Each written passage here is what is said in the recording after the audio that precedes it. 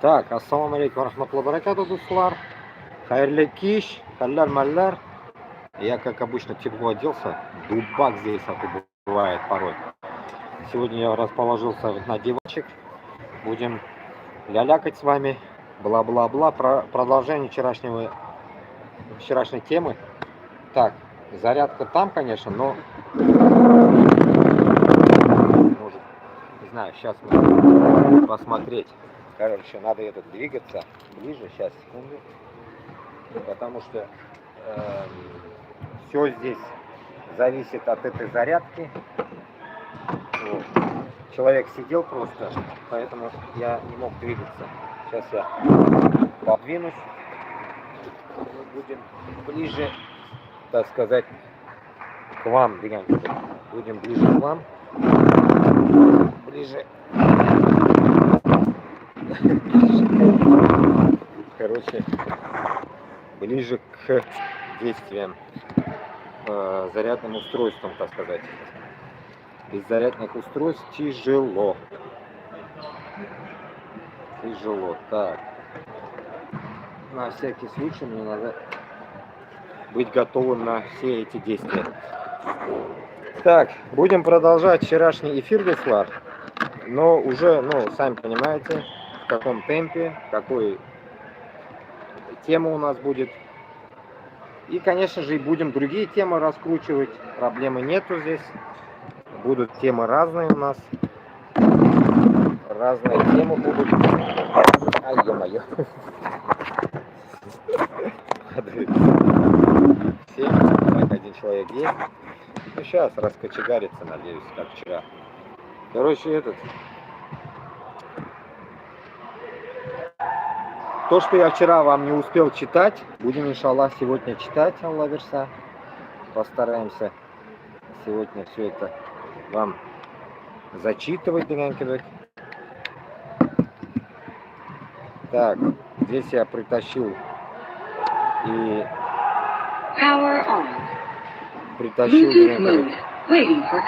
Bluetooth, чтобы, точнее, колонку. Видите, орут как.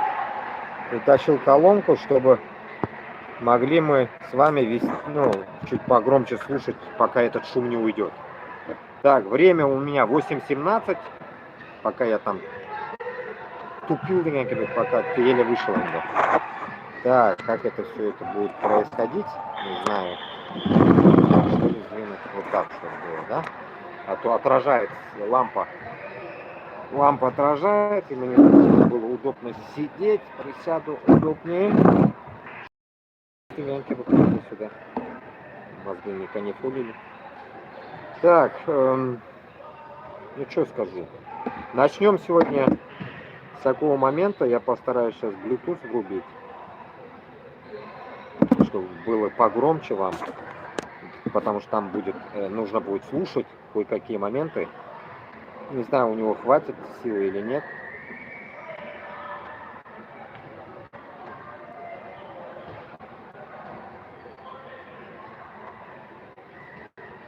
Привет, ты на складе Озона работаешь? Ну, почти, да. Только не Озон, а Амазон. Амазон. Так что я из Амазонки. Амазонка. Так, не удается найти устройство, говорит. Я его врубил, нет?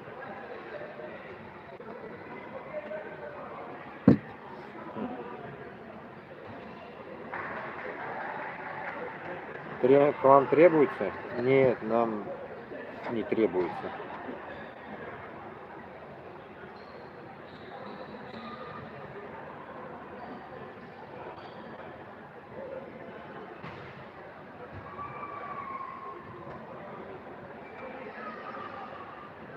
Интересно, да? Наверное, из-за того, что у меня я из Бишкека хочу работу найти. Ну понятно. Но это отдельная тема. Пиши потом мне группу в Телеграме. Это здесь мы не будем обсуждать. Телеграм-группу вот сюда сохраняйся вот сюда, заходи, скрин делай, вот сюда подписывайся. Ну да, мы обсудим, но не здесь. Валейкум ассалам, Тёма. Короче, вот. Понял, да? Скрин сделал. Короче, давайте продолжим мою вчерашнюю тему. Я хотел врубить колонку, не получается.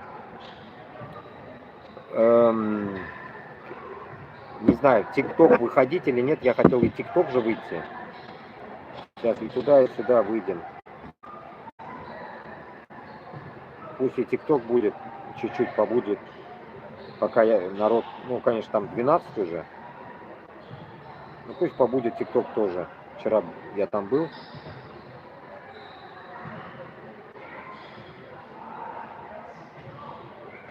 Чтобы мы понимали все, куда катится мир, да? И опять это, конечно, установить тяжело будет эту всю тему, чтобы оно не падало. Где-то, сейчас. Мне надо будет установить это все.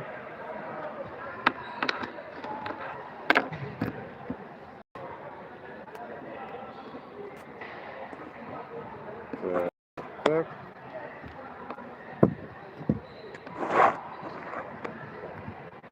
Ну, так что ли? Не знаю. Сейчас, секунду. Так.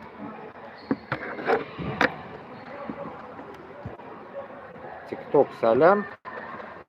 ТикТок чуть-чуть будет вот так колбаситься уж. Все. Так, ТикТок на месте, мы на месте. Все. Девушек покажи. Каких девушек? Здесь нет девушек. Так. Теперь пройдем по его каналу. Что он хочет нам доказать. Самое интересное, у него каждый день добавляются люди. Сегодня будем уже обсуждать о том, что вчера он написал. И, да ведь? И сегодня будем обсуждать о том, кто он вообще такой. Поразмыслив туда-сюда, в начале эфира сразу скажу, пока мы не начнем слушать всю эту шнягу какую-то непонятную. Ну, знаете как, вот этого Ильшата Шарафуллина я не знаю.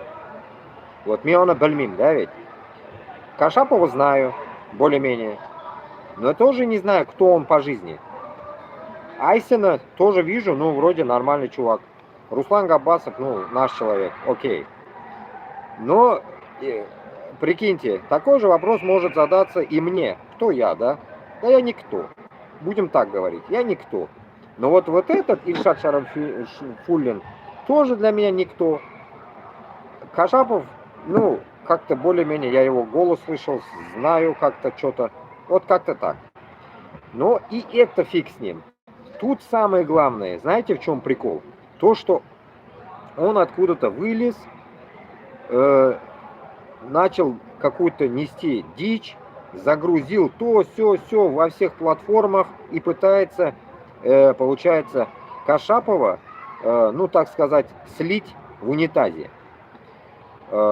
И мы понимаем, что если взять в общем деле, всегда я вам этом говорил, пусть каждый топит как хочет, но главная цель наша – Москва.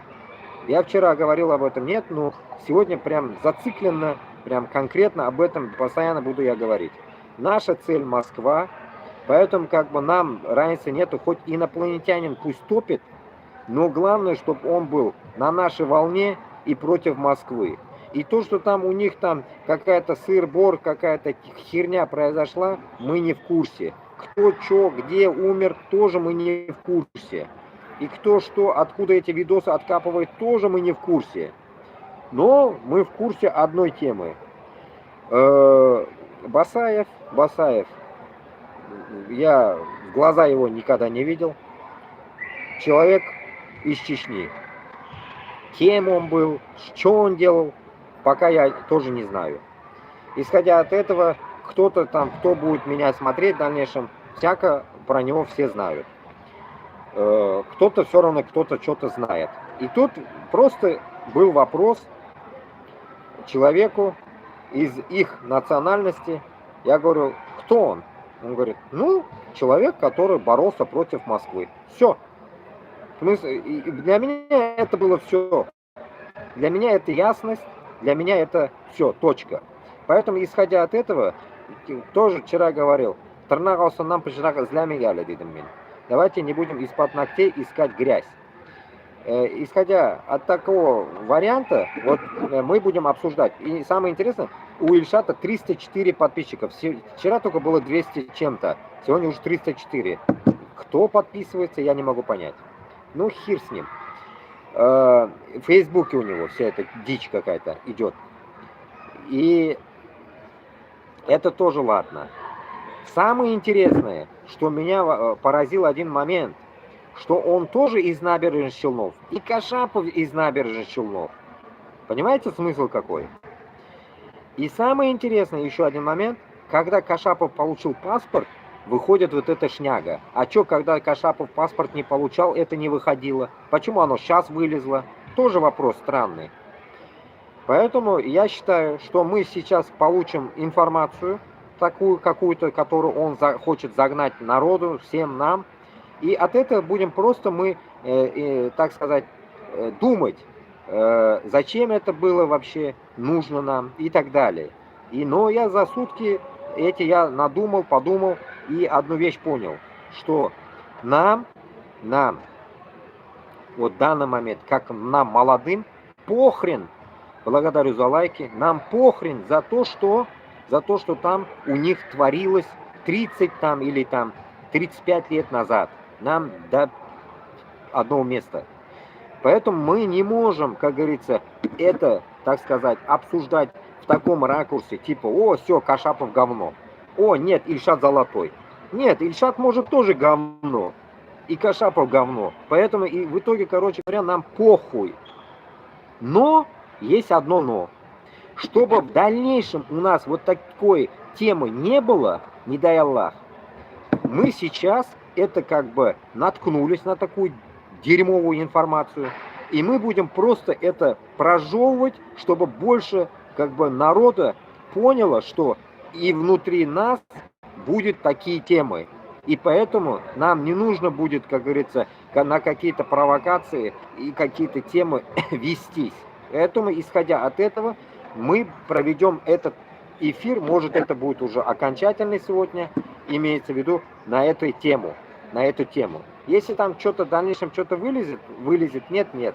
Поэтому вчера, сегодня, и мы закрываем эту тему, и дальше идем по независимости Башкортостана и Татарстана. А вот это все что-то не поделили, нам до пизды. И потом добавлю, вы должны понимать, я всегда за это топлю и всегда вам долблю. Мне, допустим, 40 лет. Вы поймите, этому Ильшату полтинник 75-го года. Кашапову там под 70 уже. Эти люди все отошли. Так что думайте, что их нету. Нету их. Это мы как бы tamamlanmış нәрсәсенә біз как бы нәтиже ясыйбыз. Но как бы ставим вердиктную точку к концу ихнего, так сказать, беготни. Правления я не могу сказать. Ихней вот этой, так сказать, работы за независимость Татарстана и Башкортостана. Ну, Башкортостан там вообще не при делах. Речь идет про Татарстан. Но я совмещаю. И также Ичкерии и Дагестана. Поэтому, исходя от этого, нам нужно понимать, что это для нас будет только как бы информационный ресурс, который мы должны просто проникнуться и в то же время понять, кому что надо, и по уничтожению Москвы. И как бы конкретно по пути азатлыга, по пути, чтобы у нас было мустакиль давлятлар, чтобы была независимые республики у нас были. Все, страна, так сказать. Страны были. Там Ичкерия страна, Дагестан страна и так далее, и так далее. Ну, имеется в виду уж в русском интерпретации, я вам сказал. Вот примерно так. И поэтому сейчас посмотрим просто, что, как, и на этом, как говорится, вам, ну, будем обсуждать об этом, и пишите комментарии, о чем вы будете думать вообще, что почем. Потому что очень много у него будет всякой хрени, видосиков, надо будет как-то постараться услышать их. Ну, я попытаюсь услышать, потому что что-то я не могу подключиться под этот. Сейчас еще попробую. Вот этот чертовый этот. Почему-то я не могу подключиться. А, вот. VS310. Наверное, это. Или другое было это.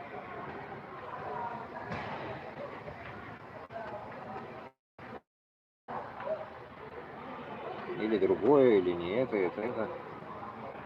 А, не это, короче. Может, вот это?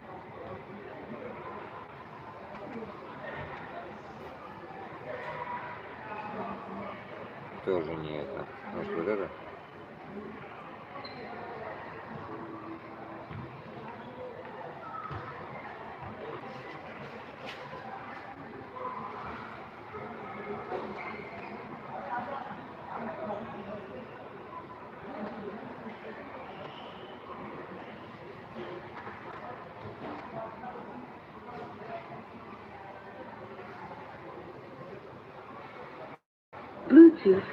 О, нашел, блин, нашел я его, блин.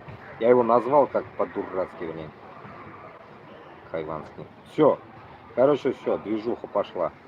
Итак, озвучусь. Так, 1 человек в ТикТоке, 7 человек в Ютубе. Сейчас прочитаю всем салам, короче, с кем не поздоровался, всем салам, Мухаммад салам. Так, Ильяс тут, окей, короче, на связи. Салам алейкум, валейкум ассалам всем. О чем стрим? Стрим я написал как раз у Шарафуллине, вот это Шарафуллин, Ильшат. И про них, короче, будет речь идти. Он был бандит, убивал людей. Кто?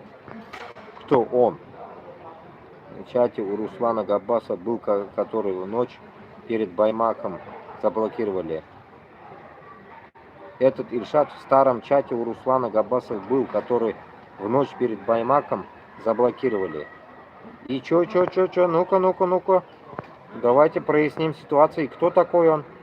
Так, о, брат, ассалам алейкум. Да, валейкум ассалам. Так, угу. Так. Ты не должен трогать Ильшата.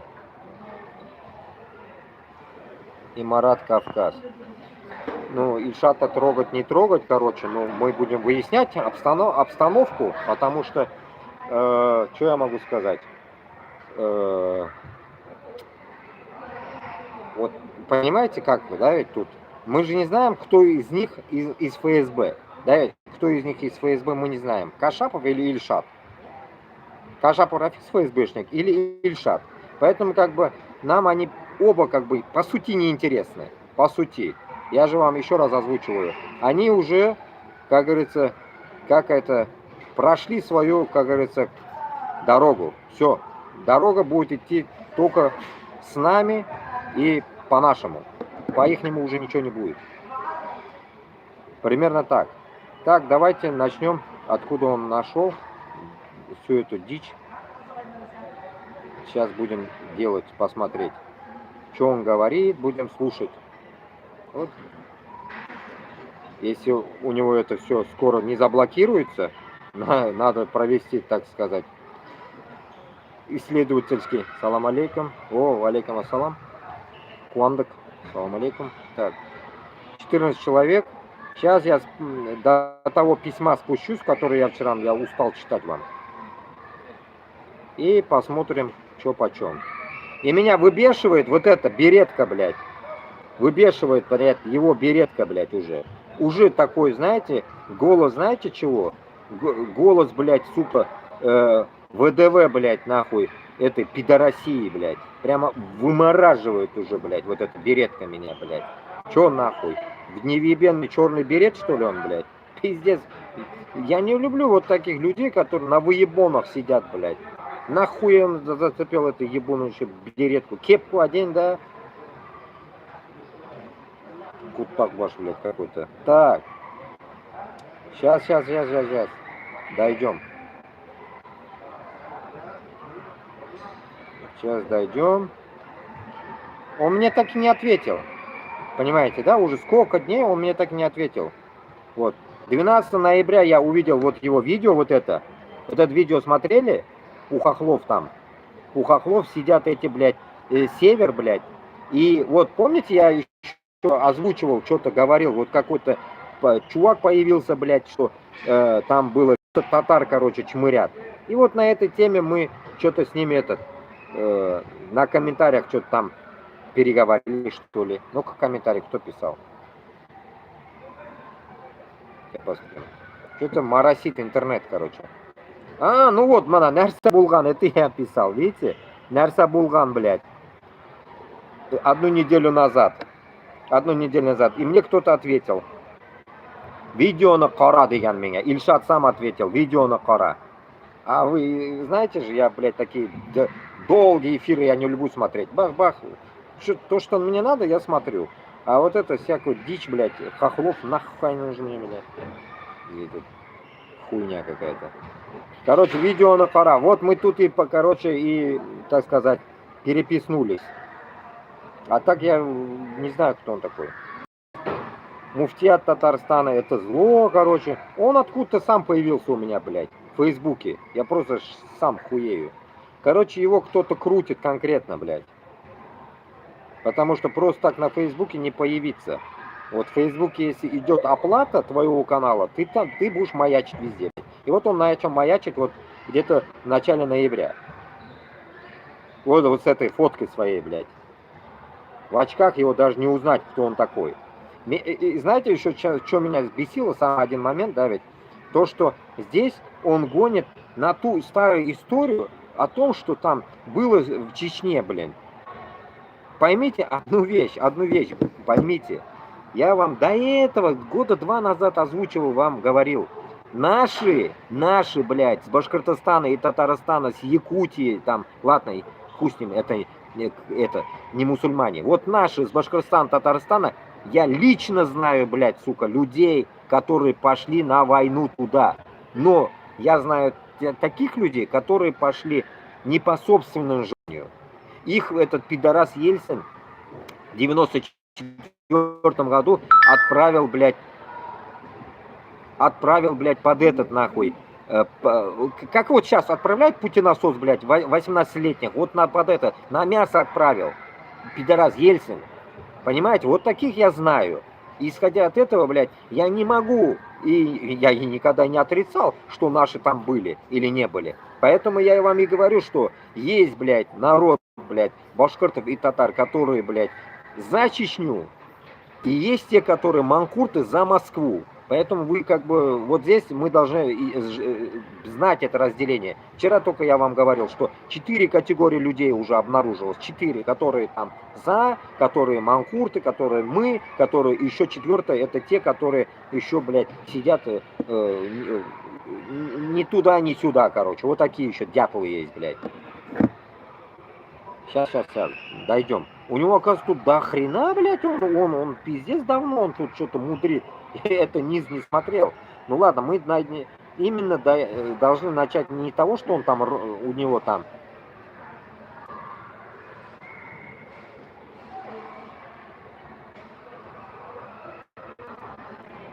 О, бля, вот что увидел, прикинь, что? Это же я женщину в WhatsApp видел, Кашапова в WhatsApp видел.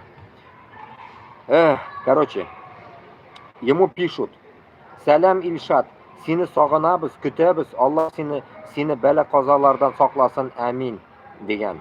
Этот Зульфира Бойко написала.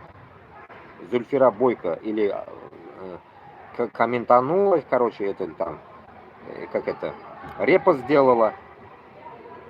Фигня, короче. Блядь, что за херня? Назло интернет не пашет тут, блядь. Сейчас. Аминь, деген, короче. 23 октября. И вот после 23 октября у него эта вся хрень пошла непонятная. Кишинев почему-то, Кишинев. Вот что он там в Кишиневе делает, я не могу понять. В Кишиневе это то же самое, что, блин, жить в Казахстане. Его давно уже должны упаковать и в Москву отправить. Почему его не упаковывают? Подозрительно, да? Ну вот видите, вот что-то странно, блядь. И тут еще гонит на Кашапова. По сути, мне и Кашапов, блядь, тоже нахуй не жалко. Но тут суть идет того, что, блядь, какого хрена он выпал сейчас, блядь. Вот это мы не можем понять, блядь. Пусть... помните, я вам говорил, блядь, там, блядь, нахуй, на стороне переебашьтесь, нахуй, не нахуй вы в эфир это все кидаете, блядь. Не, вот поражаюсь над такими людьми, блядь. Так, окей, давайте. И вот он, короче, начал. Хороших русских не существует, и это аксиома. И вот он начал вот с этого видоса, оказывается, с 26 октября начал продвигать свой Facebook почему-то.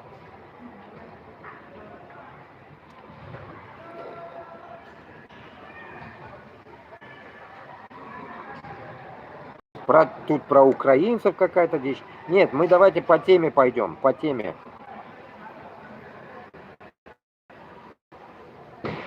Мы пойдем по теме, которую мы должны были обсуждать. Вот. Или это я уже копировал?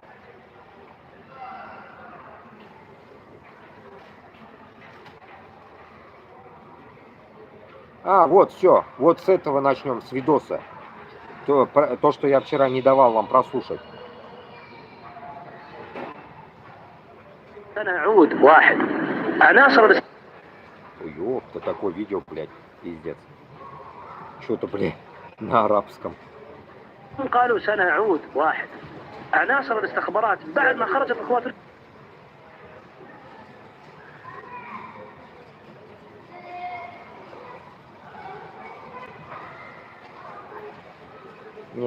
Не загрузит. سنعود بعد حين ما في. Вот. هم قالوا سنعود واحد عناصر الاستخبارات بعد ما خرجت القوات دخلوا مباشرة عناصر. Короче, что там говорят, на каком языке, хер поймешь. Но самое главное, у него это все в драйвере. И он вытаскивает из драйва. Он драйв, есть же, он драйв. Оттуда он вытаскивает. Или там Яндекс драйвера.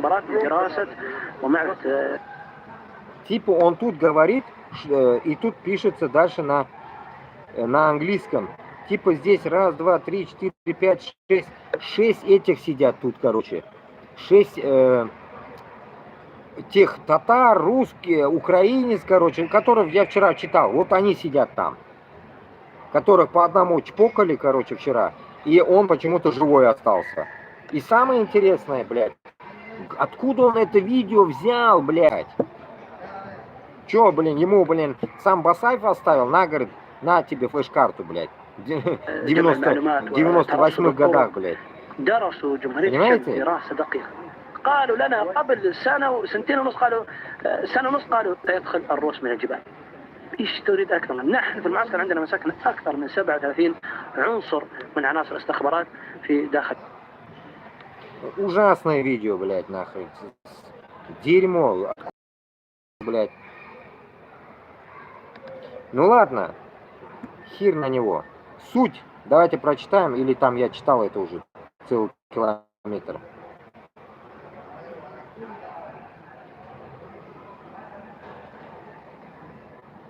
Чуть-чуть, чтобы напомнить вчерашний текст, давайте чуть-чуть прочитаю, чтобы сегодняшние люди, которые вчера не были, вкурили эту тему. Ровно 25 лет назад, это Ильшат пишет, Шарафуллин. Ровно 25 лет назад, 3 ноября, под Алхан-Юртом в лесу недалеко от Бакинской трассы по приказу главного суфия всея Ичкерии Шамиля Басаева стали шахидами 4 муджахеда, именно Макитов Расул Борисович Абдуль-Джаббар, 28 лет, уроженец города Нальчик на Кабардинец. Хисамиев Салават, 24 года, уроженец города Набережные Челны, татарин Мишар. Ахмадиев Фарид Дауд, 38 лет, уроженец Узбекистан, но жил в Набережные Челны, татарин. Метелев Александр Абдуль-Гафур, 25 лет, уроженец города Припять, но жил в набережной украинец. Почему они были расстреляны в этом лесу под Алхан-Юртом? Теперь слушайте. В 1999 году по призыву на джихад от шейха Багауддина Мухаммада в Ичкерию начали прибывать со всего мира искренние муджахиды, которые хотели сражаться с урусской нечистью, дабы освободить мусульманские земли от гнета московитов. Все, вот это дальше уже до хрена идет. О чем он говорит тут? Ворвался в властный кабинет и стал властвовать над Россией. Но когда его шахрай и юнак... До хрена кричит, сейчас. Блин, дичь какая-то, интернет не тянет. Ему начали петь в уши от...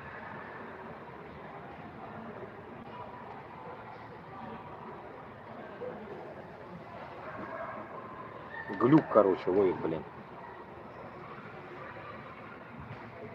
что Россия без колонн не выживет, то Ельцин начал угрожать всем, слушай, о том, что Россия без колонн не выживет, то Ельцин начал угрожать всем, слушай, о том, что Россия без колонн не выживет, то Ельцин начал угрожать всем суверенным республикам. Дичь какая-то, заела. Короче, что-то не прет с интернетом. Давайте прочитаем, что он написал, что он хотел от этого. В ПАСЕ представили всех коренных народов должны топить за насильственный захват наших государств и их аннексию фашистской Московии. Это 3 ноября он загрузил и что-то читает нам. Окей, дальше идем.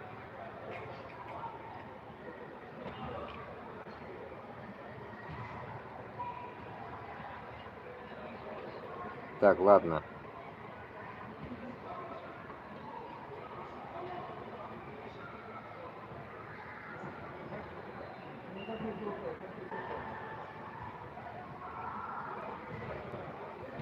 Не знаю, загрузится или нет.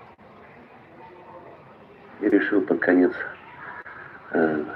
сделать свои законы, указы еще более безумными, объявив о 2 праздниках о коренных народах, о коренных языках 7 сентября и 30 апреля. Ну, это просто уже издевательство полное. Если это рассчитано на как бы обывателя какого-то такого, он думает, что мало думающих, мало понимающих, ну, может быть, и они не поймут, но мы-то, которые не в России, которые вышли из этих рамок этой тюрьмы, чумного барака, мы-то понимаем, что это издевательство. Издевательство над коренными народами, где изучение своих языков ограничили до 1 часа в неделю, и никаких надписей на родных языках, там даже магазинов запрещают. То есть все сделали так, что русский тоталитаризм, то есть залез во все щели вообще, и народы Слышно, надеюсь, да? Уничтожаются на так называемом СВО, то есть их пихают туда, в эту войну, чтобы убить как можно больше сынов этих народов и убить генофонд этих народов. То есть Путин просто уже обнаглел в конец. И наша задача, тех, кто это понимает, донести до всех этих народов внутри России, чтобы они это поняли, что это не как подачка, это издевательство, просто полное издевательство над народами и их языками, над их самобытностью, над их культурой, над их верой. Просто издевательство в прямом смысле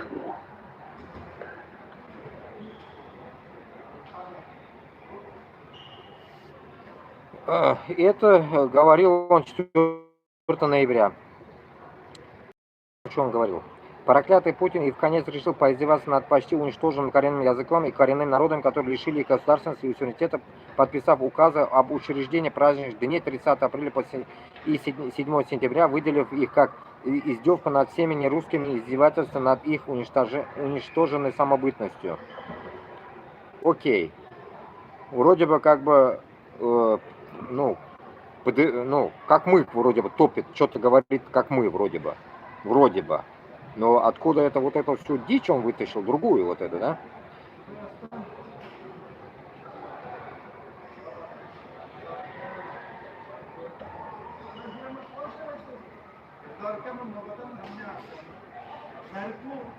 А, ну вот этот текст, короче, ой, дофига, это текст, короче, который... Все.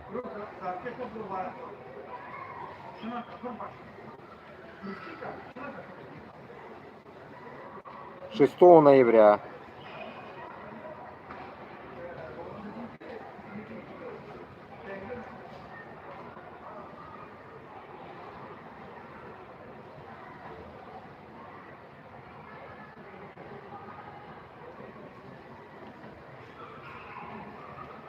Так, вот здесь какую-то фигню провел он, ну, тему, короче, прогнал. Сейчас это тоже я прочитаю вам.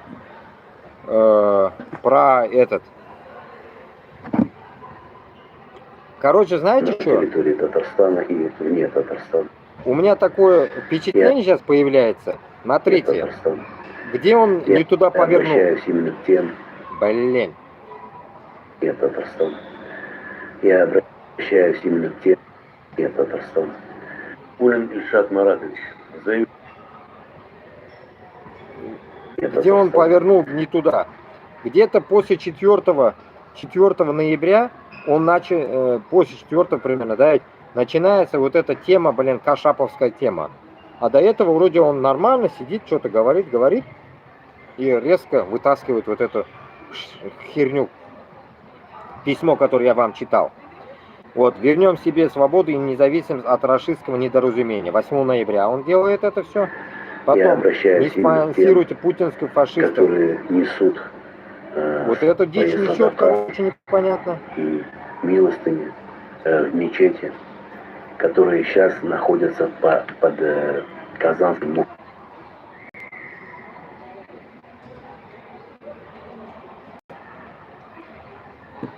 Слышал насчет Казахстана, вошел в союзное государство в состав России недавно. Теперь казахи против.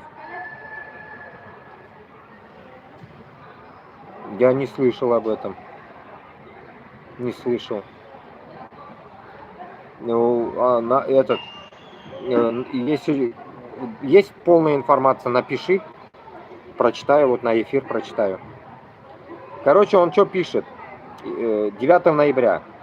Обращение к мусульманам Татарстана и другим жителям оккупированных районов Российской империи не давать пожертвования в мечети, где муфтиатовские лицемеры собирают эти средства для помощи оккупационным войскам Путина. Духовное управление мусульман Татарстан Дума РТ активно занимается сбором и отправкой гуманитарной помощи, а также отправляла в 2025 году в зону СВО имамов и специалистов. В 2025 году Дума РТ доставил 10 гуманитарных грузов, 6 из них в 2024 году и 22 имама и специалисты посетили зону СВО, в том числе муфти Татарстана Камиль Хазрат. Гуманитарная помощь в 2025 году Дума РТ отправила в зону СВО 10 гуманитарных грузов, 6 из них были отправлены в 2024 году. Помощь на месте в 2025 году в зону СВО выезжали 22 имама и специалисты Дум, включая муфтия Татарстана Камиля Хазрата. Сбор помощи помимо прямых поставок в мечетях Татарстана продолжает сбор средств и гуманитарной помощи для русских оккупантов. Ну, что я могу сказать здесь? Эту тему мы постоянно в прошлом году озвучивали, когда я нормально эфиры вел. Это мы всегда вам читали новости, там пошло, это долбоеба Камиля Хазрата мы знаем, что почем, мы уже поняли же это. Это мы их причислили к манкуртам, все, мы эту уже тему уже как бы 1000 раз мусолили, мы уже эту тему закрыли, а он только пишет об этом здесь, грубо говоря, 9 ноября. Ну, странно, короче. Зачем это нужно? Что он хочет этим сказать? Это как бы старая тема. Муфтиат Татарстан вербует осужденных мусульман республик на преступную войну Путина в Украину под видом джихада священной войны. Муфтиат Татарстан это зло. Ну это тоже понятно, окей. Но как бы, как мусульманин он говорит. УСИН, то есть по всем колониям, которые непосредственно находятся в Татарстане.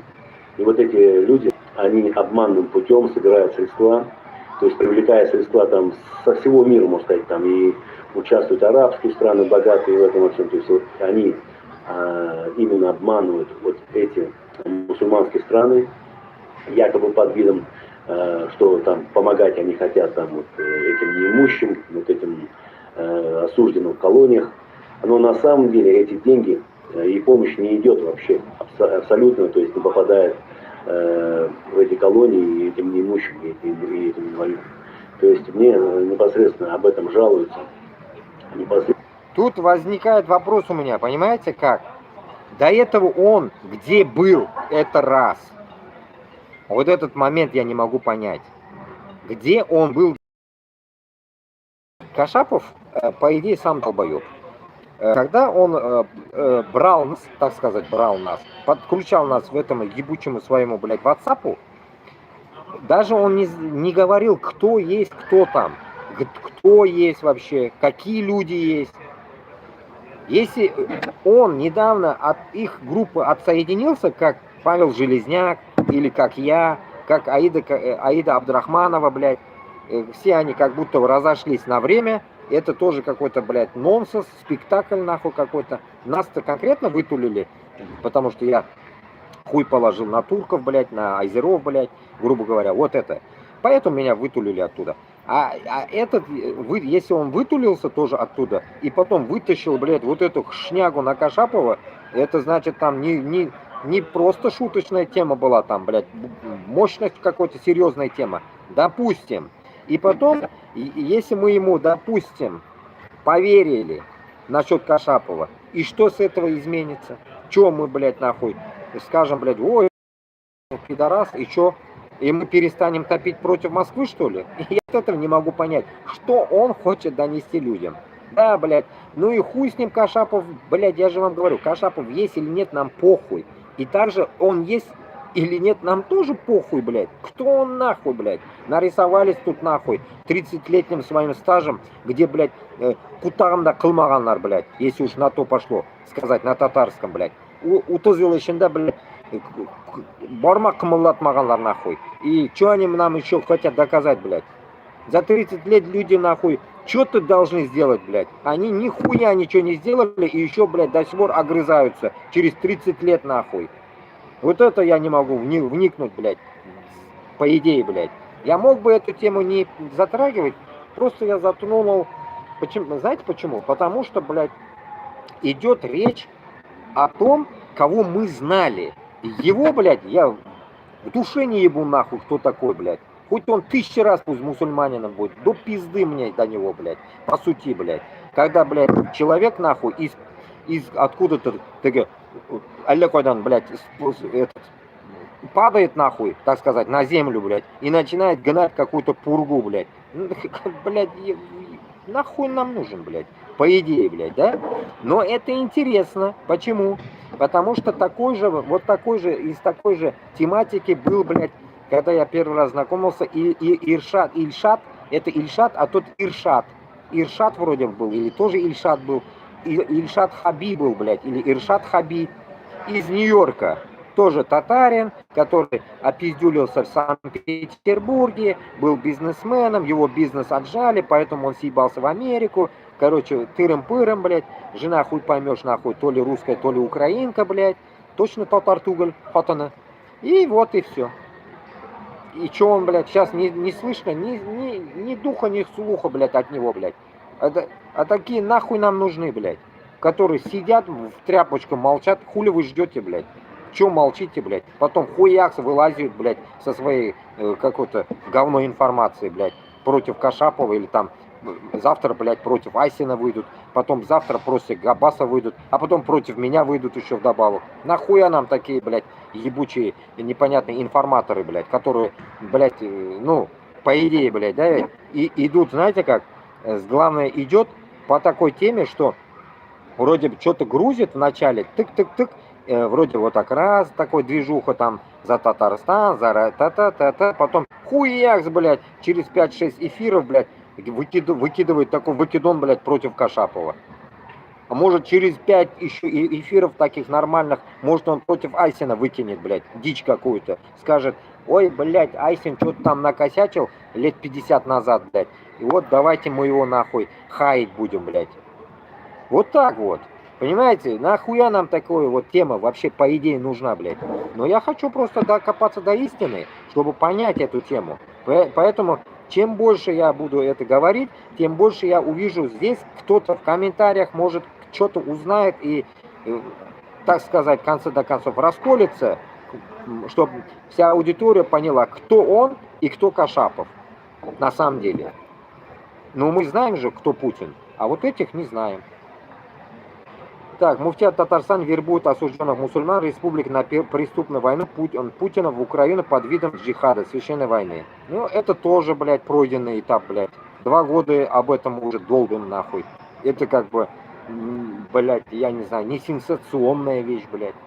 Это так чисто, блядь, детский сад, блядь. Идем дальше. Одна надежда, что украинский народ наконец-то увидит, кто разлагает страну и высасывает из нее кровь и деньги. А пока они с ними, что называется, в десны.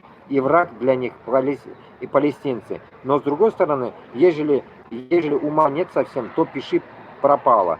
Из новостей несколько бывших и действующих членов правительства Украины, а также бизнесмен Тимур Миндич, которого называют близким другом президента Владимира Зеленского, замешан в масштабной схеме откатов украинской энергетики, утверждает антикоррупционный орган страны. Руководителем разоблаченной преступной организации НАБУ называют бизнесмена Тимура Миндича. Более того, в ходе рассмотрения меры пересечения для одного из участников преступной схемы более низкого звена прокурор заявил, что еще одной сферой, которой занимался незаконной деятельностью Миндич, была украинская оборонка. В ходе заседания Высшего антикоррупционного суда вечером 11 ноября прокурор заявил, что в начале этого года Тимур Миндич, пользуясь ситуацией, сложившейся в Украине в период военного положения, дружескими отношениями с президентом Украины Рахмат, благодарим.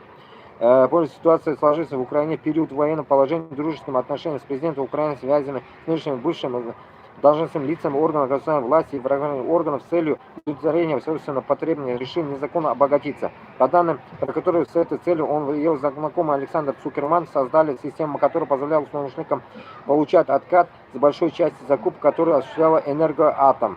Тимур Михайлович Миндич родился 19 сентября 1979 года. Ну пиздец нахуй. Сопляк. Днепропетровский УССР в еврейской семье. Ну понятно уж, блядь, нахуй. Понятно, блядь. Блясизма, блядь. Вот порой я охуею одну вещь, блядь. Я вам, блядь, тоже об этом говорил, блядь. Люди меня постоянно успокаивают. Не все евреи плохие, блядь. Не все евреи плохие. Успокойся, нахуй. Вот так, нахуй, блядь. Меня успокаивают они, блядь. Да вы заебали уже, нахуй. Не надо меня успокаивать. Букву так вошла, никогда кешебулмай шаголар, блядь, нахуй. И сионисты, и евреи, один хуй все, блядь. Чупашилы ебаные, блядь. Как кто там мне там, этот, сказал, блядь, чебурашка или как меня назвала? Блядь, кто-то, блядь. Чушпаны, блядь. Вот, чушпаны эти ебаные, нахуй, блядь. Еврейский контингент, блядь. Что от них брать, блядь? Они только знают, где пиздануть, нахуй, где ёбнуть, нахуй, и, блядь, нажиться на этой теме, блядь. Это нормально, блядь. Это нормально. Кто-то на войне зарабатывает, блядь, кто-то проигрывает, нахуй, или кто-то торгует, блядь, или что-то в этом роде, или кто-то умирает, блядь. Это нормально. Это, блядь, и со стороны Украины, нахуй, и со стороны России это всегда происходит. И вот эта дичь, вот эта новость, блядь, нам ничего, нахуй, блядь, как бы не сыграет никакую роль, блядь, чтобы Москва сдохла.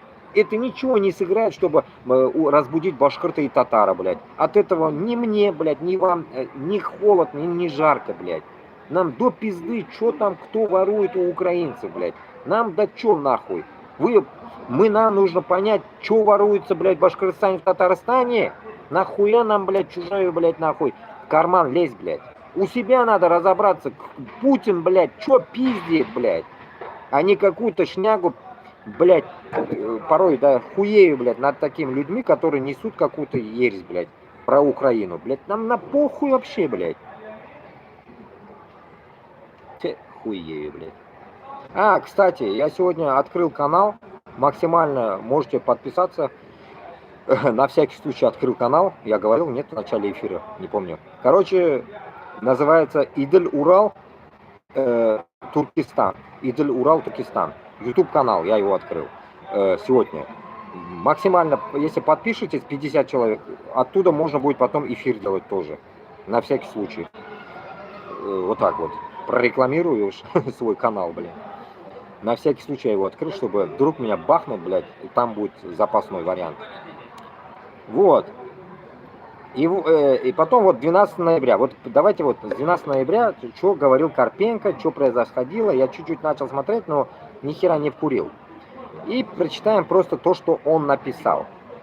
Опять Карпенко, апостол, с командиром РДК в своем эфире позволили издеваться над татарской нацией. И Карпенко позволил себе издевательские слова против татарского народа. И выделил их тем, что якобы за татар он платит отдельно, и весело смеялись над убитыми заблудшими татарами, которые расстрелял их подопечный бывший мобик, который попал в плен.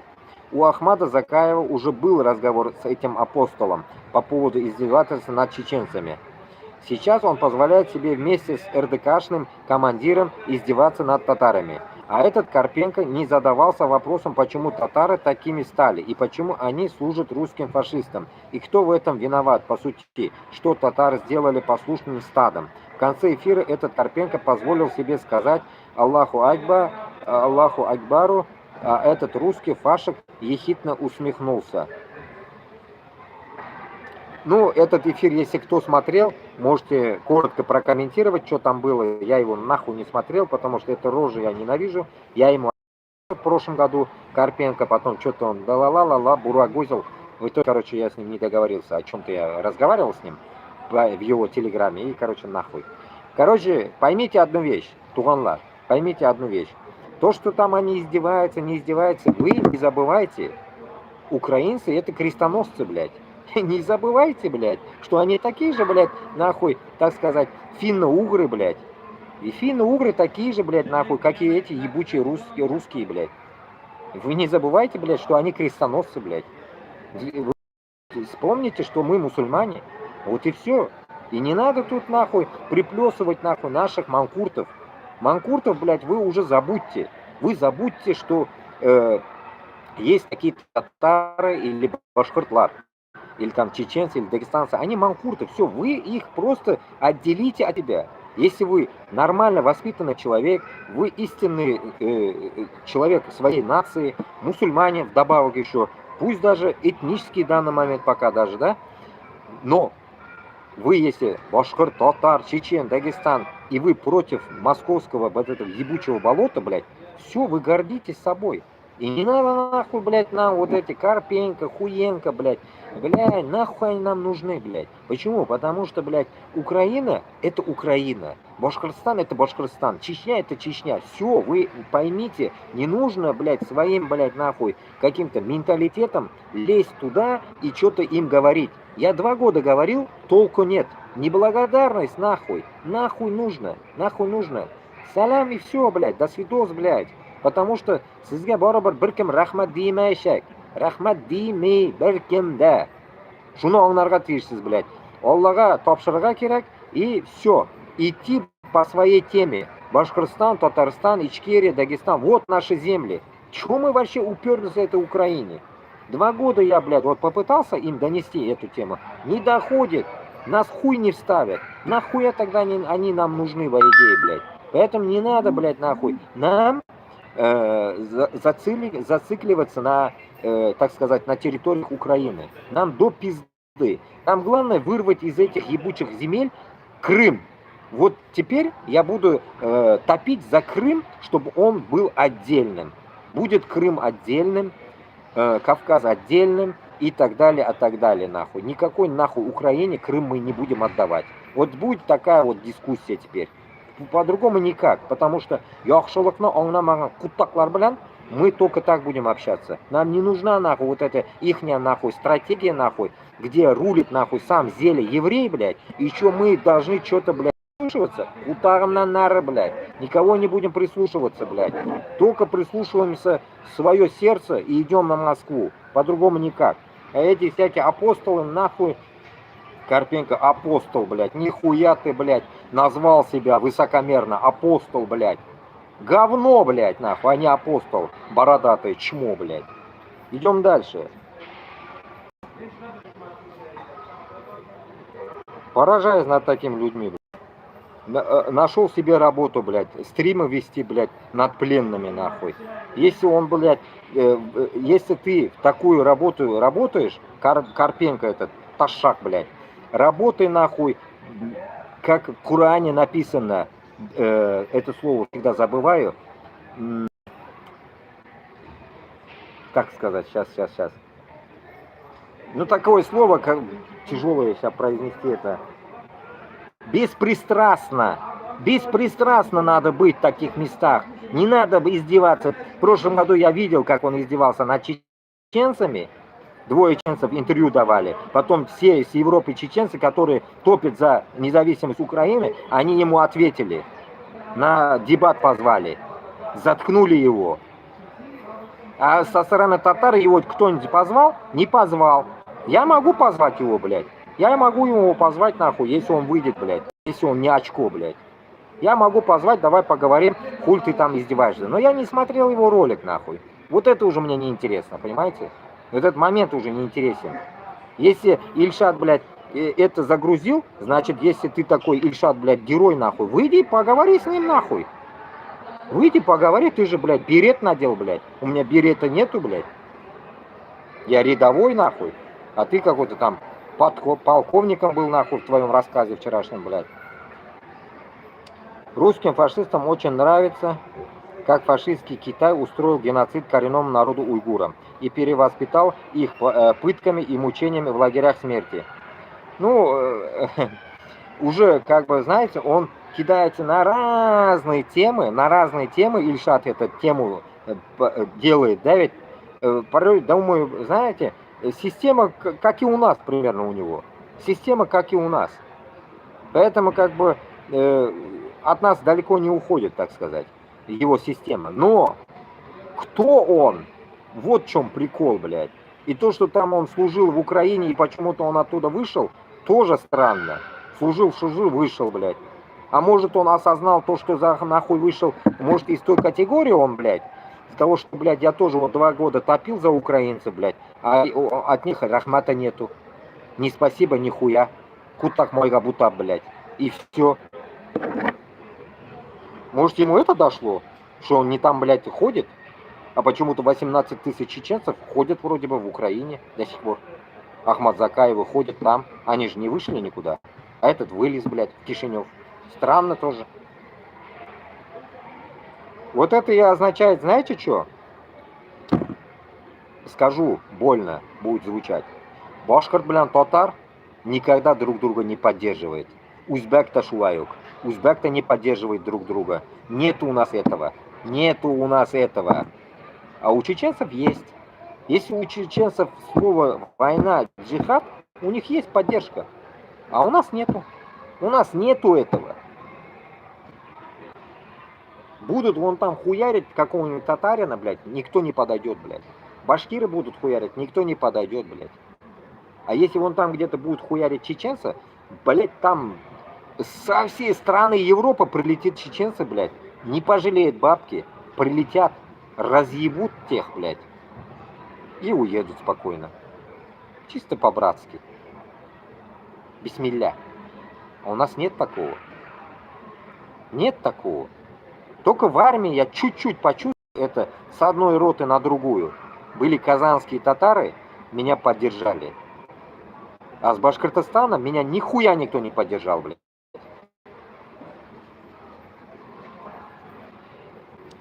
Так, идем дальше. Дойдем до того места. Вот я роюсь у него, до конца хочу дойти. До того места, где именно...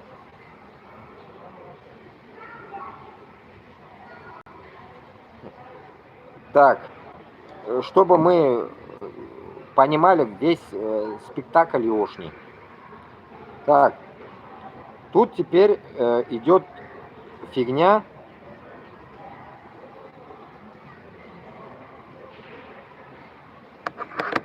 Так, сейчас.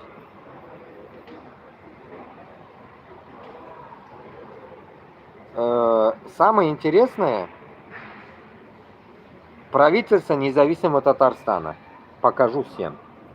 Вот в этом чате я тоже стоял. Меня вышвырнули оттуда. В этой теме.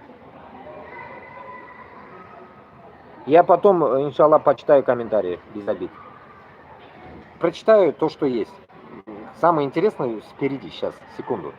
Я снизу просто начал, чтобы всем понять, о чем речь. Татьяна какая-то. Плюс 998, номер даже есть. С Узбекистана. 998. Что я должна признавать? Давайте по ходу истории русские уничтожили половину населения казаков на Дону и Запорожье. Оставшиеся пошли уничтожать Казань и Кавказ. Татары, оставшиеся в живых после взятия Казани, пошли уничтожать Кавказ. Кто сейчас воюет против Украины? Вы уже сейчас будете каяться или как? Все граждане империи рано или поздно становятся участниками последующих войн и преступлений. Каждый отвечает сам и за свою позицию. Я не права? Это вот какая-то Татьяна пишет. Окей, дальше пошли. Покаетесь? Татьяна какой-то пишет. Рахматуллин Ленар Сабитович. 78 года, в 24 году умер. Кто, чё, хз, короче. Из-под текста. И мы не можем начало и конец понять, но мы поймем то, что он сейчас напишет. Что он комментирует. Окей, там у них сыр-бор. Это он пишет, наверное, для тех, кто там у них был, наверное. Мы же уже отошли от этого. И вот какая-то женщина. Бабушка какая-то, я не мое. Не видно, да? Идем дальше. Теперь почитаем, что он хотел сказать этим. И интересная история получилась. В правительственном чате независимого Татарстана каким-то боком припеком там в чате оказался представитель русского народа под именем Татьяна и выложил критику на мои посты об коррупции внутри Украины, после чего у нас с ней началась дискуссия по поводу вреда и недопустимости коррупции внутри воюющего государства. Но она парировала тем, что это не наше дело, и они там сами разберутся. После чего я понял, что она вносит сумятицу в нашем движении за независимость колонизированных народов, и напомнил ей, что русские во все времена обманывали другие народы и сталкивали их лбами и захватывали чужие территории, и они должны каяться за свои преступления. Но эта особь обозначила тот факт, что это, оказывается, татары шли захватывать чужие территории, и они тоже должны каяться. Дичь конкретная, блядь. А не эти русские после захвата территории устраивали там геноцид и опускали народы в кабальную зависимость от себя и заставляли другие народы завоевать за русский мир. ПС. Как я выяснил, это была не Татьяна Сухарева, а Татьяна Рубцова, владелица канала книжных амазонок. И что она там делает в независимом Татарстане, правительстве? Главное, блядь, нас вышвырнули, и там какая-то узкожопая делает. Вопрос, блядь, тоже странно, да? Что она там делает? Получается, этот Ильшат был там, значит, получается? У них в группе был и выполз. Идем дальше. К Рафис Кашапову есть вопросы. Интересная история получилась. В правительственном чате независимых татар с каким-то... вот это написал он. Но судя по ее имперским выходкам, она, возможно, тоже из этих. И он тут озвучивает. И вот она мне начала задвигать такую тему, что не надо критиковать коррупцию в украинских вот этих эшелонах власти. То есть, ну ладно, там Миндич наворовал на миллиарды, потом, ну, вот в свой Израиль, он там улетел, ему там цинканул кто-то, там за 3 дня он все-таки улетел туда, короче говоря, скрылся, можно сказать, его предупредили. И, то есть, эта коррупция там ворует именно в воюющей стране, то есть, которая выживает там и бьют по именно по структуре именно энергоресурсов, то есть там терпят большие убытки. И еще вот этот, короче говоря, житель Израиля, он еще и хапнул оттуда, наворовал, ему еще и помогли, он еще и дёру дал, короче. И вот это мне задвигает Сухарева, что типа не надо, короче, их там критиковать. Я такой думаю, что это за женщина, какая Татьяна, думаю, среди татар какая-то Татьяна. Я говорю, вы кто такая вообще? И что вы здесь делаете вообще в нашем чате? Она говорит, я русская. Вот. И там типа Я говорю, опа, русская. Я говорю, а как вы здесь появились? Это, говорит, уже там, типа, меня Рафис Кашабов туда устроил, короче говоря, я не знаю, по какому там, эту феминистку там, я не критерий выбирали, короче говоря, но факт, что она вмешалась в нашу работу, в нашу именно, мы там все-таки татары в этом чате именно боремся за то, чтобы деколонизировать наши земли, то есть освободиться от русских, вот этих колонизаторов, а она тут, эта русская колонизаторша, еще мне тут задвигать начала, и учить меня, чему там надо и чего не надо, короче, это феминистка, короче говоря. И я спрашиваю, кто вы такая, и она там, неважно, и все такое, короче, я говорю, вы вообще, почему вы здесь вообще что делаете? Я говорю, ну, кто такая? Я говорю, вы, говорю, русский народ, я говорю, пришли завоевывать нас 400, там, 500 лет назад. Я говорю, нас в эту кабалу свою засунули имперскую, короче говоря. Нас там устраивали нам геноциды, короче, отправляли нас на свои эти войны, короче, за русский мир. И тут еще, и она тут начала меня учить. Я говорю, вы, говорю, хотя бы покайтесь, я говорю, за свои преступления. Я говорю, вы сколько народов подвели под эту кабалу, именно под то, что люди за вас умирают. То есть за ваш этот поганый русский мир, короче говоря.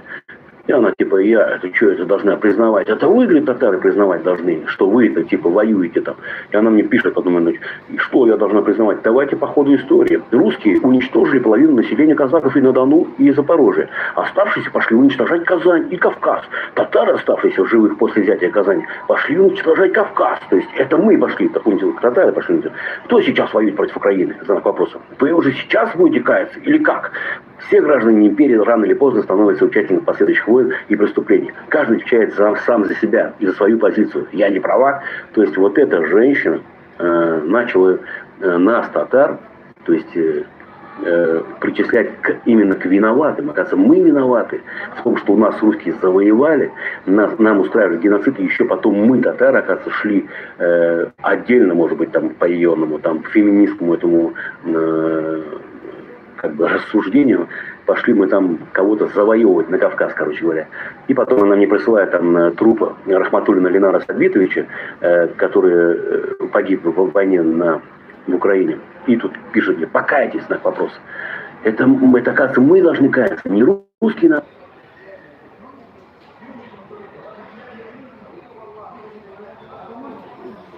Короче... А мы, татары, должны каяться. Получается, по-иному, да? То есть вот эта феминистка, это вот имперская, вот это я не знаю, как ее назвать, меня нас татары учат, что, оказывается, вы, татары, виноваты в том, что пошли воевать сами отдельно там, и сейчас в Украине погибаете, это мы виноваты, не они, русские, которые нас в эту кабалу засунули, и нас заставляют своей пропагандой и всей остальной этой своей деятельностью, нас сподвигли к этим смертям всем. И, оказывается, мы, татары, должны каяться, не русские народ, а мы, татары. Это что за дичь вообще получается? И вот как это вообще она попала? И как Рафис Кашабов ее туда вообще определил к нам, к татарам, в наш правительственный чат, вот эту феминистку, которая мутит воду, короче говоря, и меня из-за нее выкинули из правительства независимого Татарстана, то есть из чата. То есть не ее, вот эту, которая мне там, татарину, пишет, что это я, татарин, виноват в том, что мы воюем там за этот русский мир. А эту русскую феминистку оставили. Это, блин, Рафис Кашабов, к тебе вопросы. Кто у нас национальный предатель, получается? Не ты ли? Подумай. Слышали? Его выкинули, короче, как и меня, блядь, как Павла Железняка, всех, блядь. Я-то думаю, блядь, у людей, у тех кое-каких людей узнаю, блядь, что они вообще, блядь, разошлись. И Аида Абдрахманова сама по себе, и все этот, еще кто-то там есть еще у него, блядь, в группе, получается. И получается, этот Ильшат был, этого Ильшата тоже, значит, оттуда пульнули, получается. Интересно, блядь, пиздец, интересный момент, получается. Ну-ка, сейчас зайду-ка. Если этот канал у меня вообще есть, нет? Смотрите-ка, у меня же был этот ебучий канал, блядь, их. Сейчас покажу. Как раз в этом телефоне у меня был. Он удалился я или что?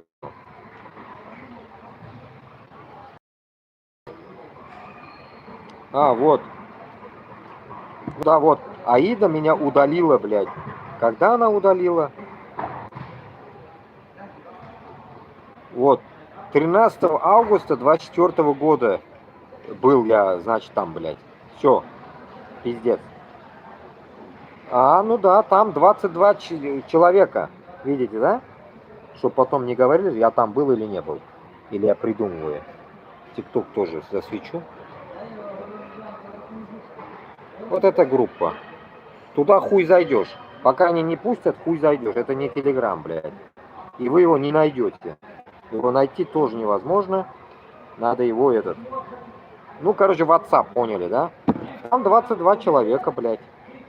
Админ группы Аида. А чё мне сказали, что она тоже отошла? Непонятно, блядь. Может, она админом все равно и работает, но... Может, это старый канал, блядь.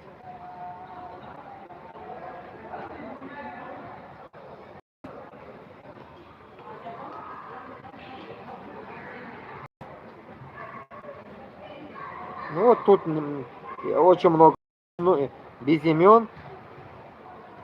Может, это старый канал у них уже. Тут непонятно, кто есть кто. Так что вот так вот.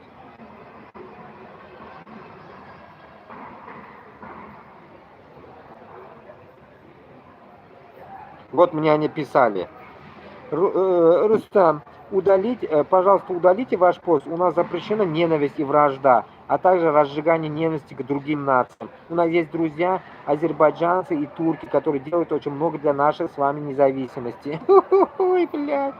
Она убила меня тогда, блядь, сука, пиздец. Это 13 августа было написано, вот. Когда я сказал, блядь, что-то я сказал там, блядь, голосой, наверное, я кидал или что. Я говорю, нахуй нам, блядь, турки, это я так уж вам утрирую, нахуй нам турки и азера, блядь, потому что от них толка нету толка, блядь. Я им не мог объяснить, что мы так и так, потом это же, дошло мне, что мы 500 лет в рабстве, 500 лет в рабстве, блядь, нахуй, и они что-то хотят от них еще выжить, блядь. Понимаете смысл? Поэтому, исходя от этого, такой эпизодный вердикт хочу поставить. Вот сколько я читал эту историю, вспомнил этого, то, что он напомнил мне, что про группу. Сейчас зайдем дальше, продолжим его слушать, читать, как говорится. Исходя от этого, то, что у него, точнее, у них, да, ведь вот эта вся дичь происходит, то, что группа, короче, того поставлю сюда, этого не поставлю, не понравился ты, понравился я, не понравился, и как бы удаляют, ставят, удаляют, ставят.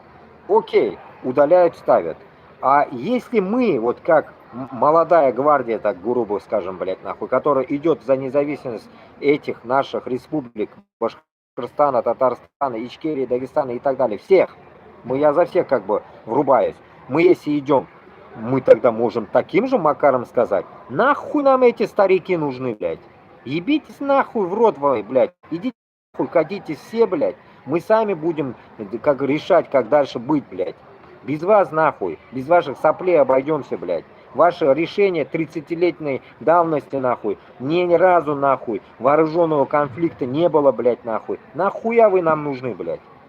Нам нужны те, которые готовы создать вооруженный конфликт, нахуй, уничтожить Москву, блядь. Нам нужны вот такие, блядь, решительные, нахуй, а не балаболы, которые пиздят, сидят там в Англии, там, этот, нахуй, где он там, нахуй, Кишиневе, блядь. Блядь. Вот, если уж на то пошло, блядь, вердикт, нахуй, вам посередине эфира.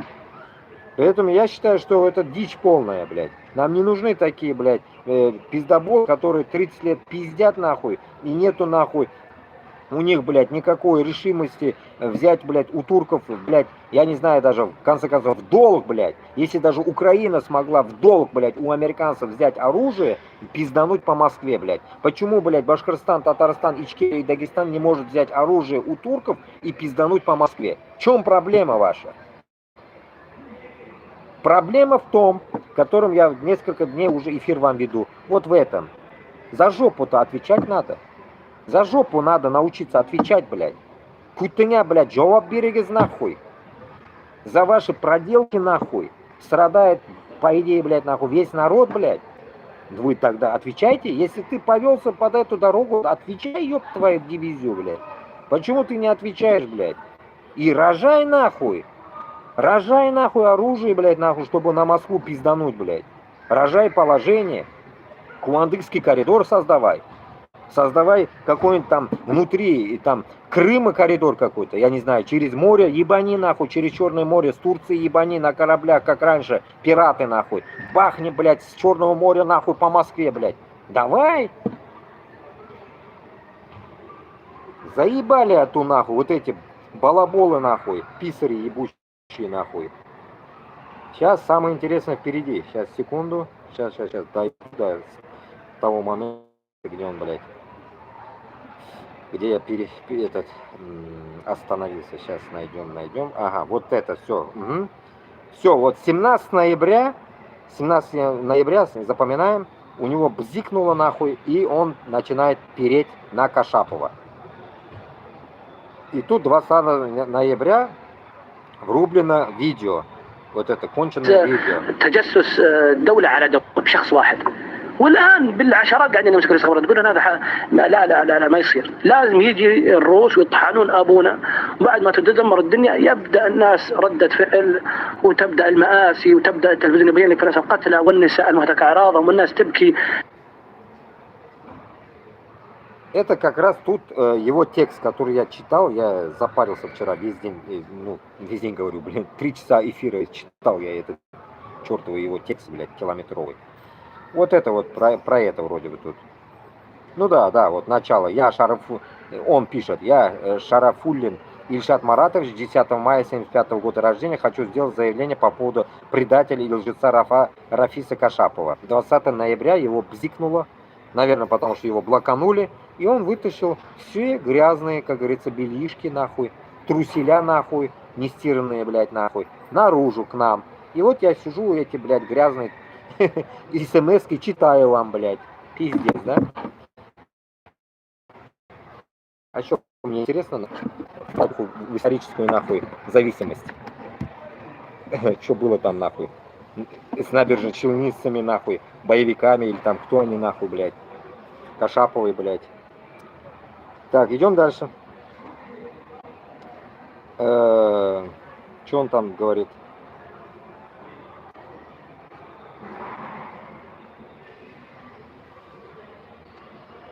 Ну, тут делает это тоже. Все, вот, видите, вот его блоканули. Вот у него тоже блок внизу стоит, видите?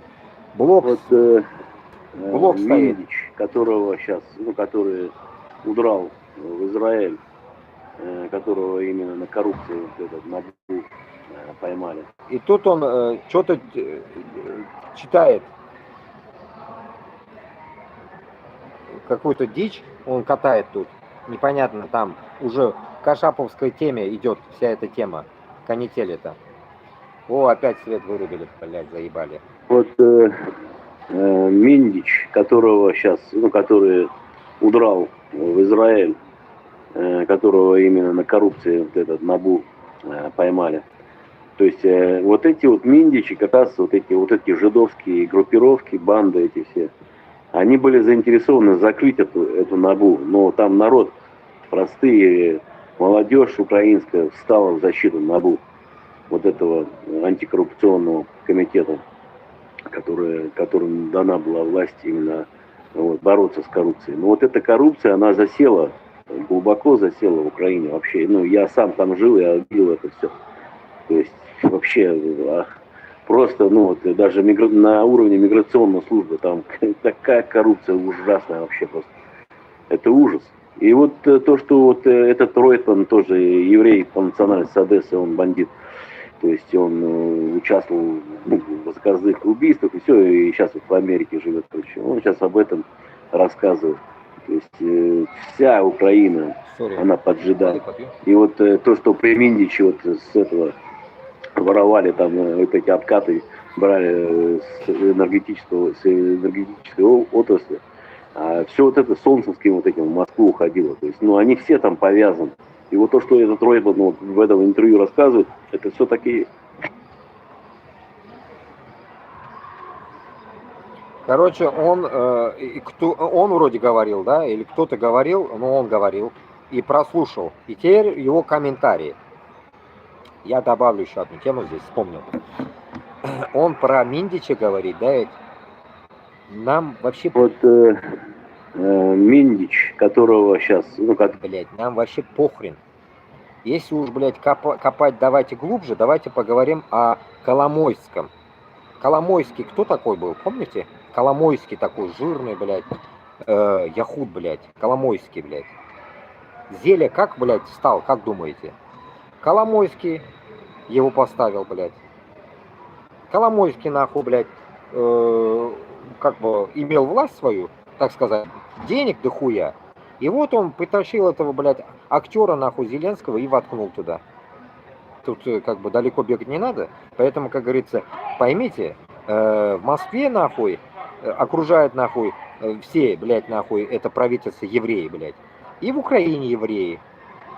А вы, украинцы, которые родились тоже в лаптях когда-то, и такие же, какие, блядь, эти финно-угорские, блядь, узкожопые, тоже в лаптях, которые, вы, блядь, нахуй, утилизации идете с двух сторон. И вдобавок еще, блядь, нахуй, у узкожопых есть рабы, нахуй, под названием, нахрен, татары, башкирты, вот, и так далее, нахуй. Вот эти рабы тоже идут убивать вас. Все вы в лаптях, по сути, блядь. Вот этих лаптоебов вас убивает, нахуй, башкирты и татары, чеченцы и дагестанцы. Потому что они манкурты. И что тут нахуй, блядь? Да шо нахуй? Да не шо нахуй. Да шо, блядь. Вот так вот. Вот это ваше шо нахуй, вот довело вас нахуй до, блядь, снятия трусов нахуй. И засунули вам нахуй по самые яйца нахуй. Точнее, по самые гланды нахуй. Понимаете, нахуй? Только засунули, знаете, что за член, блядь? Яхутский. Еврейский член, нахуй, у каждого у вас в жопе, нахуй. Вот в чем прикол, блядь. И у московит, и у хохлов тоже. Вот в чем прикол, понимаете, нахуй? А у наших манкуртов, нахуй, из пидорасии, член у них, нахуй, само собой, нахуй, Иванушек, нахуй, яхутских. Яхутские Иванушки переебли всю, нахуй, пидорасию, блядь. Тут далеко гадать не надо, блядь, ходить не надо. Понимаете? Поэтому, как бы, исходя от того, что он говорит, то, что Миндич, Пиндич, Хуиндич, нахуй, это всего лишь, нахуй, слабое звено, блядь, нахуй. Слабое звено из той категории, нахуй, еврейских таких, блядь, шляпочников с волосатиками такие, блядь. Это понимаете, блядь? Блядь, не умею, блядь. Сука, у меня есть товарищ один, который по-еврейски хорошо, короче, прикалывается, блядь. Вот так вот. Так что Одесса ихняя, блядь, нихуя не это хохлядская. Так что вам, блядь, еще дохуя, нахуй, блядь, там надо ебаться, понять, блядь, кто кого ебет, нахуй. Понимаете, блядь? Раком будете стоять еще годами, нахуй, чтобы потом понять, что, блядь, эти все-таки, нахуй, были узкожопые из Москвы или все-таки евреи, нахуй, блядь, переебли вас, блядь, с двух сторон, блядь. Понимаете? А мы всего лишь пешки, блядь, в этой теме, блядь. Понимаете?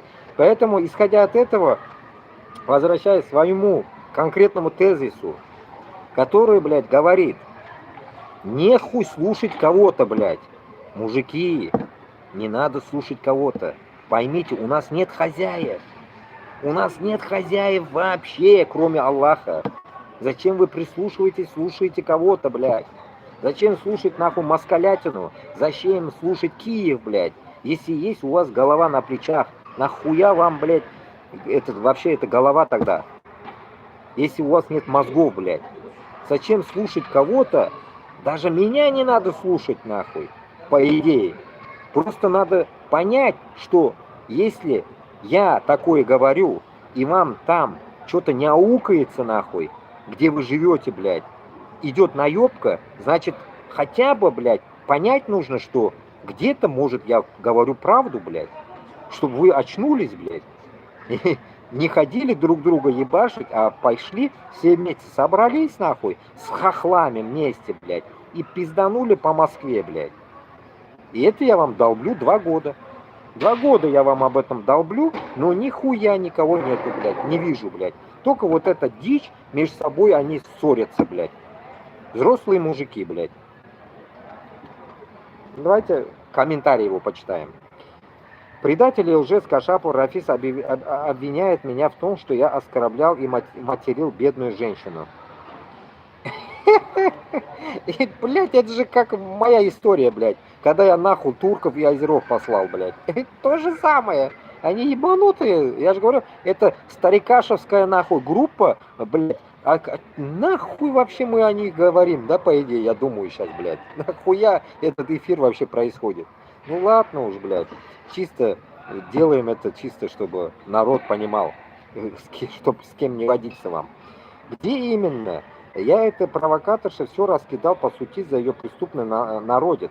А Кашапов решил меня отклеветать, как он это... Кашапов, ты предатель татарского сопротивления. Кашапов, ты враг и предатель татарского народа. Ему это только дошло, что ли? Блять, сука. Он сам тоже почти из этой категории, блядь, нахуй, пока, я так понимаю. И вдобавок он еще добавил там чеченцев, вдобавок, пиздец, нахуй. И этот, блядь, хуй Кашапов, давно уже понятен, кто он такой, блядь. Давно, блядь. Человек, блядь, который борется, блядь, за независимость, он делает что-то. А этот нихуя не сделал за 30 лет. Почему? Потому что, как и, блядь, нахуй, муфтият Татарстана, муфтият такой же, как и Дагестана, и Чечни, и так далее, они вот такие же, блядь, эти кашапчики, одинаковые. Они работают, блядь, на КГБ, блядь. Сейчас ФСБ. Вот с тех времен, блядь. Дичь это конкретная. Я тоже, блядь, такой молодой, уши развешал. Блядь, пиздец, независимость Татарстана, блядь. Да на нахуй, блядь. Независимость это мы, иншаллах. Это мы, вот. Мы, потому что правдорубы, блядь. Мы не церемонимся нахуй. Особенно, блядь, почему я говорю мы, потому что за мной идет молодежь. Пока я взрослых за мной не видел пока. Молодежь идет за мной, иншаллах. Дальше идем. 5 дней назад уже идет речь. 6 дней назад это было, сейчас 5 дней назад. Грубо говоря, неделю назад. Будем теперь приближаться к конкретной тематике. О чем вчера мы начали, сегодня вот его закончим, иншаллах. Подданный короля Карла III, небезызвестный смутьян, лжец и предатель татарских патриотов Рафис Кашапов в очередной для себя раз решил бросить тень на казанских татар, которые якобы являются агентами ФСБ, что, дескать, кто-то там из них очерняет героев и патриотов Ичкерии, но никакой конкретики не дает.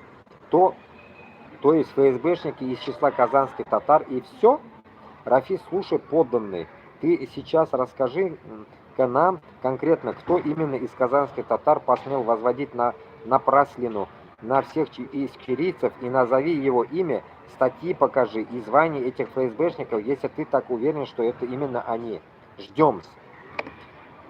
Не знаю, о чем они там базарили, нахуй, но, видите, из-под непонятной темы. Но мы прочитаем именно вот эти фотки, блядь, то, что было написано.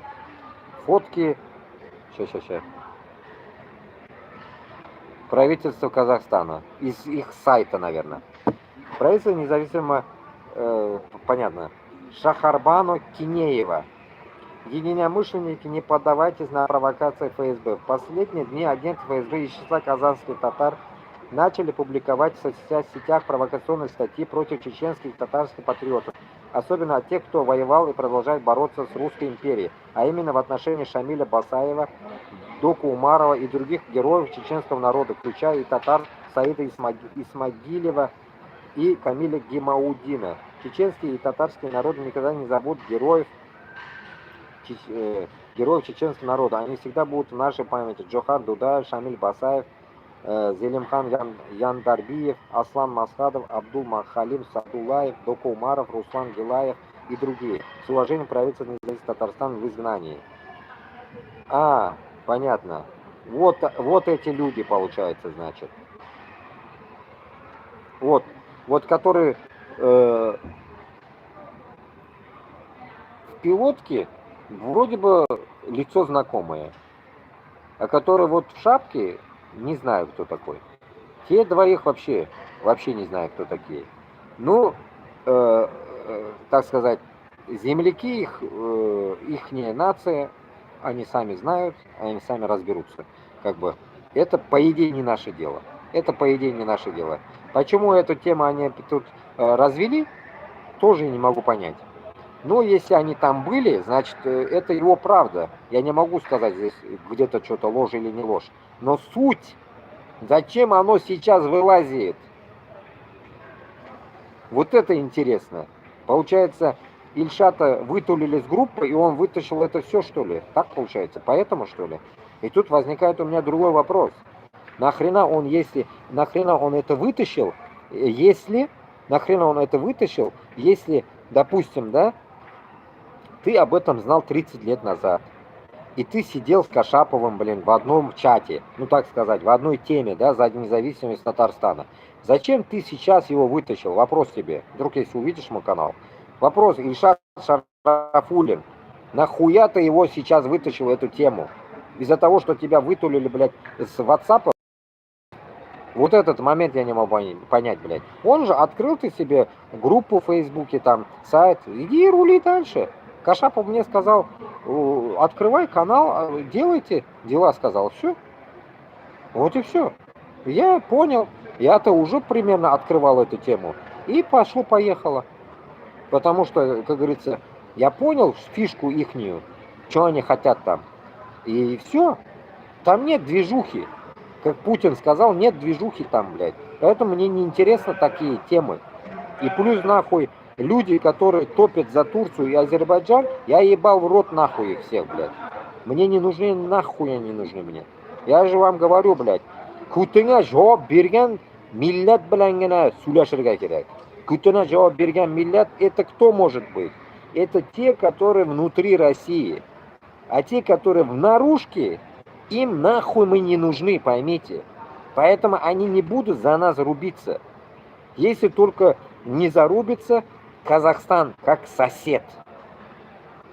Вот ближний сосед, это сосед соседовский. Куршы біздің. Потому что бір девал куршымыз. Пока девал есть, мы такие же соседи. Иншаллах, этот девал мы разрушим.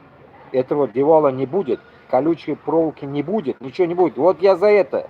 А не за то, что, блядь, Кашаповская, блядь, еще других вот этих, блядь, из независимого Татарстана и так далее, блядь, мысля, что Турция, понимаешь, им поможет, блядь.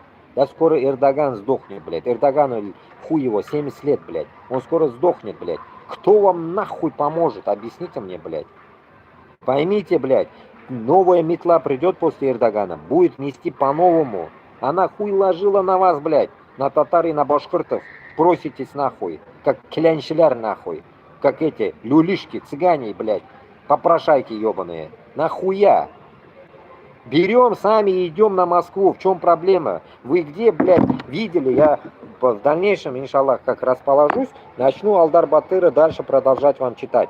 Будем читать историю, чтобы вы понимали, что никогда нахрен, блядь, наши не ходили нахуй, блядь, просить, блядь, турков, блядь.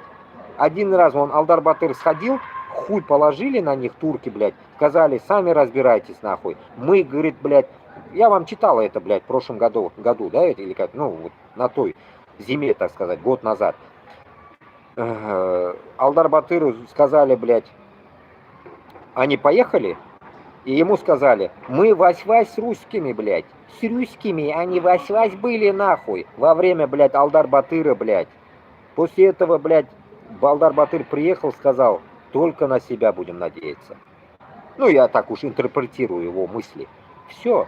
И он попер нахуй на Москву. И он постоянно долбил их нахуй набегами, блядь. И никакие турки нахуй нам не нужны были тогда, блядь. Понимаете? Вот шуны sizga аңлатырга мен тырышам, туганлар, блядь. Давайте үзебезне күтебезгә җавап бирә башлыйк инде, блядь, а. Улы кешебез бит инде, инең бәттәгеләре, блядь. Нәрсәдән сез куркып утырасыз, блядь? Нәрсәдән куркасыз, блядь? Үлемнәнме? Үлем, син курксаң да, куркмасаң да килә сине кырга. Үлем киләчәк сиңа. Миңа да киләчәк. Кашаповка да килә. Манауга да килә нахуй. Ильшатына да килә, башкасына да килә. Necha million kishi yota уже yer ostida. Даже просто возьмем сейчас Палестину. Bolalar, bebeler yota. Bo'lmagan hali qornindagi xotinlar o'lib ketdi bolalari bilan. Biz qo'rqib o'tiramizmi? Yashaysiz kelaymi? Yasharga bilat naxuy. Kelajak bizning bolalarga da yashaysa kelar. No, shular uchun bit bizga bit xalqdagi tigi narsaga bizning ota bobolarimiz o'lib ketgan bit biz uchun. Biz shu mana shu bilat yashasin mana shu totar boshqirtlar deb o'lgan bit. Jallamagan bit ular o'zini. Salovat Yulayev jallamagan o'zini. Zindonda o'tirgan bilat 25 yillab bilat. Шул тот же, имам Шамиль тоже жалламаган o'zini из Дагестана. Другие, давай будем перечислять всех.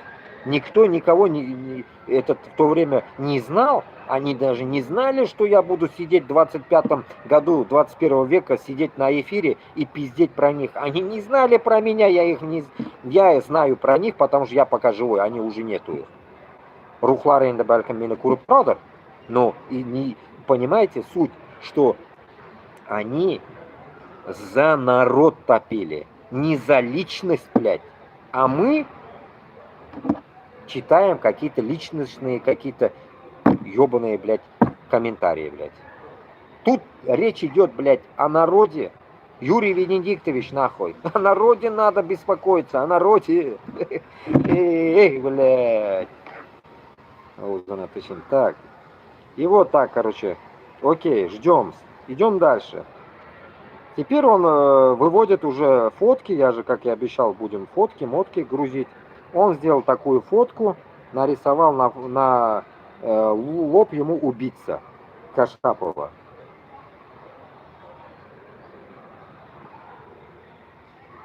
Показал, надеюсь. Кашапова узнали? Татарчонок из набережных Челнов. Ну, Тагестан набережных Челнов, блядь. Самое удивительное, поймите одну вещь. Татары из набережных Челнов, это, грубо говоря, это татары как башкирты. Вот, как Башкортостандагы татарлар. Башкортостан татарлары и набережные Челны, мы, блядь, один в один одинаковые. Вот пиздец, вы не понимаете эту тему, конечно, но кто там, он поймет. То, что вы в набережных Челнах и вы в Татарстане, это не означает, что мы внутри Башкортостана не ваши. Мы такие же, блядь. Один в один нахуй. У нас нет даже между нами акцентов с вами, блядь. Понимаете? Я это с детства знал, блядь. Набережные Челны, это мы все вместе. Оно, хуй поймешь, почему-то оно в Татарстан отошло. Это деление такое ебаное было. Оно было бы, может, и внутри Башкортостана. Мы даже не знаем, как оно было бы, по идее, набережные Челны. Потому что там все, весь контингент, вот этот, это все, как мы одинаковые. Мы одинаковые до Уфы, все мы одинаковые, вот там. Среди нас есть башкортлар, они тоже, как и мы почти. Никакого нет у нас различия. Поэтому, исходя от этого, вот эта вся территория, где говорят на татарском, мы одинаковые. Вот за набережными Челнами уже другие. За набережными Челнами Яршалладан уже другие татары идут. А вот здесь все наше. Поэтому, исходя от этого, это люди, грубо говоря, из нашего, так сказать, круга, вот эти люди. И они кошки-мышки играют, блядь, меня вот это вымораживает. Я тогда еще, когда к Кашапову зашел, я сказал, почему Габбасов не топит с тобой вместе? Не знаю, мы звали его, он что-то сам. Понимаете, вот у Габбасова тоже какая-то есть дичь, какая-то своеобразная, блядь, единоличник какой-то, он тоже, блядь. Это тоже неправильно. Это тоже, я всем говорю, давайте объединяться. Я же даже, блядь, Олама Суляп, Йоман гапырып, вот говоря плохо даже Габбасову и Кашапову и Айсину, я говорю всем, блядь, давайте вести эфир вместе. Почему? Потому что моя задача не с вами, блядь, нахуй делить, блядь, этот пирог ебаный российский, а с Москвой, блядь. Содрать, нахуй, с Москвы все наши земли, блядь. Вот наша задача должна быть. Глобально надо смотреть, а не на эти, блядь, потаскушные, нахуй, наши, блядь, вот эти деления, блядь, между собой, блядь. Это бабские дела мы творим, блядь, когда мы грызем друг друга, блядь. Дерьмо это, нахуй, которое нам не нужно, блядь. Если мы люди, которые имеем свою жопу, за которую мы умеем отвечать. Если мы такие. Поэтому я считаю, что наше действие, которое сейчас идет, даже вот то, что я читаю здесь, да, ведь я читаю, чтобы понять этого человека, почему он так сильно огорчился, обиделся, что он вытащил эту всю шнягу, блядь, наружу, блядь. Мы вот это должны выяснить в этих эфирах. Надеюсь, сегодня это окончательный эфир будет насчет их, блядь, ихнего, блядь, вот этого мозгоебства. Поэтому bizga туганлар, bilasizmi? Birdamlikdagina kuch, блядь. Bizga birga bo'lirga kerak, naxush. Bo'linuvni foydasi yo'q. Biz bo'lina turgan bo'lsak, narsa bizga foyda borsin, блядь. Men bo'linsam, siz bo'linsangiz, ne foyda? Biz qachon yeyamiz armiya, qachon Moskvani sigamiz. Biz bir qachonda biz o'tolmaymiz u yo'lni, блядь. Men пока живой, Хашапов живой, блядь, Габасов и так далее. Даже вот этот Ильшат пока живой, мы должны успеть это сделать. Если мы пробалаболились, нахуй, давайте начнем отвечать за жопу, блядь. Соберемся, нахуй, чисто, и потом разойдемся. Если ради Аллаха умрем на этом пути, умрем, значит. Просто договоримся так, что идем все вместе, долбим Москву, умираем, кто первый умирает, тот, кто последний, закапывает нас. Вот так, договор должен быть такой, конкретно, блядь. А не такой, что сидим, блядь, один в Англии, другой там, и пиздим о том, что, блядь, сука, как это у русских, блядь, какую-то шкуру делим, блядь. Али, сука, неубитого зверя шкуру делим, понимаете? Неубитого ебаного медведя шкуру делим. И нахрен это нам надо? Давайте вот, что он хотел сказать, прочитаем. У кого еще остались сомнения насчет Рафиса Кашапова и его предательства и убийства казанских татаров в 1999 году в Чечне? Вот здесь хочу добавить сразу, с лету. То, что там было, это если такое движение, вдруг даже если было, и если Кашапов мужик, если он ему в ответку выйдет с эфиром, скажет: окей, я виноват. Что с этого? Что с этого? Ильшат Шарафуллин, тебе вопрос. Ты успокоишься? Если он скажет: окей, я виноват. Все, он скажет, Рафис этот. Бабай, Рафис Бабай. Скажет: окей, я виноват. Ильшат Шарафуллин, полтинник тебе. На 10 лет старше меня. Что ты, блядь, потом айтасың? Татарша сеңа айтайын. Шундан соң сен нәрсе көтәсең анардан? Нәрсе көтәсең? Нинди жауап көтәсең? Нәрсе әйтергә уйлыйсың? Шуның белән безгә. Донеси это в своих эфирах в дальнейшем, если услышишь меня. Донеси это. Что ты хочешь получить от Рафиса? Порки, нахуй, от татар или от башкортов. Что ты хочешь получить от этого, блядь? После вскрытия нарыва и гнойного ПНТ правительства Казахстана в изгнании выявилась истинная сущность Рафиса Кашапова, предателя, а теперь уже выяснилось, что уже и убийца группы мусульман-татар из Татарстана и других из захваченной Москвой колоний, которых он оклеветал и подверг предательским убийствам. Рафис Кашапов – это дьявол, который врет, предает и идет по головам за тех татар, которые его не устраивают. Я обвиняю Рафиса Кашапова в том, что в 99-м он оклеветал группу казанских татар, обвинив их в работе на ФСБ в угоду того, что этого очень хотел Шамиль Басаев, так как он очень сильно возненавидел их за то, что они начали учить их религии ислам вразрез с его суфийским убеждением.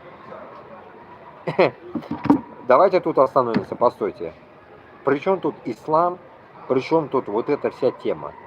Если это было, давайте так будем это смотреть на, так сказать, прошедшую историю. Нас не было, это раз. Второе, нам до пизды, блядь, что там было, по идее. Третье, нас волнует в этой войне, что московиты убивали, эти ебучие москаля убивали чеченцев. Все, вот. А то, что там между ними, там, внутри 5 человек, это, получается, понятное дело. Окей. Мы это услышали, мы поняли. Но это же, блядь, всего лишь, так сказать, Аллах Таалямнан булып өткен іш уже, булған ол іш, блядь, булған уже, булып өткен ол, блядь, уже булған ол, он мы уже все, не вернем, блядь. Не вернем этот косяк, нахуй. Кто там прокосячился, что там произошло, это личная, я считаю, обида вот этого чувака. И Кашапов может как-то косвенно там, блядь, попал под раздачу. Окей, но Кашапов же, блядь, лично, блядь, руками, наверное, же их не убивал, блядь. Если уж, блядь, будем чесноками, да, ведь? Я как бы тут не думайте, что я защищаю Кашапова. Я человек со стороны. Я выясняю обстоятельства. Как Шерлок Холмс, блядь, нахуй. Я выясняю обстоятельства по чесноку. Чтобы понимать, блядь. Не надо, блядь, вешать, блядь, тамгалар, блядь, или как там ставить, блядь, табу, блядь, на людей, которые, блядь, вообще не при делах в этом деле. Если это чпокнул нахрен тот чувак, который, он говорит, суфийским убеждением, Басаев или кто там его, хуй его знает, как его звали там, нам похуй. Пошли они туда, значит. Значит, Аллах Таалям решил, значит, таким образом их убрать. Где-то кто-то отступился, блядь, как это слово, блядь, оступился, блядь. И это мы не можем, блядь, к этому, блядь, сейчас, так сказать, подгребать, блядь, весь чеченский народ и татарский народ под эту гребенку, блядь. Нам похуй должно быть на это, понимаете, почему? Я скажу. Я до этого уже говорил. Потому что нападение шло из всей России в Чечню, блядь, в конце до концов. И то, что там отдувались разные группировки чеченского народа, это их личное право. И мы, блядь, нахуй, в Татарстане и Башкортостане также поступили бы. Вы что думаете, блядь, мы лучше их, что ли? Допустим, я вам сколько уже 2 года назад долблю. Если мы будем заходить в Башкортостан и Татарстан, мы будем зачищать манкуртов, блядь. Это что это означает? Это означает, что тот же эффект будет, блядь. Эффект такой же. Почему? Потому что мы также не будем доверять этим манкуртам, потому что эти манкурты первые станут ряды защищать этих пидорасов из московских болот, блядь, своих хозяев. Первые ряды станет, сука, Хабиров, нахуй, точнее, конечно, он съебется, Хабировская и Минихановская шваль, нахуй. Вот эти твари будут стоять, нахуй, точнее, вот эти манкурты будут стоять на первой линии, нахуй, блядь. Мы должны будем топтать их, блядь. Вот о чем нам нужно сейчас думать, как это, блядь, сука, бескровно решить, блядь, а не вот это дерьмо 99-го года, блядь. Понимаете, вот в чем прикол здесь. И этому Ильшату еще раз говорю, блядь. Ильшат Абы, блядь. Ладно, хуй с ним. 10 лет старше меня. Братан, такой хуйней не страдай, я тебе говорю, блядь. Мы уже заебались, нахуй. Вот здесь жить, нахуй, блядь, скажу так, в изгнании, блядь. Мы-то не в изгнании. Мы, блядь, в проебе живем, блядь, не в республике. Мы заебались. И ваши вот эти, блядь, понты ебаные, нахуй, между собой, нахуй нам надо. Вот нахуй нам надо. Нам нужно разобраться, нахуй, с Москвой и вернуться. Вернуться на набережные Челны, вот вам надо двоим. И пиздитесь там, разбирайтесь вдвоем, блядь. Почему так сделал, почему так. Сажай нахуй туда Кашапова за это тогда. Обосновывай там внутри независимого Татарстана и Башкортостана. Когда мы, блядь, возьмем свои земли, потом решай нахуй эту тему, блядь. Нахуя нам это было нужно сейчас, блядь? Вытаскиваешь нам бәттәге 30 ел электәге булган эшне сундуктан теге әбиләр кебек нахуй сасыган теге яулык нәрсәләрне тыгып куялар бит инде шунда потом исе килә теге сондык исе килә. Шундый әйберне чыгаргансың хәзер син, блядь. Нахуй безгә ул кирәк, блядь. Если на то пошло, блядь. Вот я дальше читаю, я понимаю, что хуйня какая-то происходит здесь, блядь. Понимаете? Поэтому я считаю, что такими моментами нужно разбираться лично. Тет-а-тет, блядь. Ты в Кишиневе, он в Англии. Пиздуй в Англию. Бери билет, едь туда, блядь. Разбирайтесь вдвоем, блядь. Заебали уже, блядь. Позоритесь, нахуй, на весь мир, блядь. И самое обидное, что, блядь, ладно, блядь, было бы так, на той войне чеченцы отпор дали бы узкожопым, и потом эта вся хуйня проявилась бы, и сказали бы, бля, вот чеченцы победили, да, на самом деле они убили татар. Было бы как-то по-другому. Было бы как-то по-другому. А тут нахуй чеченцев всех, получается, там положили, грубо говоря, и детей, и женщин. И тут такая дичь 30-летней давности, нахуй. И получается, блядь, еще вдобавок, нахуй, тут и не то, что татары виноваты, тут вдобавок еще чеченцы виноваты, блядь. Ёбаный в рот, блядь. Вы, блядь, вся эта ебучая пидорасия напала на Чечню, блядь. Должна быть совесть, ёб твою мать. Надо же что-то думать, нахуй, перед тем, как ты выкладываешь это дерьмо какое-то непонятное, блядь. Вот этого я тоже не могу понять, блядь. Поймите, вот, прикиньте, к этому я вам пример приведу, чтобы со всех сторон порешать уже. Татарская, 1552 год. Почему татары провалились? Иван Грозный IV всегда, да, мы знаем по истории. Ну, точнее, я тоже узнал, это вот пару лет назад, может. И вот, прикиньте, Касимовские, еще какой-то хуёз, еще какие-то, может, там, татары предали. Татары предали Казанское ханство. Открыли ворота русским. И что с этого, блядь? Вот мы же, блядь, об этом осужденно вот так говорим же. Свои же татары открыли ворота. Ну кто-нибудь там, блядь, вот таким макаром что-нибудь вытащил, сказал, какого хуя вот эти ебаные касимовские татары, нижегородские, так сказать, где они были, хуй его знает, открыли ворота Казани. Кто открыл ворота Казани? Давайте найдите на него ответ, блядь. Давайте найдем их нахуй, порешаем их, блядь. Тут то же самое, как будто бы, понимаете?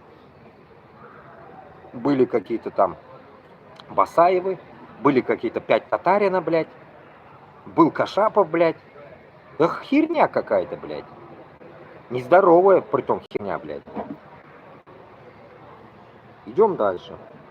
Враг татарского народа и убийца татарских добровольцев в Чечне Рафис Кашапов опять так пишет, блядь. 4 дня назад. Пытается очернить меня в глазах общественности, но он, видимо, не знает, что на его аргументы у нас есть контраргументы. Окей, контраргументы даже у него есть. Читаем, что там написали опять. Ой, блядь, орет, сука. Сори. Для всех народов. Сейчас.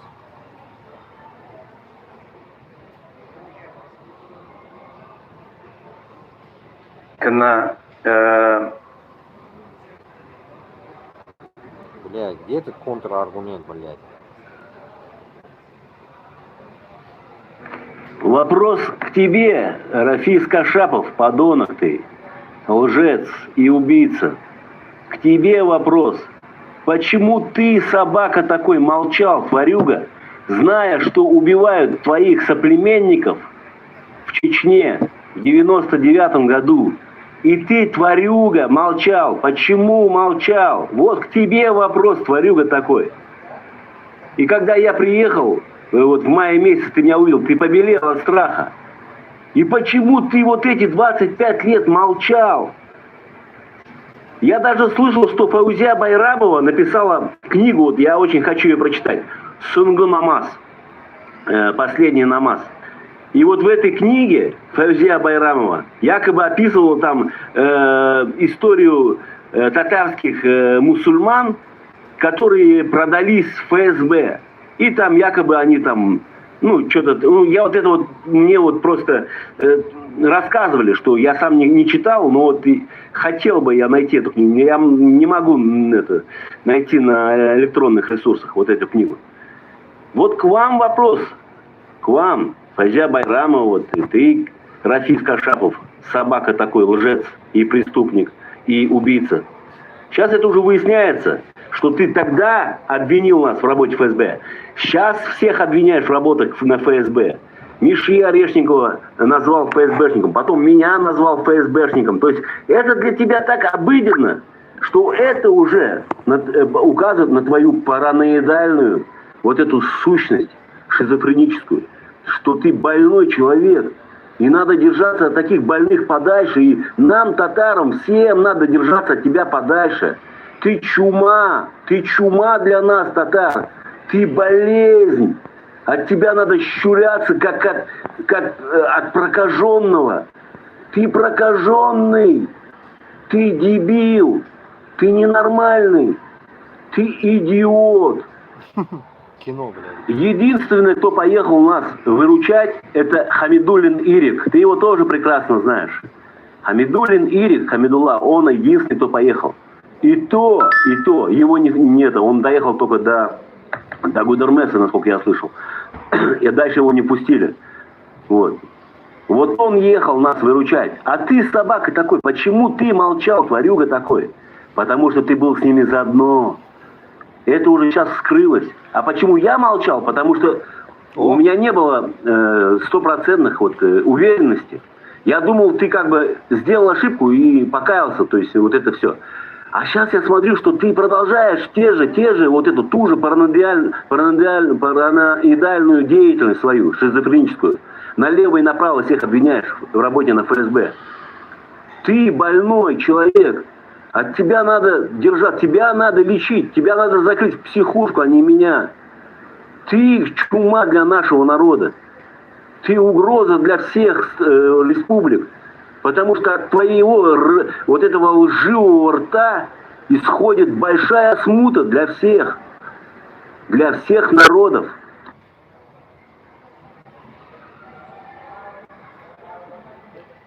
Слышали, да? Контраргумент, короче. Вопрос к тебе, Рафиска. Ну, вот он отправил, короче, понятно.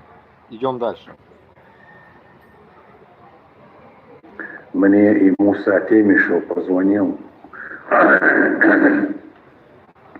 и много текста прислал по этому поводу. Я это все посмотрю, проанализирую. И кто он такой? Дай мне характеристику этого человека. Это мразь.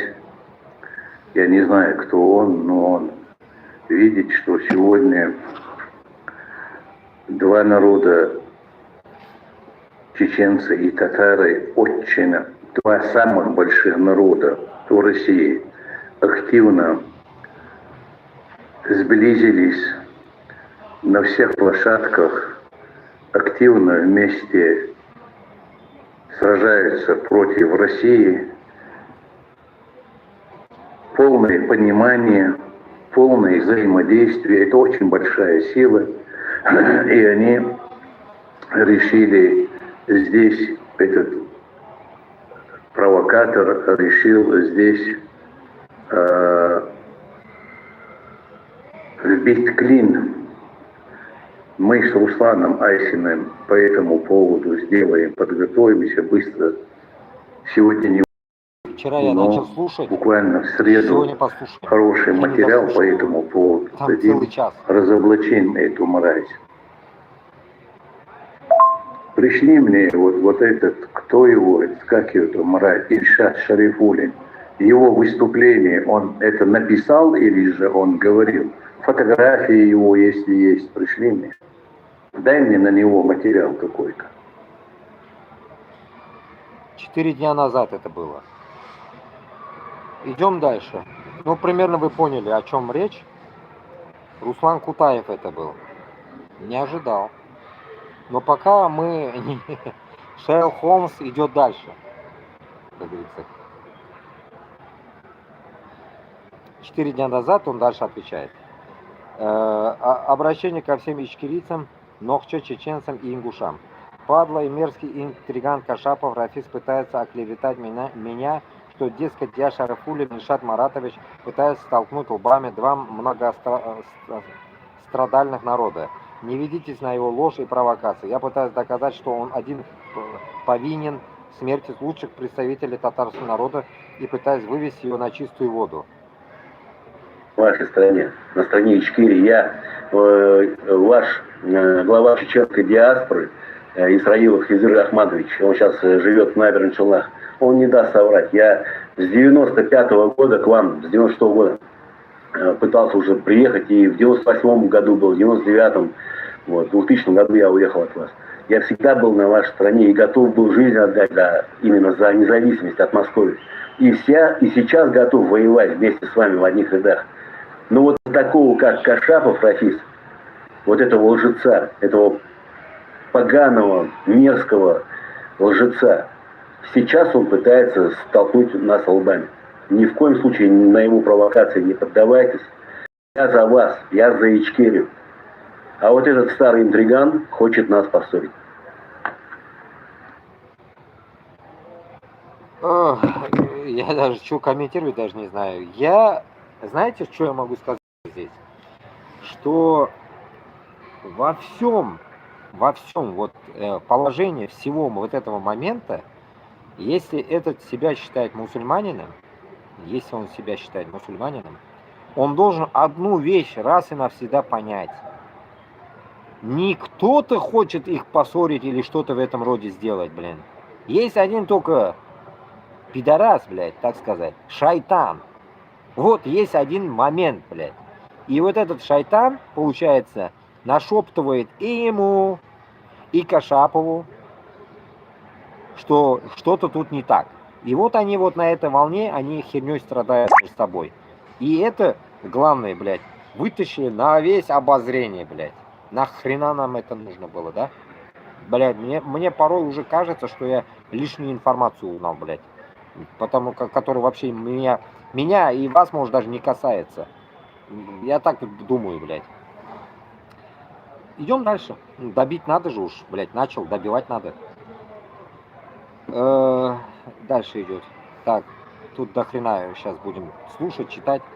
Рафис Кашапов пытается меня, опять этого Шарфулина, очернить с помощью псевдоэкспертов, которые меня в глаза не видели и не общались со мной, а просто с его лживой подачей, лживой информации готовы служить лжи и очернять истинных и деятельных патриотов Татарстана, живых и мертвых.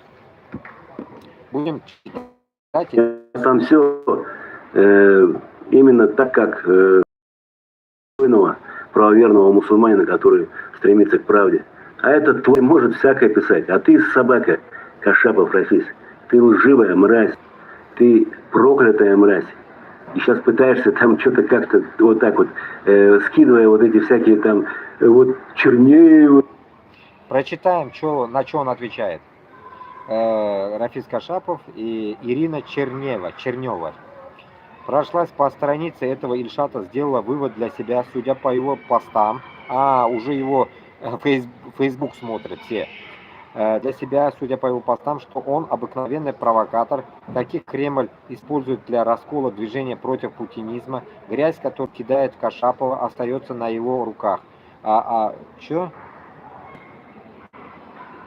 Блять. Ирина вот так-то писала. Отмоет и он потом свои руки от этой грязи. Действительно, он уже в команде путинистов. Поймите одну вещь. Здесь, да, ведь мы как третья сторона, мы должны понимать, блядь, и эту сторону, и ту сторону. И самое интересное, вот чтобы, блядь, не было таких, блядь, громких отголосков, блядь, вот этот чувак, честно я вам скажу, первый раз вижу его. Поэтому Кашапов здесь прав или не прав, или он что-то там, блядь, сделал, и люди умерли, блядь. Но это его дело, блядь. Это его дело. Мы не знаем, блядь. Мы не знаем. Если, блядь, в хабировской теме, блядь, насильник, убийца, блядь, Назаров, блядь, в Башкортостане рулит, блядь, сука, блядь, правая рука Хабирова, блядь. Что после этого говорить, блядь? Кашапов тут, блядь, или там другой будет, блядь. Какая хуй разница нам? Нам разницы нету здесь. Но здесь одна разница есть теперь. После того, что он это выкинул, вопрос ему будет стоять. Нахуя ему это надо? Меня вот интересует, нахуя ему это надо? Отбелиться он говорит, да ведь? Ну окей, ты отбелился. И что тебе оно дает, блядь? Что ты дальше делаешь? Вот ему вопрос этому. Если увидишь меня, как это, блядь? Хуй, Ильшат, блядь. Тебе вопрос, блядь. Сен нәрсә эшләргә уйлыйсың мына шунардан соңрак нәрсә эшләргә уйлыйсың? Отбелился, Кашапов тоже отбелился. Хуй с ним, я вас обоих отбелил, допустим. Что вы хотите сделать после этого? Мақсатны нәрсә? Мақсат, как у нас, да, говорят, мақсатың немада? Мақсат твой в чем? Мақсат я не могу на русском на эти, блядь, слова. В чем ваш? Вот это интересно, блядь. Такую хрень нести тут, блядь, я не знаю, я уже заебался, честно, блядь, смотреть их, блядь, ролики. Идем дальше. Смотрите, у меня там все именно так, как должно быть у достойного, правоверного мусульманина, который стремится к правде. А эта тварь может всякое писать. А ты собака, Кашапов Рафис. Ты лживая мразь. Ты проклятая мразь. И сейчас пытаешься там что-то как-то вот так вот, скидывая вот эти всякие там, вот Чернеева, Ирина, вот так-то писала. И там, кто там, Ислам Букеев, кто-то сказал, там что еще, кто там еще, Муса, Тимашев вот так сказал, вот они так сказали, это значит вот так и есть. Дебил ты, сука, конченый. Будь ты проклят, лживая мразь. Я сейчас как раз читаю роман Файзии Байрамовой «Сунгу Намаз». Там вот она, все вот эти события, ну, как бы там, в этом романе, то есть это как бы не документальный документ, а как бы она это как в качестве романа какого-то там написала. Я еще и в 2000 году говорил, ну, мне вот как раз мать Рушана, там вот с 43-го комплекса, мать кикбоксеров Рустама Рушан, и вот средний брат Салих был с нами вместе там в Чечне тоже в плену. И вот она вот в этом романе, она как бы, там и описывается ее судьба.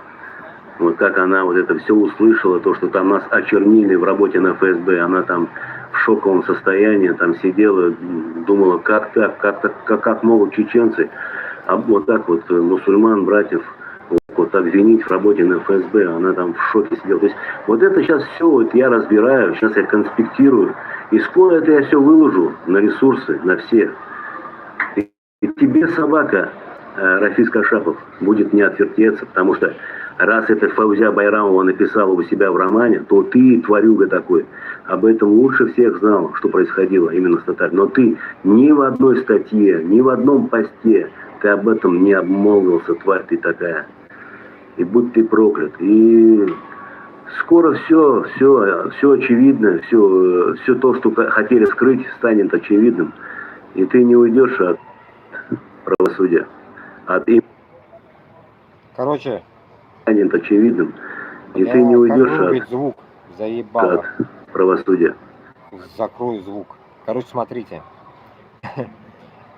Книгу вот это Фаузия Байрамова, да, о ком говорят, да? Кто она, да? Кто это писала, да? По последней информации, если это тоже не пиздеж, я вам скажу тему такую. Она сейчас не в адеквате где-то живет. В Нижегородской области, что ли, хуево, где-то она там заныкалась, где-то живет. Это, может, она писала, когда еще она была в адеквате. Сейчас она вообще не в адеквате. Поэтому, исходя от этого, не знаю, откуда он это все это берет. Но это, конечно, книга, наверное, написана в те времена. И хрена, говорю, били свет. Написана в те времена эта книга. Но я попытаюсь сейчас как-то войти в него, почитать, о чем там говорится. Но там до хрена о чем-то говорится. Но суть не в этом. Но это вот эта женщина в данный момент, так сказать, как мне сказали, вроде бы чокнулась. Ну, так сказать, да? Понимаете? Ну, человек, как бы, чуть-чуть уже этот. Так получилось, наверное. Вот что-то такое, блин. Не в адеквате она. Поэтому, как бы, у нее что-то, какую-то информацию брать, я думаю, это уже как бы неправильно будет. Так что вот так. А то, что она писала, давайте почитаем, что она писала. Но удивительно то, что люди, которые там в свое время писали книги, вы должны еще одну вещь понимать.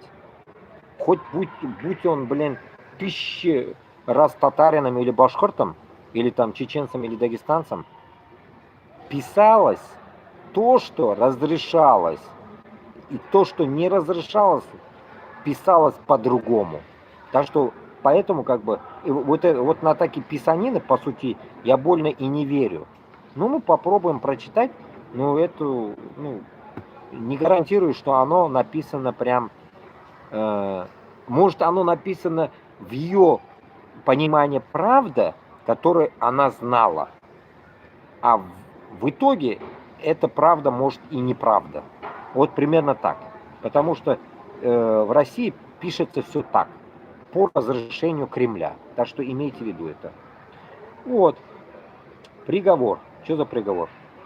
14 февраля 2008 года. Город Казань. Суд с участием присяжных заседателей Верховного суда Республики Татарстан в составе судьи Салихов И.З., присяжных заседателей пресс-секретаря Ибрагимовой. О, тут до хрена, короче, кого только нету. И почему-то в начале это, и потом дальше идет так сразу 8-я, 10-я страница, 4-я.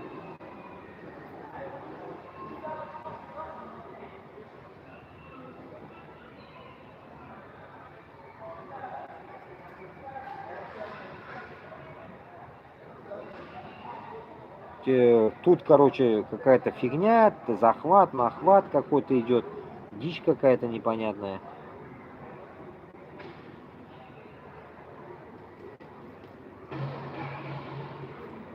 О, тут дофига чё.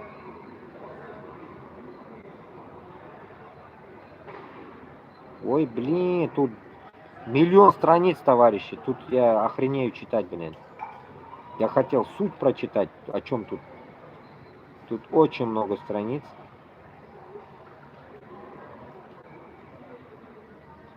Блин, давайте вернемся сейчас. Блин, к 4-й странице хотя бы вернемся и чуть-чуть почитаем. Блин, вырубили свет. Короче, уже время. Детское время закончилось.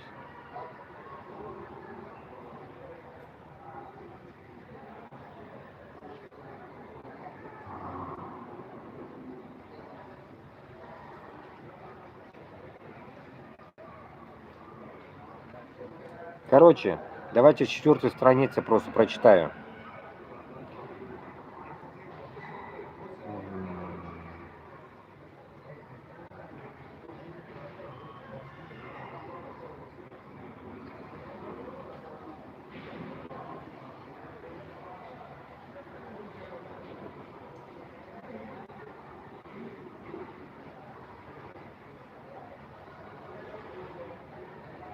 Так.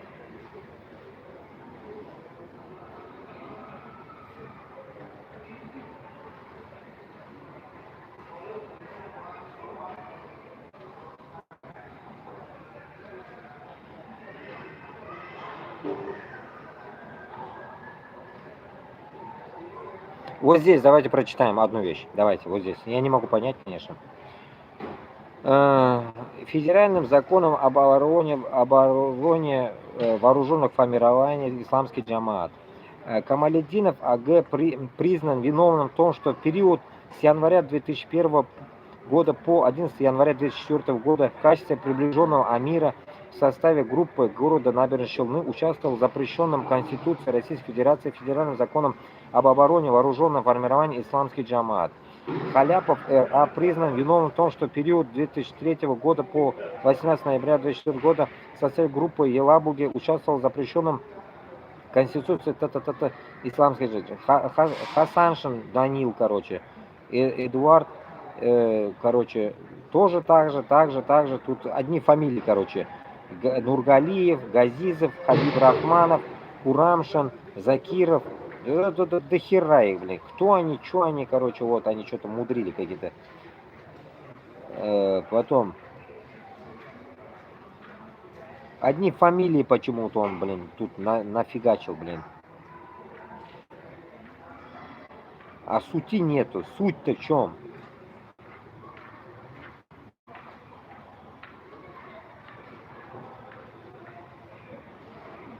Вот тут суть. Давайте так. Эпизод по незаконному вооруженному формированию исламский джамат. В январе 2001 года набережные Челны на основе принципа необходимости ведения джихада как вооруженной борьбы и против неверных лиц, не исповедующих ислам, гумеров и мусульманское имя Абдуль-Азиз, по заданию полевых командиров Чечни, создал запрещенный Конституцией Российской Федерации федеральным законом РФ об обороне незаконно вооруженных формированием тайную организацию под названием Исламский джамат, который в период до ноября-декабря 2004 года действовал на территории набережной Челны и Тукаевского района города Елабуги. Блин, так мелко написано, блин. Блять, может, из очков посмотрю лучше. Сейчас, секунду. Дуслар, сейчас дочитаю. Чтобы понять суть, что он нам делает. Набережные Тукаевского района, Елабуги, так, Белорецкого района, Азнакаевского района, Республики Татарстан, Белорецкого района и Учалинского района, Республики Башкортостан. Незаконно вооруженное формирование имела группа МВМШ, Малый военный Маджлисуль Шура, военный совет боевой группы.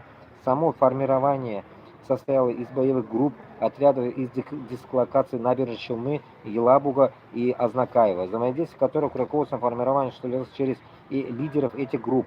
Организация имела единое руководство, сплоченный и поставленный состав ее членов, разделение на руководителей и членов организации Амира, отдельных групп исламского джамата и приближенных Амира. Были определены обязанности каждого участника, поддерживали строгие правила подчинения между ее членами, обеспечивали дисциплину конспирации. Беспрекословное подчинение лидеру Амиру приобреталось и без подчинения... Блять, нахуй. Короче, сектанты. Пизду, блядь, даже читать не хочу. Короче, вот эта дичь гребаная нахуй. Нахуй это нам надо вообще. Пиздец, блядь. Это опять какая-то хуйня. Сектанты, целая куча набережной Челны, Елабуга, нахуй. Еще Азнакаева, ебануться, нахуй.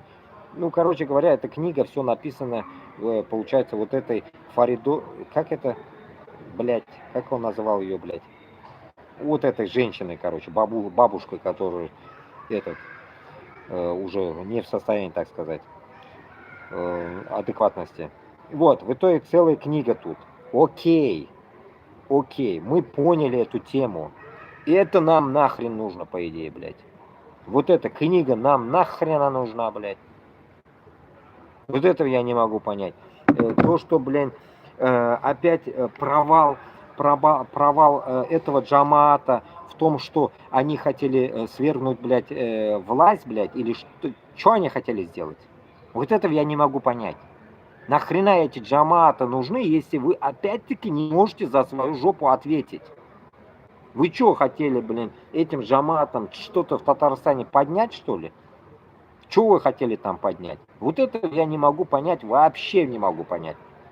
Тут, блядь, в адекватном состоянии, я даже не говорю, чтобы люди там молились 5 раз и так далее. Давайте пойдем на Москву. Не можем поднять? Вы хотите поднять это через исламский джамат? Ну это вообще глупость, я считаю, блядь. Это вообще глупость. Почему? Потому что нам нужно не разделяться, а это уже разделение. Там, блядь, 99% в Татарстане и Башкортостане нихуя никто намаз не читает, блядь. Вы о чем вы хотите еще что-то, блядь, говорить, блядь? Книга аж написала это, блядь, вспомнил, Фаузия Байрамова, блядь. Куттагама керек, мол, китаб, блядь. Поэтому я ненавижу, вам скажу, читать книги, блядь. Кто эту книгу нахуй будет читать, нахуй? Вся состоит из статей и осужденных, блядь, людей.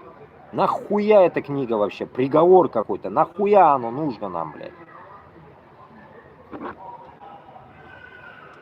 Я пиздец, я хуею над людьми, блядь. Порой, блядь, я же говорю, блядь, эти в те времена люди, вот когда 30 лет назад, или когда это было, блядь, в 2001, 20-25 лет назад страдали всякой херней люди. Если помните, блядь, Каримов таких сажал, убивал, что-то делал, блядь, всяких, блядь, этих хизбутов, нахуй, и всякую дичь вот эту, группировки, блядь. Нахуя нам нужны? И это не надо мне нахуй говорить, ты же мусульманин, зачем ты так говоришь? Я не из этой категории. Ахли сунна, он не секта, блядь. Не хизбуты, нахуй, не вовчики, блядь, и не всякие хуетации и так далее. Поэтому, исходя от этого, я против этой дичи, блядь. Я 2 года, которые я говорю, я за это тоже говорю, блядь. В Башкортостане, в Татарстане, если, иншаллах, мы независимость возьмем, вы даже не вздумайте, нахуй, к нам заходить, блядь. Своим вот этим коромыслом, блядь. Күтігізге сігіп, нахуй, балағызны құлығызға тұттырып қоябыз, нахуй. Нам не надо эта дичь, нахуй, ваша ебаная, сектантская, блядь. Нам заебали уже, блядь, эти крестоносцы, нахуй. Тут еще, блядь, в исламе быть, блядь, в каких-то сектах, нахуй. Ебал в рот, нахуй, блядь. У нас есть, блядь, книга, идем мы по книге. Ни налево, ни направо, нахуй. Мы не идем, блядь. Мы не ассасины, нахуй. Мы в пещерах не хотим жить, блядь. И это нужно понимать, блядь. Ваши блядские ебучие законы нам не нужны. Перевертыш, нахуй, книги не надо нам. Придуманные ваши книги, нахуй, придуманные ваши эти учителя ебучие какие-то, нахуй, пещерные, нахуй. Нам не нужны они, блядь. И не нужно мне диктовать, что я другой мусульманин. Да, я, альхамдулилля, нормальный мусульманин. Без бзиков, нахуй. А мне кажется, это Ильшат Шарифуллин, блядь, уже мне кажется, что он с бзиками мусульманин, блядь. С бзиками, нахуй. Который помешан в сектах, блядь. Пиздец, нахуй. Столько дичи, нахуй. Покороче нельзя было, блядь, аргументировать, нахуй, свои какие-то действия. Так. 3 дня назад загрузил. Российская оккупационная власть меня в 2004 году обвинила по 7 эпизодам. Дважды боевик, дважды экстремист, дважды хулиган и несостоявшийся террорист. Вот это он хотел, наверное, показать. Вот здесь где-то у него есть список. В списке он есть, оказывается. Думаю, что за дичь, нахуй? Где он тут, блядь? Найдем-ка его. Шарафуллин, блядь, этот. Калимунин. Вот. Шарафуллина Ильшата Маратовича, 75 года рождения, урожденное образование, высшее, проживающее в городе Набережные Челны, Новый город. С нового города, притом, блядь. Пиздец, где моя тетя живет, блядь. Ёбаный стыд, блядь. Понятно. 4720, бульвар Кереселедже, дом 2, ла-ла-ла, блядь. Несудимого, обвиняемого в совершении преступления, предусмотренных та-та-та-та-та, блядь. Но поймите одну вещь, блядь. Во всех странах под такую дичь, нахуй, любому выведут, нахуй, статью, блядь. Во всех странах, блядь. Виновен ты, блядь, не виновен, нахуй. Под эту тему сразу тебе припишут статью, блядь. Это раз. Поэтому, чтобы этого не было, я вам припомню, блядь, напомню. Чтобы этого не было, нужно идти на Москву, разъебывать Москву, писать новую конституцию Башкортостана с Татарстаном и нехуй вылазить по другим странам. Вот и все. И тихо, молча жить у себя на земле, блядь. И не шароебиться по каким-то Кишиневым, нахуй. Я там по всей Европе шароеблюсь и так далее, блядь. Вот наша задача в чем, блядь. Они, блядь, мандак, друг друга, получается, мы сейчас кости перемываем, блядь. Которые нахуй нам и не нужная вещь это. Вообще ненужная вещь.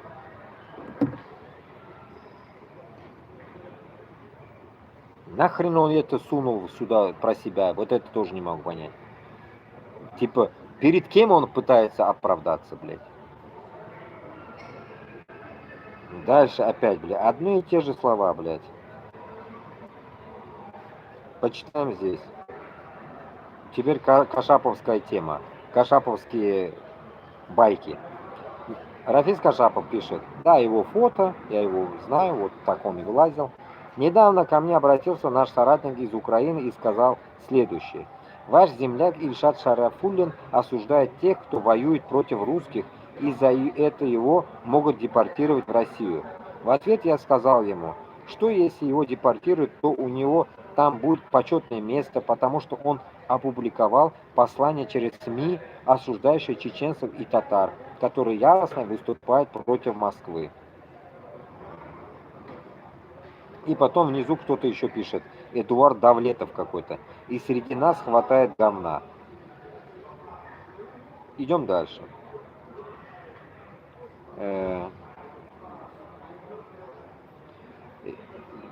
Так. Ильшат Маратович Шарафуллин, 15 мая 24 года. Написано почему-то. Сегодня знатно так подогрел пердак у одного кренделя по имени Камиль Гимадутин. Он является близким другом Саида Исмаилова, про которого я недавно выставлял пост. Так вот, этот крендель решил заступиться за своего друга, оправдывая его популистские действия, обвинив меня в работе на ФСБ. Лучшая защита – это нападение. А нападать надо только с тем маразмом, на который нормальный человек пошлет на 3 буквы. Как думал этот представитель донецких татар? Саид Исмагилов, блин, в очках, белые волосы, белая борода. Саид Исмагилов. Че? Давайте еще раз. Он является, это Камиль Гиматудин, является близким другом Саида Исмагилова. Думаю, кто такой Саид Исмагилов, про который я недавно выставлял пост.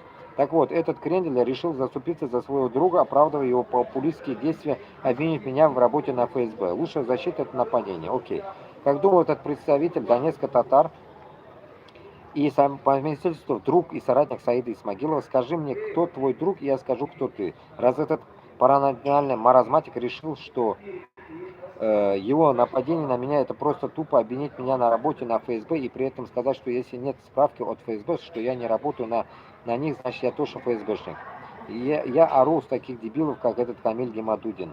Куда катится исламский мир? Если такие, как этот крендель, позволяют вот так просто обвинить человека и не представив никаких доказательств, и при этом отдавая себе отчет, что по сути он обвиняет меня в смертном грехе, есть такая поговорка: чем больше узнаю людей, тем больше нравятся собаки. Эта аналогия точно показывает сейчас всю исламскую умму. Из-за вот таких кренделей, которые себя позиционируют как мусульманин, мне очень горько на душе от таких мразей, как он и им подобны, так как такие мрази переворачивают представления об мусульманах и у других людей, которые,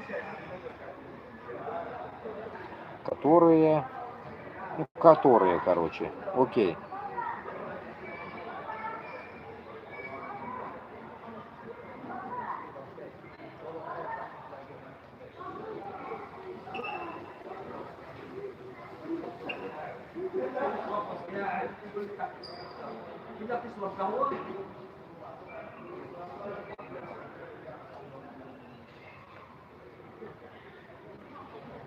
Понятно.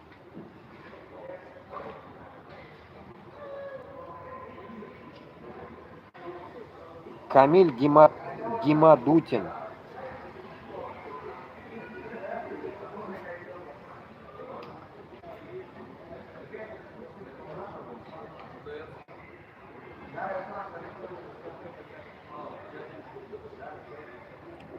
Тут еще вообще кино, короче. Идем дальше. Надеюсь, вы не устали. Рафису Кашапову пишут. Это откуда опять дальше, это там же. Ассаламу алейкум, Исан Месес Рафис Рафаилович. Сейчас про освобождение Ильшата Шарафуллина. Не понял, освобождение Ильшата Шарафуллина. Че, он из тюряги вышел, что ли? Что-то я не понял, блядь. Че за крендель, он сам, блядь. Узнал о том, что он член правления. Не так давно читала его статью о том, как его расстреляли в Чечне герои Ичкерии. Но Ильшат выжил и выбрался из Чечни. Даже называет ФИО тех, кто ему помог выйти за пределы Ичкерии. Очень интересно, как возможно спастись одновременно от федералов, русских военных, против кого он воевал, на стороне чеченцев, и уйти от чеченцев, которые его расстреляли, если против него были и те, и другие. Пишет мерзости про Хаттаба, которого уважают все, кто воевал против русских американцев. Ильшат очень гадко высказывается о героях и защитниках Чечни.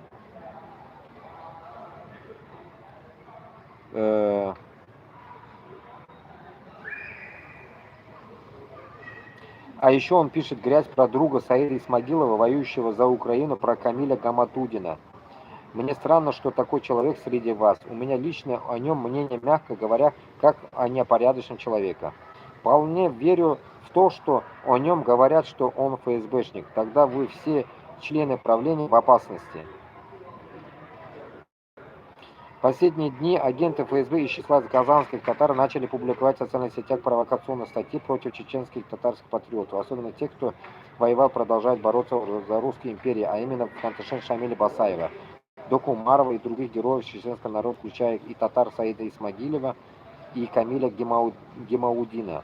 Чеченские и татарские народы никогда не забудут героев чеченского народа. Они всегда будут в нашей памяти. Джухар Дудаев, Шамиль Басаев, Шайдинхан Яндарбиев. Что-то я где-то это читал уже, ё-моё. Одно и то же что-то. У него уже одно и то же пошло.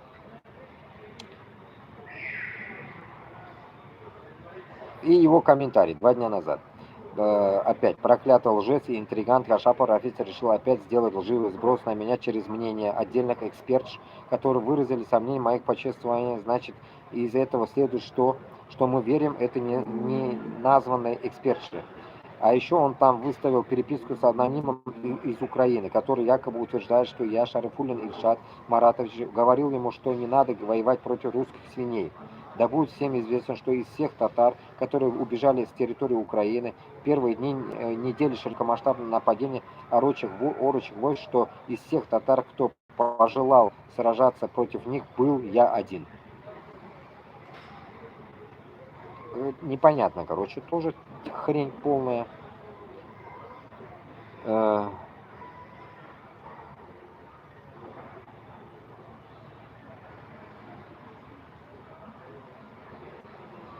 Блять, опять пишу. Сейчас, секунду. Ну, он, короче, конкретно тут грузит и грузит, блядь. Я дойду, я нет до концовки этого темы.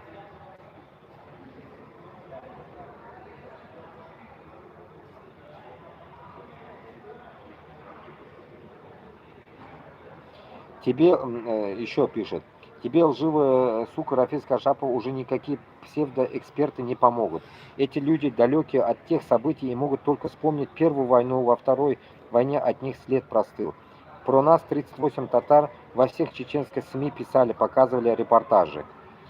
Даже Фаузия Байрамова в своем романе «Сонго Намаз» весь свой роман посвящает этим 38 мусульманам, которые Басаев и Хаттаб обвинили в работе на ФСБ.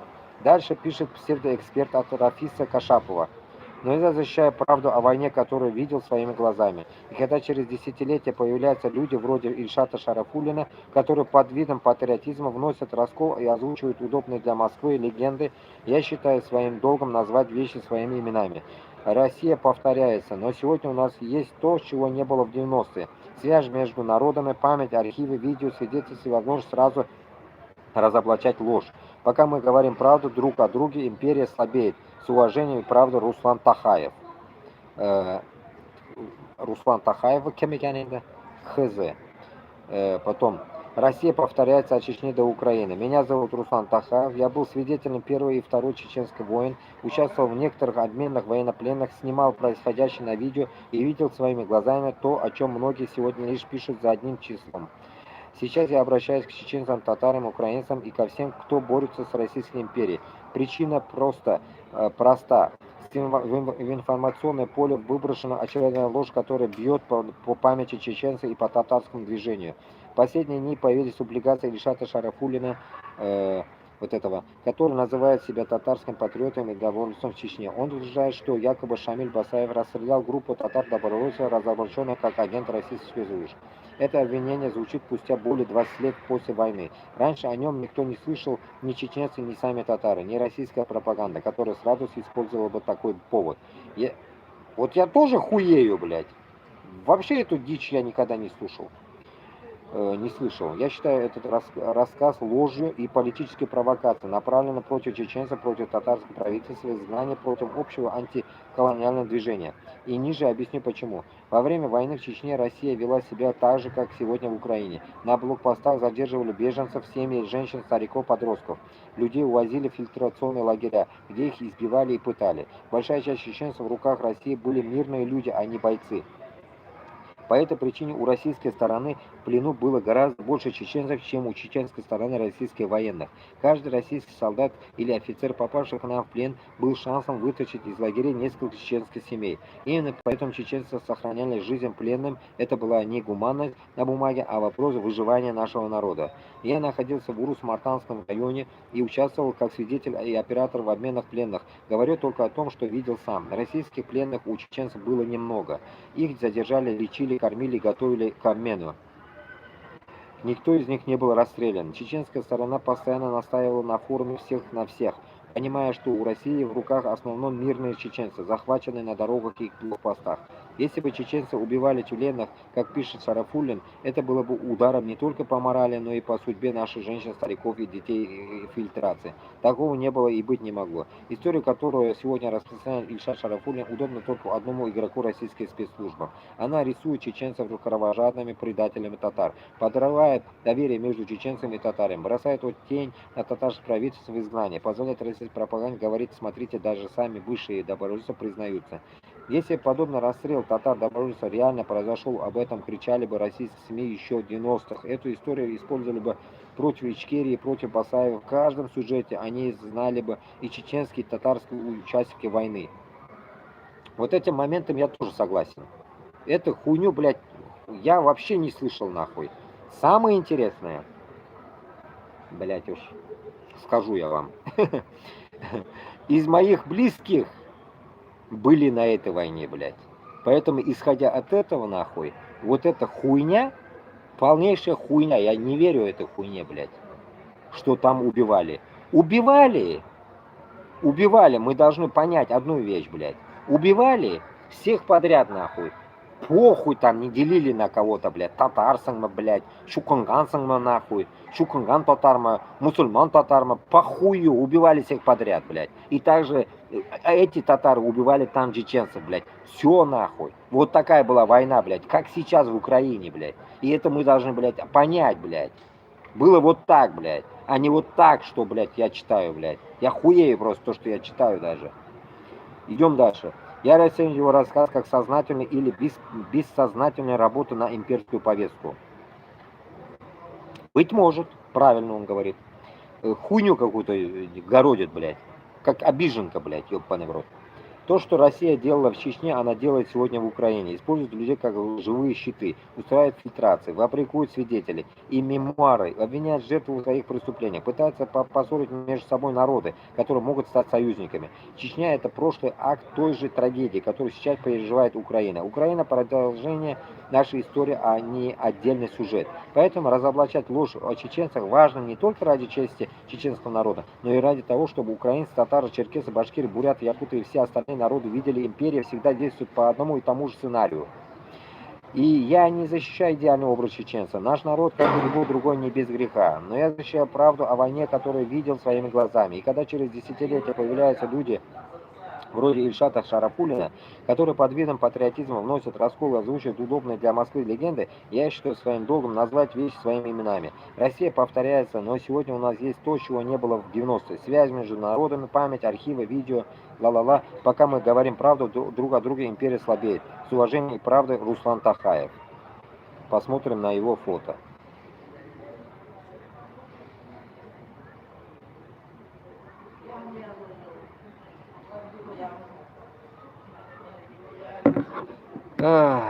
Тоже Татар ТОС, он вытащил из Татар ТОС. Он же сам его загрузил сюда. Теперь, скажем, мы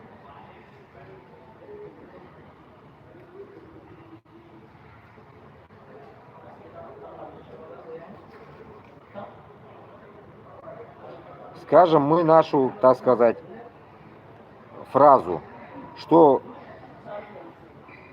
вот этот чувак, кто это, Тахаев, что ли, написал, примерно написал как бы, ну, можно сказать, мои мысли.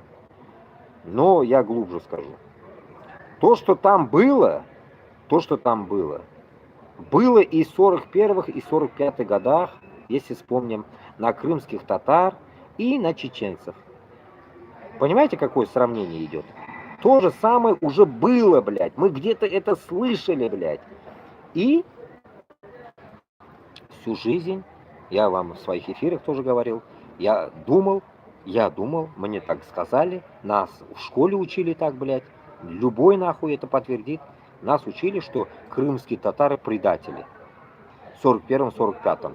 Поэтому, блядь, Сталин их отправил нахуй в Узбекистан. Это любой дурак скажет, блядь. Так было, блядь. Пройдя года, придя, блядь, так сказать, каким-то правильным историческим данным, увидев, прочитав, как говорится, услышав, мы поняли, что это пиздец было пиздеж, блядь. Это был конкретно пиздеж от того, что, блядь, нахуй, мы, так сказать, верили коммунизму и верили этой ебучей истории. Тут вот тот вариант, блядь, опять третий лишний. Шайтанский вариант, блядь. Шайтан диктовал нашим предкам, нам верить в это дерьмо. И мы верили. Ну, может, и не верили, но нам приходилось делать вид верить. Потому что мы проглотили это. Мы терпилы, нахуй. Поэтому мы это хапнули, блядь. За щеку взяли, грубо говоря, блядь. И таким образом, после этого что? Кто виноват здесь, блядь? Не этот Ильшат, нахуй, блядь, не Рафис, нахуй. Хуйня это все, блядь. Все, блядь, нахуй, задача стоит в нас, блядь. Мы это увидели, услышали, люди цапаются между собой, ну и хуй на них. И мы одну вещь поняли, что крымских татар чеченцев отправили узкожопые, чеченцев убивали узкожопые, Грузию убивали узкожопые, бунт подняли в Казахстане в 22 году перед Украиной узкожопые, зашли, блядь, зачистку сделали узкожопые в Казахстане, в Кыргызстане замутили междуусобную войну между узбеками и кыргызами узкожопые, таджики подцапались во время Ураза Байрама с кыргызами за какой-то ебаный кусок земли. Узкожопые. Еще какие вам доказательства нужны, блядь? Везде узкожопые. После этого мы только можем одно только себе нахуй намотать на ус. Одно, блядь. Что Москва везде сувала свое, сука, гнилое, так сказать, тело, так сказать, блядь. Гнилое тело везде сувало. Напомню, блядь, с Пригожинской новой темой, где я лично здесь, блядь, от малийцев услышал, что они до такой степени, блядь, невъебенно любят, нахуй, руснявых, блядь, узкожопых, блядь, что они не понимали даже суть, в чем проблемы. И потом я ему сказал, блядь, во Франции, блядь, я говорю, ты нихуя не знаешь, блядь. Малийцы вы, блядь, долбоебы. Вы между собой там цапаетесь, нахуй, между собой у них война, а пиздит, нахуй, пиздит, блядь, золото ваше, блядь, вагнеровцы, блядь, опять руснявые, блядь, нахуй, пригожинская мразь, блядь, повар, блядь, путинососа. И он не понимал этого. Он не понимал этого. Почему? Потому что им внушили, что русня пришла помогать малийцам против ополченцев малийцев, которые хотят защитить землю свою, блядь, и от американцев, и от всех, кто приходит туда за ихним золотом. И это они не понимают. Почему я это вам напомнил? Потому что вы должны сравнение делать того, что нагажено, блядь, от Москвы. Поэтому тут, блядь, это Шарафуллин, дичь, которую нам пытаются донести, это конкретная дичь. Почему? Потому что нам и чеченцам, и дагестанцам, всем нужно одно уяснить. Я 2 года назад тоже вам об этом говорил. Когда мы, блядь, обсуждали те моменты, когда там между собой у нас стычки были. Помните, как чеченцы избили узбеков? Блядь, я обсуждал об этом тоже. Тема была поднята. Какого хуя? Ему ответили, этим чеченцам. Узбеки ответку дали. Но что там дальше произошло, ничего не произошло, нахуй. Все, замяли, блядь. Примерно так и должно быть. Но у этих людей, которые сыр-бор там катали, у них нет в голове, что надо разъебать Москву. А у нас есть. Поэтому, получается, мы не можем, блядь, вот на такие всякие темы, блядь, сбиваться с толку. Нас пытаются сбить с толку любыми ебучими проблемами мирового порядка. Нам это не надо. Я вам еще одну тему скажу. Что, блядь, палестинцы, Сирия, когда вот эта дичь идет, я вам, так сказать, сказал. Мои слова. Не буду отнекиваться. Мы не можем им помочь, туганлар. Мы с удовольствием помогли бы этих пидорасов-сионистов ебануть, блядь. Но мы үзебезне күтебез бух, блядь. Үзебез әле бухта. Россиядан құтыла алмайбыз, блядь. Ну ничек біз, блядь, Палестинға барып ярдәм беребез, Палестинға. Поймите это. Поэтому речь пока наша должна быть такой. Пока не будет у нас единства, бердәмлек, и еще раз бердәмлек. Россия, вот этот Россия, чтобы, блядь, исчез раз и навсегда, объединить все наши усилия по уничтожению московского ига, блядь, этого, болота этого, блядь. И потом только мы сможем сделать свои какие-то дела вне наших республик. Разобраться, нахуй, с сионистами, разобраться со всем миропорядком и так далее. И когда, как я напоминал, малийцев, когда мы разберемся с Москвой, и в Мали уже никто не поедет за золотом. Никаких Пригожиных, Вагнеров, никого не будет, поймите. Уже этого не будет. С Москвы туда никто не сунется. Они будут разбираться сами по себе. Кто на них нападет, они будут сами разбираться. Потому что каждому Аллах Та'алям дает причину, всем дает причину, мы должны своей причиной разобраться. Не надо по всему миру кататься нам нахуй, блядь. Разберитесь у себя. Это касается тем азиатам, которые перлись, блядь, в Сирию воевать, блядь. Ёбаный в рот, вы разберитесь у себя. Создали вы независимость Узбекистана, разберитесь нахуй, поставьте нормального правителя. Разберитесь с Калпакстаном. Также к другим азиатам относятся. Почему как раз я сегодня решил такой канал сделать? Будет канал Идель-Урал и Туркестан. Потому что наша задача объединение. Будет там нахуй турки с азерами, это их проблема. Но мы должны объединиться. Мы должны объединиться, начиная с морей северных, заканчивая Афганистаном, мы должны объединиться. Вот наша задача. Нам не надо распыляться нахуй всякими шарафуллинами нахуй, всякими хуеплетами там, блядь, дальше. Как кашапой, машапой, блядь. Кутакада кирякмиляр олар бізге уже. Пройденный этап жизни они уже. Мы уже их прошли. Они нас прошли. Все, тишина нахуй. Каждый по своей волне идет на Москву. Собираем на Москву, блядь. Чем больше, тем лучше, блядь. Войска. Действовать надо. Окша киряк, блядь. Оружие киряк. Вот к чему нам надо склоняться. А не вот эту дичь, которую я уже заебался читать на самом деле, блядь. Уже 3 часа, оказывается, я с вами здесь. По 2:50, блин. И не могу закончить эту хрень, блин. Охренеть просто. Вот так вот, Дуслар. Поэтому я считаю, что, блядь, уже все, нахуй. Я не хочу дальше читать его, блядь. Дичь, короче, мы поняли. Ну, почти уже закончил даже. Вот, будет, посмотрел видео с особыми Русланами Айсинами Кутаевым. И, честно говоря, пришел к брезгливое недоумение от обоих.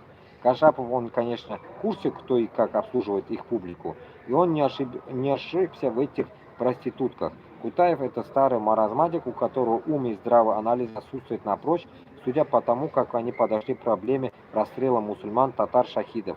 Кутаев просто сказал, и в первую чеченскую, и во вторую ловили шпионов, которые подбрасывали жучки, отраву и прочую токсичную консистенцию, и всегда их ловили бравые спецслужбы Ичкерии. То бишь, если поймали и обвинили, значит, надо верить на слово, так значит, оно и есть.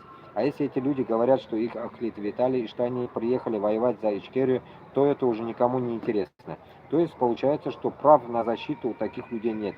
Ты виноват лишь в том, что тебя оклеветали, значит, ты по умолчанию уже виноват. Четко прямо подвели сыр к носу Кутаев с Айсином.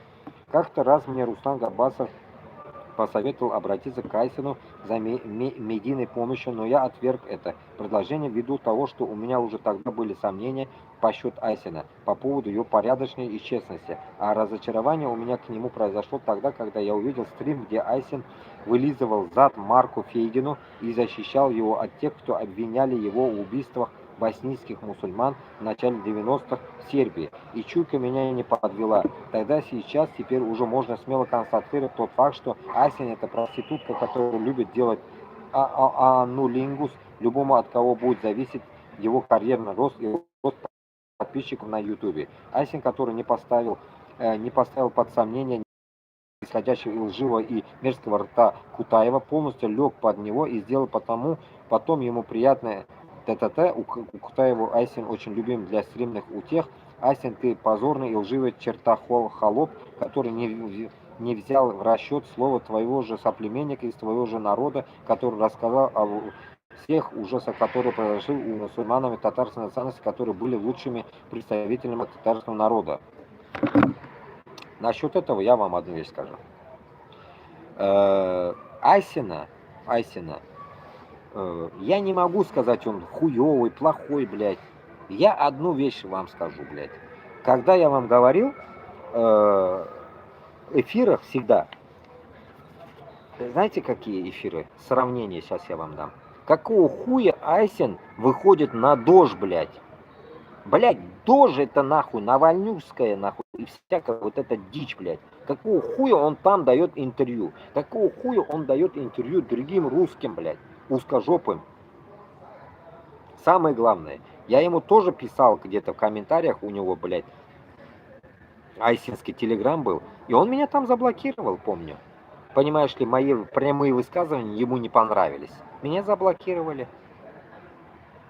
У Руслана Габасова тоже я в блоке был. Ну, как бы мне не трудно открыть еще зайти с другого телеграма, проблем нет. Но суть не в этом. Суть в том, что они не могут поднимать слова, блядь, правды. Вот в чем прикол. Когда им говоришь, блядь, давай так, они не могут поднять. Кашапов такой же, блядь. Почему я всегда вас призываю за жопу отвечай, заебали, отвечать научитесь, сука. Потом выходит у меня другой вердикт. Почему так? Я нашел на него ответ. Почему так, блядь? Потому что, блядь, альхамдулилля, оказывается, я с Азии. А эти Айсины, нахуй, Хуяйсины и Габасовы, это внутренние российские люди, блядь. И Кашапов, нахуй. Все,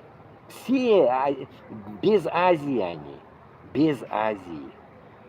А вот кто родился в Азии, это нормальные, адекватные мужики, которые вниклись, что такое Кутинга Джаваббер.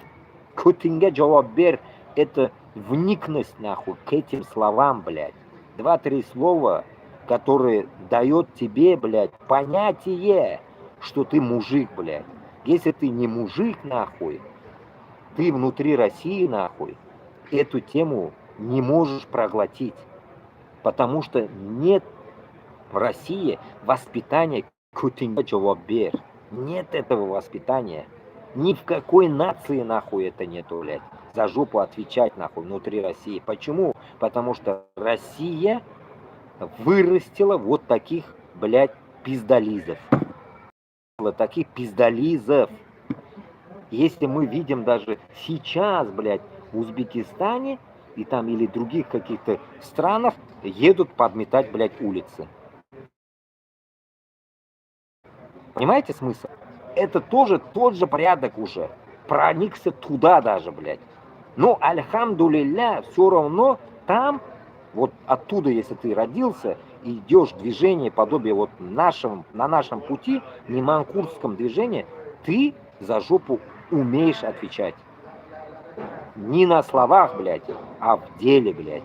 Потому что вот когда вот это дерьмо, блядь, происходит, когда друг друга начинает хаять, блядь, и ты не можешь, блядь, ты говоришь, блядь, да, вот этот, блядь, Кашапов вот такой, блядь, да, блядь, Айсен вот такой, да, ну, чё поделаешь, да, вот такие есть уроды у нас, да, мы вот так говорим, да, но я считаю, что, блядь, нахуй, в таком понимании, когда ты мусульманин, и ты на самом деле убежден в этом, если ты убежден в этом, что когда-то было, я же это первый раз считаю, я же первый раз это вижу, что 38 каких-то мусульман были в Ичкерии, в каком-то положении, и что-то произошло, и ты и реально это, если ты знаешь, реально, вот если ты знаешь, но ты должен ответить за мусульман. Ты как мусульманин должен ответить за мусульман. Тут не волнует нахрен, чеченец ты или татарин, блядь. Ты должен ответить за мусульман. Вот это касается Айсину. И Кутаеву тоже касается. Всем касается. Если речь идет о мусульманах. Но тут, если это если, так сказать, глубоко вникать в эту тему. Ну, как я вам выше говорил, вот эта дичь, вот эта вся дичь, которую я прочитал вам 2 дня, блядь, делаю эфир на эту тему, я понимаю одну вещь, блядь, что здесь просто, блядь, опрокидывать, опрокинуть, блядь, всех, блядь. Вот его задача опрокинуть всех, блядь. Понимаете смысл? Объясню. Кашапов, он сам по себе. Когда ему задавался вопрос, Айсен с кем? Он сказал, ну, тоже где-то на этой волне, что-то такое он сказал. Ну, типа на этой волне. Ну, типа на этой волне, непонятно на какой волне. Но Айсен сам по себе. Кашапов сам по себе. Габбасов сам по себе, все сами по себе. Но Айсен с Кутаевым вместе, потому что у них есть канал общий. И тут получается, блядь, он гонит на Айсена, там Кутаевы, вдвоем они выходят. Окей. Но кто им сказал выйти? Вопрос. Получается, Кашапов. Они вышли в защиту Кашапова. Окей, выходят они в защиту Кашапова. Договорились, окей. Но тут ведь, блядь, есть одна сторона еще, блядь. Что вот этот тоже ведь татарин, блядь, нахуй. Получается, блядь, надо же, блядь, как-то, блядь, взвешивать, наверное, да? Взвесить и ту, и эту сторону, блядь, и сторону Кашапова, и сторону его, и так далее. И дать ему сказать, почему он сюда говорит. Вот в чем проблема сейчас во всем нашем вот этом трагедии это. В том, что каждый вот из этих людей не может ответить за свою жопу. Ни этот нахуй, ни те. Но по словам вот этих, Ильшата в данный момент, Ильшат дает конкретный нагоняй, блядь, этим болтунам, так сказать, блядь, подобие нас. Он дает конкретный нагоняй. Но вот этот конкретный нагоняй, он афишируется по его личным каналам. У тех у себя канал и у этих. А почему тогда, если вы люди, так сказать, россияне, ёпарасете нахуй, которые не рождены отвечать за свою жопу нахуй, вы же не из Азии. Почему вы тогда так делаете? Вы как-то, блядь, фильтруете базар, что ли, между собой, блядь? если вы не можете за жопу отвечать, блядь, свою. Ну, вывели это все на дискурс, блядь, общее обозрение. Но где ваша, блядь, нахуй, та, сука,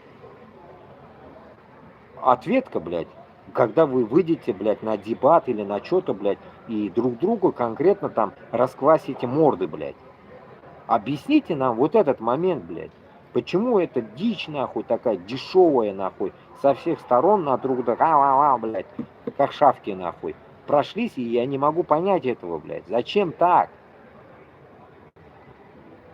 Поэтому, Туганлар, здесь только один вердикт получается. Я даже дочитывать не хочу. Почему? Потому что он начал гнать на Айсина. Как вам сказать, блядь? На Айсина гони, не гони, файда сюк. Почему я вам скажу? Я вам 1000 раз говорил. Вот сегодня Руслан так говорит. Вот чуть-чуть такой, блядь, окреп, блядь. Айсин, о, блядь, охуенная вещь говорил. Я всегда в Телеграм озвучивал их мнение. Я вам всегда говорил, вот класс сказал, вот класс сказал. Еще чуть-чуть, поднажми. Всегда я пытался их, так сказать, поддержать, да, как братьев, да. Я же младший, как братанов, блядь. Я хуй знает, по сколько им лет, блядь, даже не знаю. Ну, я думаю, младший я. И тут, получается, выходит, так сказать, старший брат в виде Ильшата, блядь. Ему уже полтинник, нахуй, он старше их тоже, и старше меня, получается. И гонит такую дичь. Нахуй, они должны были сами разобраться, блядь. Отдают нам, нахуй, в эту тему влазить, блядь. И слушать их мне вот эту дичь, блядь, непонятную.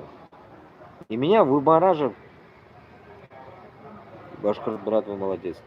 Рахмат. Поэтому меня одно вымораживает, что в этой теме,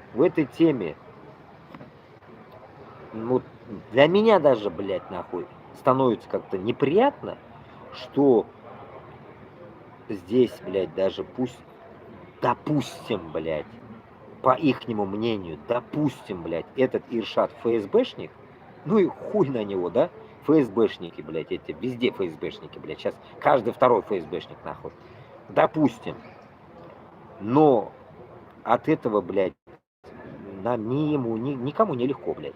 От этого же, блядь, не меняется наша позиция по уничтожению Москвы, блядь. Вот это нахуя нам, блядь?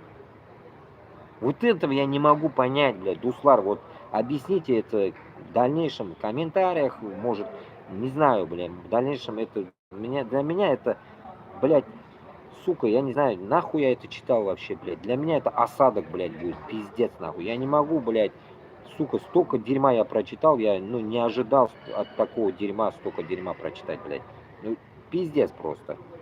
Очень много, блядь, ненужной информации для меня, блядь. Тут топишь, блядь, за Украину, хуяк обрезали, блядь. Топишь за независимость, хуяк, вот такая хрень выходит. Вот, понимаете, вот такой у меня сейчас сегодня, блядь, хрень получается. Ну, как сказать, блядь, знаете как? Я недоволен, что я читал, блядь. Я недовольный остался, что я вам прочитал, блядь. Это неправильная тема я вам прочитал, понимаете? Я, блядь, не одушевился, или как надо называется, блядь.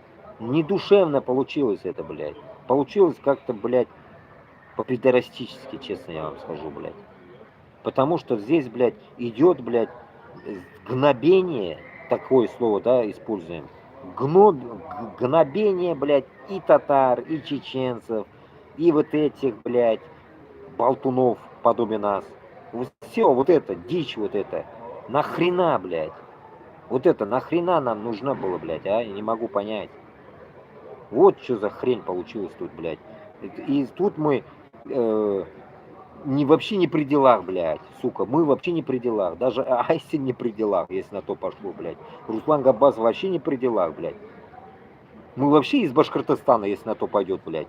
Мы вообще не при делах в этой теме, да, ведь? Но нахуй нам вот этот сыр-бор, блядь, когда мы сами, блядь, еще в говне, грубо говоря, блядь, не можем до Москвы дойти, блядь. Акша yok, блядь.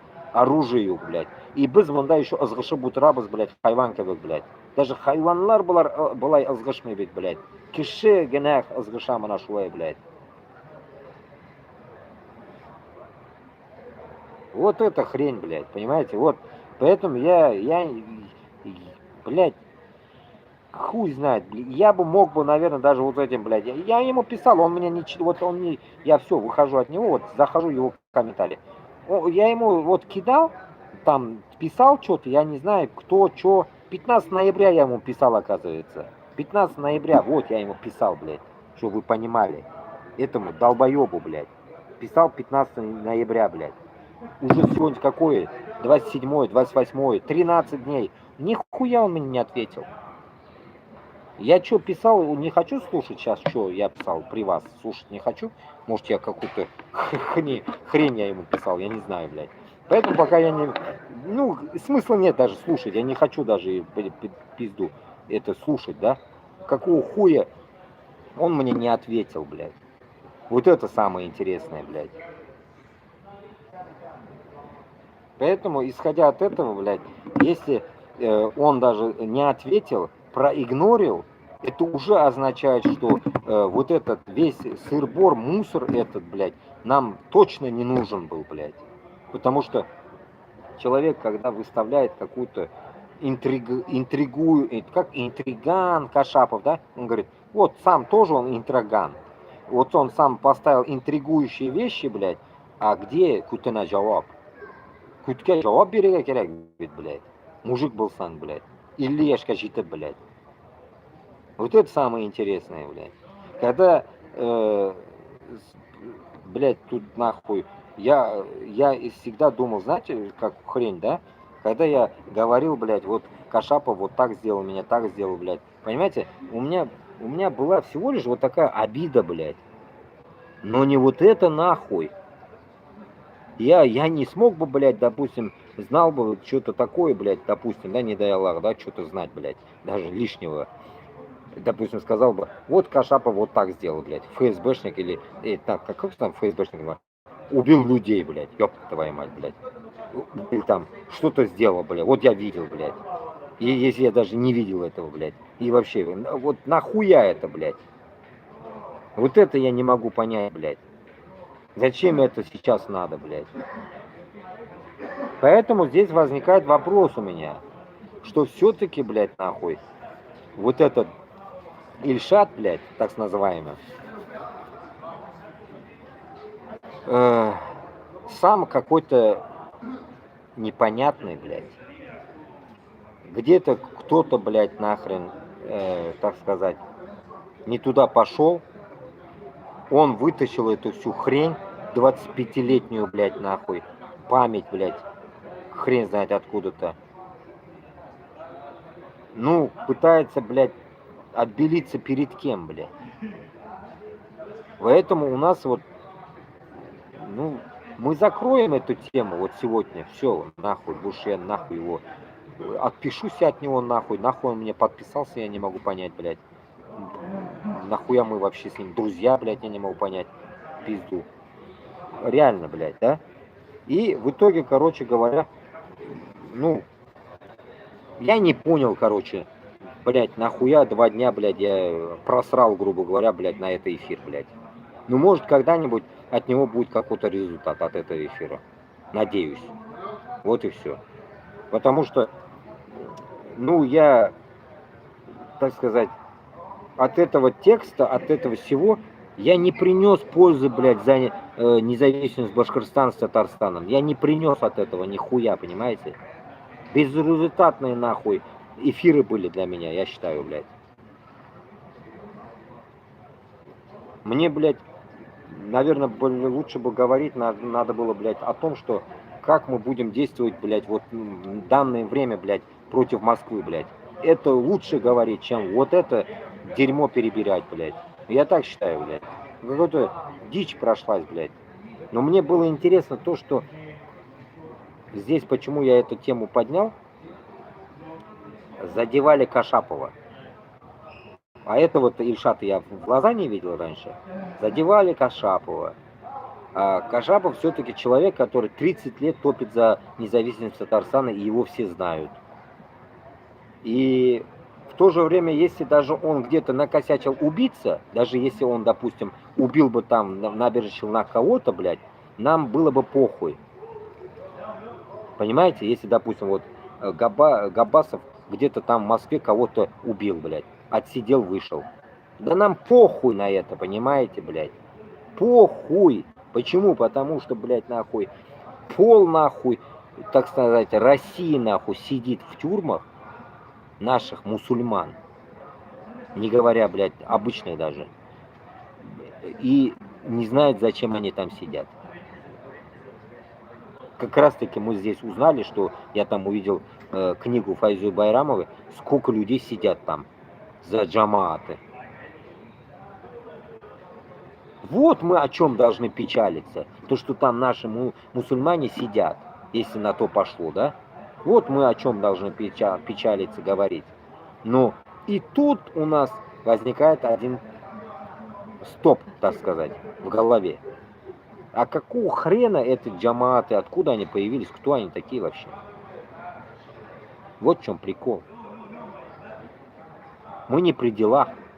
Они не к нам не при делах, мы им не при делах.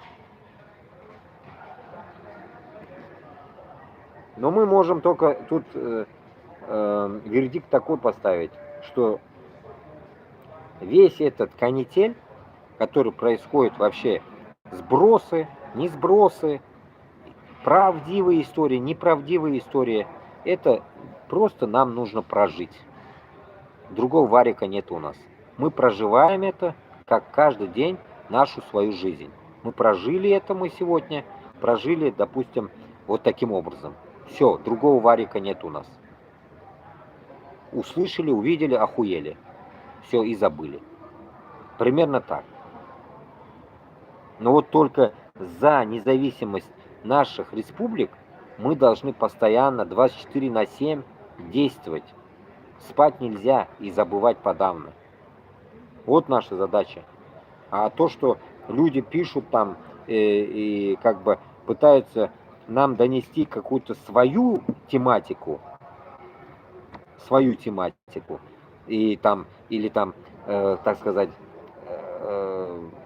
бывают такие моменты, что, допустим, было так, что написали это, блядь, вспомним, блядь, Фарида Курбангалеева. Ее там вытащили, она, помните, рассказывала в своем эфире в прошлом году или в этом году, типа она иноагент или кто там она, блядь, там. Все, ее причислили там кем-то, блядь, там, пиздец. И она потом давала интервью. Вот, типа, я проснулась, и мне такую хуйню дали. И у нее был тоже такой же инцидентик. Она пиздела с одной маленькой очкастой пидораской узкожопой. Ах, как она, блядь, за узкий мир топила, если помните. Это я вам принципиально такой пример вожу. И что произошло потом? О, они перецапались, нахуй, захуй друг друга послали. И все. Я тоже пытался подписаться с ней, выйти на диалог, она не вышла. Высокомерная та еще сучка ебаная. Хоть 1000 раз пусть она татаркой будет. Да похуй вообще, блядь.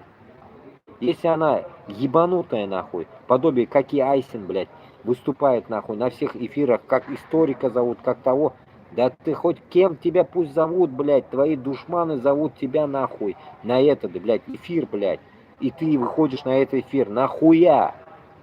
И Курбангалеева пиздела с этой узкожопой против Путина. Не за Татарстан свободный или Башкортостан, а за общую Россию, блядь, против Путина, нахуй. Я заебался над такими людьми, блядь. Я постоянно вам об этом говорил, блядь. Поэтому пример, вот это такой же, блядь.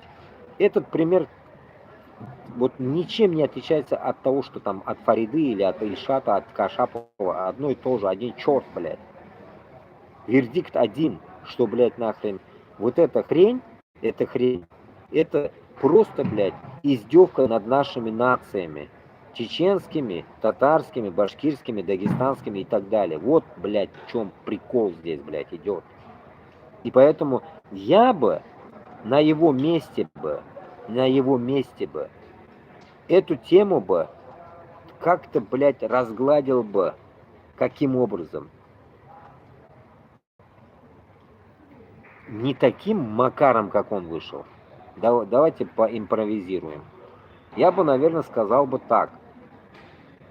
Вот я знаю, что чеченцы здесь в Европе есть. Почему они здесь? Я всю историю их не знаю примерно, да, почему они здесь. С 94-х годов здесь, особенно в Норвегии. Живут по 30 лет. Дети родились здесь. Этим детям 30 лет сейчас. Почему? Да потому что, блядь, нахуй, там шло геноцид. Они поэтому здесь. Все, это точка. Какие они, плохие, хорошие, характер, это уже не наше дело, блядь. Похуй. Не наше дело, блядь. Теперь вопрос. Почему, блядь, нахуй, в Финляндии появились татары? Да потому что тоже так же, блядь. Геноцид шел, они попали во время финско-русской войны, блядь, допустим. Или где-то как-то попали они. Неизвестно там, как они туда попали, блядь. Ну, примерно я говорю. Ну, живут они там. Мы живем у себя дома. И мы от этого, от того, что мы там и тут, блядь, не меняемся. Наши нации как страдают, блядь. И эти страдания, блядь, нашего народа от этого узкого мира, блядь, и, ну, я уже даже заебался говорить от этого узкого мира. Почему? От этой Москвы, блядь. Потому что в Москве, по идее, блядь, узкожопые не правят, блядь, по идее, блядь. Они тоже сами, по сути, блядь, сука, лохи в этом деле, блядь. Там правят евреи, блядь. Если уж давайте уж поцельно, если говорить об этом, блядь, как мусульмане, рассуждать. Там правят евреи, подобие Соловьева, там всякие путинососов и так далее, и так далее. А возле них, в виде Набиуллиной, ходят прошмандовки наши, манкуртки, блядь. И так далее. Да хуя там. Заместитель Москвы или там, или кто там, блядь, мэр Подмосковья, что ли, тоже татарин, да? Откуда из Казани его пригнали туда? Хуй какой-то был там. Вот так вот. Манкурты пытаются зарабатывать деньги, растут по лестнице, туда-сюда их ставят, блядь. Подобие Хабировых и Минихановых. Кадыровы, блядь, и всякая хуйтация подобие этого. Вот так вот. И все. А мы здесь, блядь, за границей, нахуй, думаем, блядь, о наших землях. Но внутри, кто там живет, нихуя не думает об этом, блядь.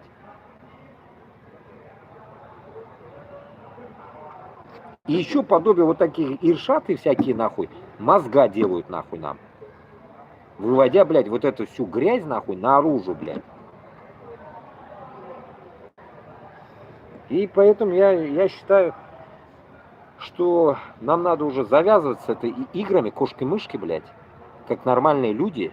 Не быть как, блядь, Фарида, как Айсен, нахуй. Не ходить, блядь, на встречи узкожопых, блядь. Или там Лига свободных наций, блядь. Там тоже, блядь, нахуй, рулят узкожопые. Лига свободных наций, там форум, нет, путаю, может, форум вот этих, форум свободных наций, что ли. Ну, что такое, блядь? И лига есть, и форум есть, блядь. Кто чё, блядь, непонятно. Они вместе, не вместе. Ну, короче говоря, блядь, там и узкожопые, нахуй. Всякие, блядь, Пономарёвы, Хуемарёвы, блядь. А нахуй они нам нужны, блядь? Поэтому вот у нас внутренние, блядь, дохуя проблем внутренних, блядь. Точнее, блядь, внутренне-наружных проблем, которые к Москве относятся. Вот наши проблемы, которые нам нужно решать, блядь, конкретно надо решать об этом. А не так, что мы, блядь, получается, там, зачмырили кого-то там, ой, блядь, так обрадовались, ой, блядь, чеченцы там накосячили когда-то 20 лет назад, блядь. Да пиздец вы, блядь, нахуй. Это пиздец, нахуй. тогда давайте вспомним тогда другое, нахуй. Как с Салдар Батыром, блин, чеченские братья Салдар Батыром шли на Москву против. Они долбили, блядь, считай, Кавказ и Башкортостан вместе туда-сюда друг другу скакали. И это конкретно описано в Алдар-Батыре. Я вам читал про это. Как они ебли Москву, блядь. Любыми моментами они давали им отпор. Пиздюлей дали, блядь, даже этим долбоебам, стукачам, этим калмыкам, блядь. И вот история же, блядь. И поэтому я считаю, что между мусульманами пусть, блядь, хоть, блядь, атомная война будет, нахуй, ссоры не должно быть, блядь. Хоть пусть, блядь, сука, что-то произойдет там в мире, мы не должны ссориться. Мы должны говорить бисмилля. Поссорились, как меня всегда родственники тоже ругают, но у меня привычка тоже нахуй слать сразу. Ну, блядь, 1 день, 2 дня, 3 дня, блядь. Потолок 3 дня. Нам надо, блядь, находить, так сказать, общее. Потому что Аллах против этого. Поэтому я считаю, что вот эти действия, блядь, против наших наций, это пусть будет даже в каком-то понимании, в каких-то местах. Ильшат нам там глаза открыл, мы можем сказать. Кашапова, блядь, там, так сказать, придручил, блядь, как сказать, блядь, припаял его, блядь, на место, чтобы не выебывался Кашапов. Это для нас нормально. Это норма. Но впутывать сюда, допустим, как-то чеченцев и там, или там другую какую-то нацию, блядь, это, я думаю, уже перебор. Почему? Потому что война чеченская, если была бы она с татарами, допустим, другое дело, прикиньте, да? Ну, она была, блядь, против Москвы, блядь, поймите, блядь. Война была против Москвы, и поэтому здесь никак ты не можешь, блядь, даже если ты же захочешь, блядь, ты не можешь сказать, что, блядь, братья, вы его здесь что-то накосячили. Окей, даже если накосячили, это уже все, накосячили, уже все. Цель-то шла, блядь, против Москвы, блядь. И попутно кто-то туда-сюда, куда-то что-то произошло, это момент такой, блядь. Момент неразберихи, блядь. Это во всем было бы, везде было бы. Может, такое и в прошлом бывало. Сколько мы таких историй можем, блядь, вспомнить. Бывало, что нечаянно убивали. Нечаянно, не зная, убивали. Понимаете, вот такое тоже бывает. Из-за этого, помню, кто-то мне историю рассказывал, или я читал где-то, как во время истории вот этой наших предков, туда-сюда, куда скакали, там, Тимурланы, кто-то туда, Чингисханы, все вот эти, туда-сюда скакали, даже среди их же было же вот такие предательские варианты между родными братьями. Родными братьями были предательства. А тут о чем вы можете говорить? Когда, получается, огромная, нахуй, эта пидорасия шла на маленькую Чечню, блядь. Что вы хотите еще? Хотите что-то сделать такое, блядь, чтобы тут докопаться до Кашапова, блядь. Вы докопаетесь до Кашапова, причем тут чеченцы-то, блядь. Вот так вот. Поэтому я считаю, что если даже эта ссора происходила или что-то произошло со стороны чеченцев, это как бы с моей стороны как бы не какой-то там оларны яган алу тугель, ихнюю сторону не беру я, а просто хочу понять, что если мы таким образом друг друга будем, как сказать, хуями ложить, грубо скажу, блядь, то от нас, блядь, Не то, что там, блядь, шайтан будет смеяться, блядь. Тут, блядь, эти москаля, нахуй, будут только радоваться, блядь. Даже не москаля, блядь. Самые хуёвые. Евреи будут радоваться, блядь. Вот чё хуёвое, блядь, понимаете? Мы же мусульмане. Мы кайфулой, блядь, их делаем, блядь, этих евреев, блядь. Они кайфулой становятся потом, блядь, от того, что нам хуёво между собой. Поэтому я считаю, здесь принципиально, нахуй, надо сжимать зубы, точнее, язык за зубами, принципиально, чтобы разъебать Москву. Вот в чем прикол здесь. Принципиальность должна быть тут. Потому что, как кто-то говорил, цель, вот здесь я где-то услышал, цель выше, чем прибыль. Цель, точнее нет, цель дороже, чем прибыль, блядь. Цель дороже, чем прибыль. Понимаете? Я вот это услышал недавно откуда-то, я сейчас вспомнил откуда.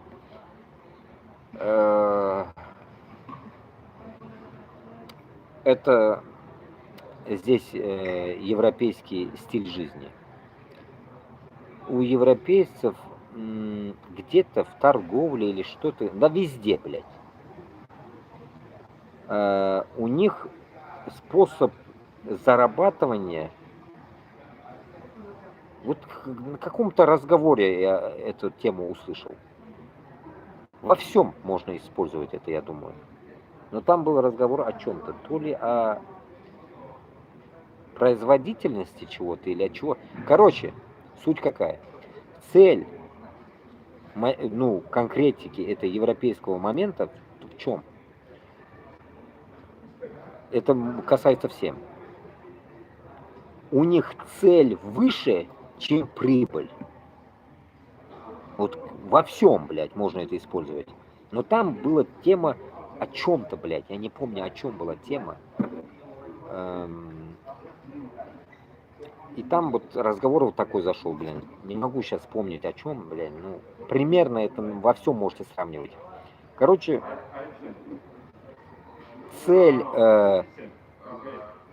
их цель дороже их денег. Вот примерно так. У нас то же самое должно быть.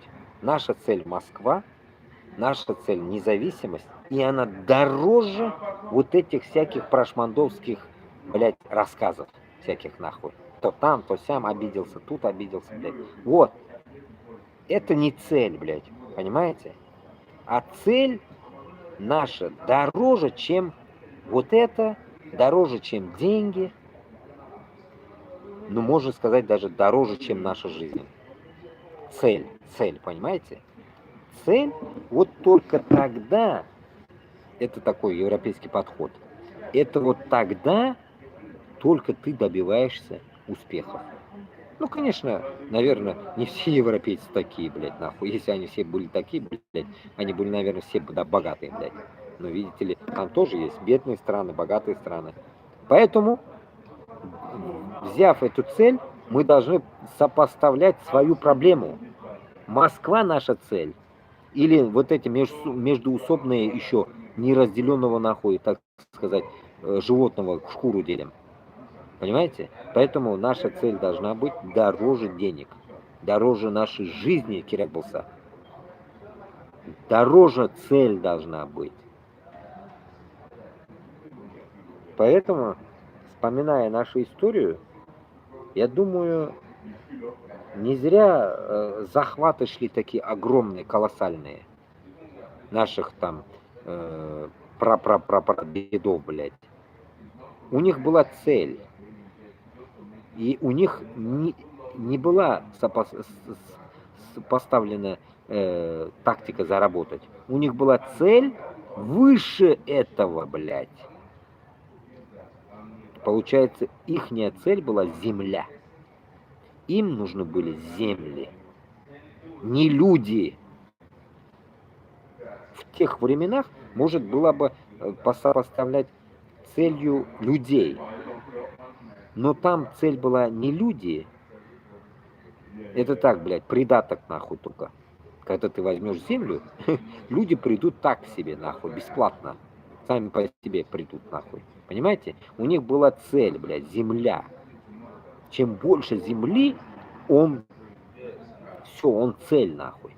Оно дороже, чем, блядь, его, то, что там он, деньги, пенги, хуенги, блядь, вот. Поэтому bizga da shu taktikani tuturg'a kerak. Shu taktikani bizga qo'llanirga kerak, блядь. Umrda, butun yerda, блядь, maktabda, sadikda, uyda, блядь, do'stlikda, tug'anliqda, butun yerda biz shuni qo'llanirga tejamiz. Цель дороже, чем деньги. Вот если у нас будет вот эта цель достигнута, мы будем победителями во всем. И Окшада булачак, Жиребизда булачак, bütün tilibizda, maktabimizda qo'ytashaq, bütün bir. Вот это и есть цель наша. Поэтому давайте будем работать по цели, не исходя на вот такие всякие препятствия, ёбнутые нахуй. Вот эти действия мы не будем делать.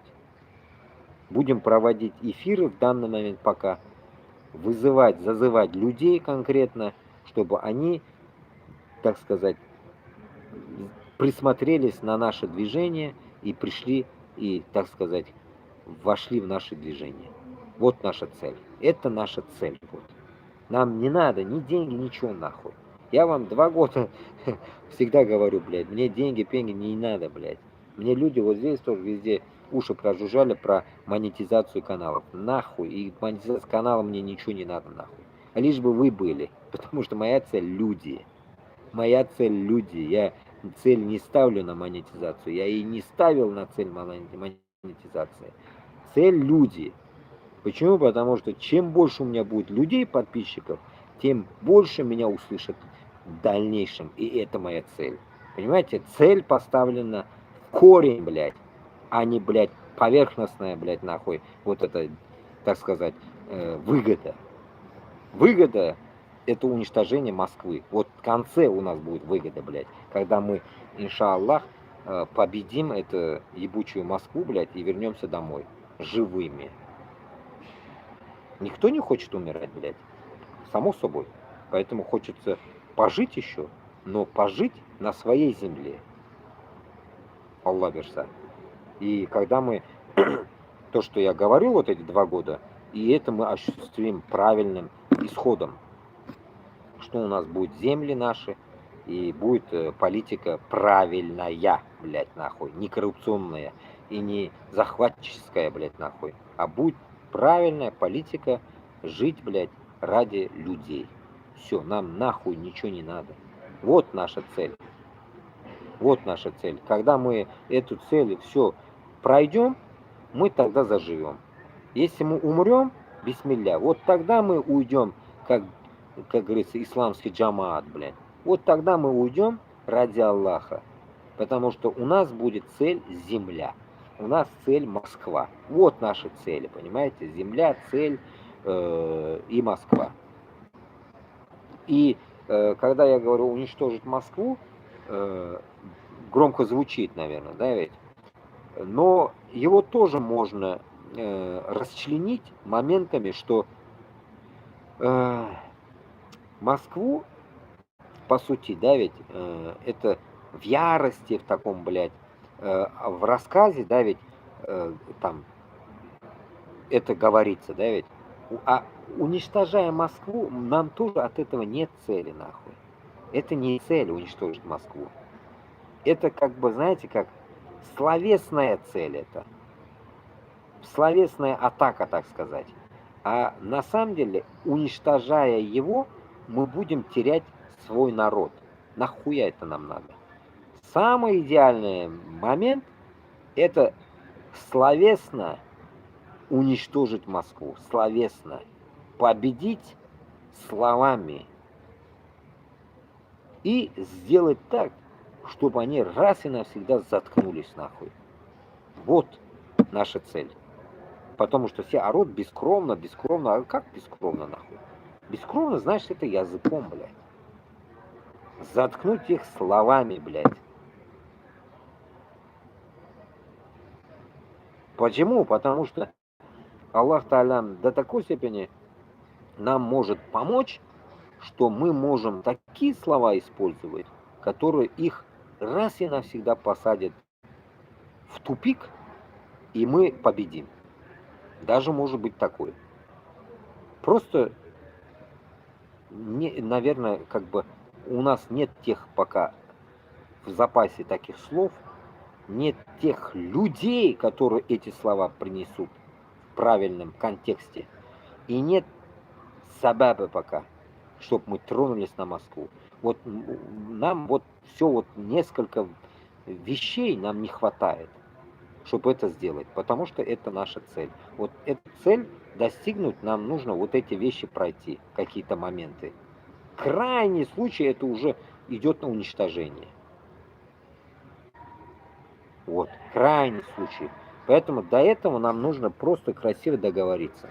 Красиво договориться, чтобы они ушли. Но только, как вот сейчас Путин говорит, на его, так сказать, как это, блядь, то, что он хочет. И вот здесь то же самое будет, то, что мы хотим будет.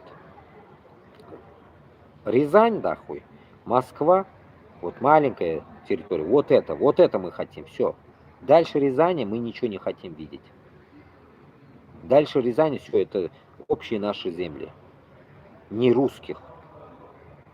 Вот это будет по-нашему. И мы на это подписываемся. По-другому никак. Вот и все. Вот поэтому, туганлар, давайте будем жить дружно. Мозга не будем друг друга ебать, ковырять нахуй, какую-то шнягу, блядь, вытаскивать из колена нахуй. Если уж, блядь, вытаскивать будем, давайте будем вытаскивать из 45-е года, блядь. Давайте вспомним нахуй, какого хуя тогда убивали наших в 45-м. Почему, блядь, умирали за эту ебаную пидорасию все наши. Вот это тоже можем мы расковырять, блядь. Почему никто об этом не ковыряется тогда? Примерно это, понимаете? То же самое. Поэтому ковыряться лучше не стоит нигде, блядь. Надо просто, блядь, расковырять вот это московское болото, блядь. И все. Пощипать там некоторых людей, блядь. За жопу взять из всех и все. Засунуть их все в зинданы, блядь. Пусть живут там, нахуй, в обезьяннике. И все. А там нам что надо? Ничего не надо нам больше. У нас на нашей земле все есть. В Москве что мы возьмем? Ничего не возьмем. Там нихуй брать. Кроме торфа. Вот так вот. Шундыхаль Дуслар. Почти уже 4 часа я с вами. Будем, наверное, завязывать. Мы решили, закрыли эту тему. И потом будем дальше, иншаллах, по другой теме выходить. От этого чувака я сейчас отпишусь нахрен. Потому что мы закрыли его тему. Мы закрылись от него, так сказать, иншаллах. И мне нахрен не нужны такие друзья, блядь. Мудаки какие-то. Сейчас при вас же, блядь, отпишусь, блядь, нахуй. И заблокирую его пизду, блядь. Где он вообще, блядь?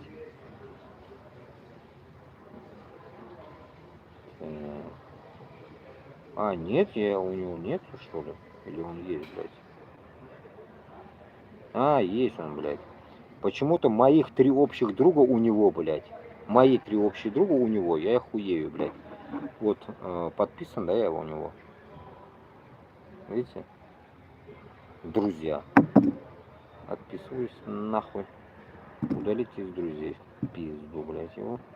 Не нужен, блядь. Чтобы вы поняли, что я отписался от него. Мне нахуй такие друзья не нужны. Мне и Кашапов не нужен, и он не нужен. Мне кутарна керек малар мне. Мне нужны те люди, которые пойдут на Москву, блядь.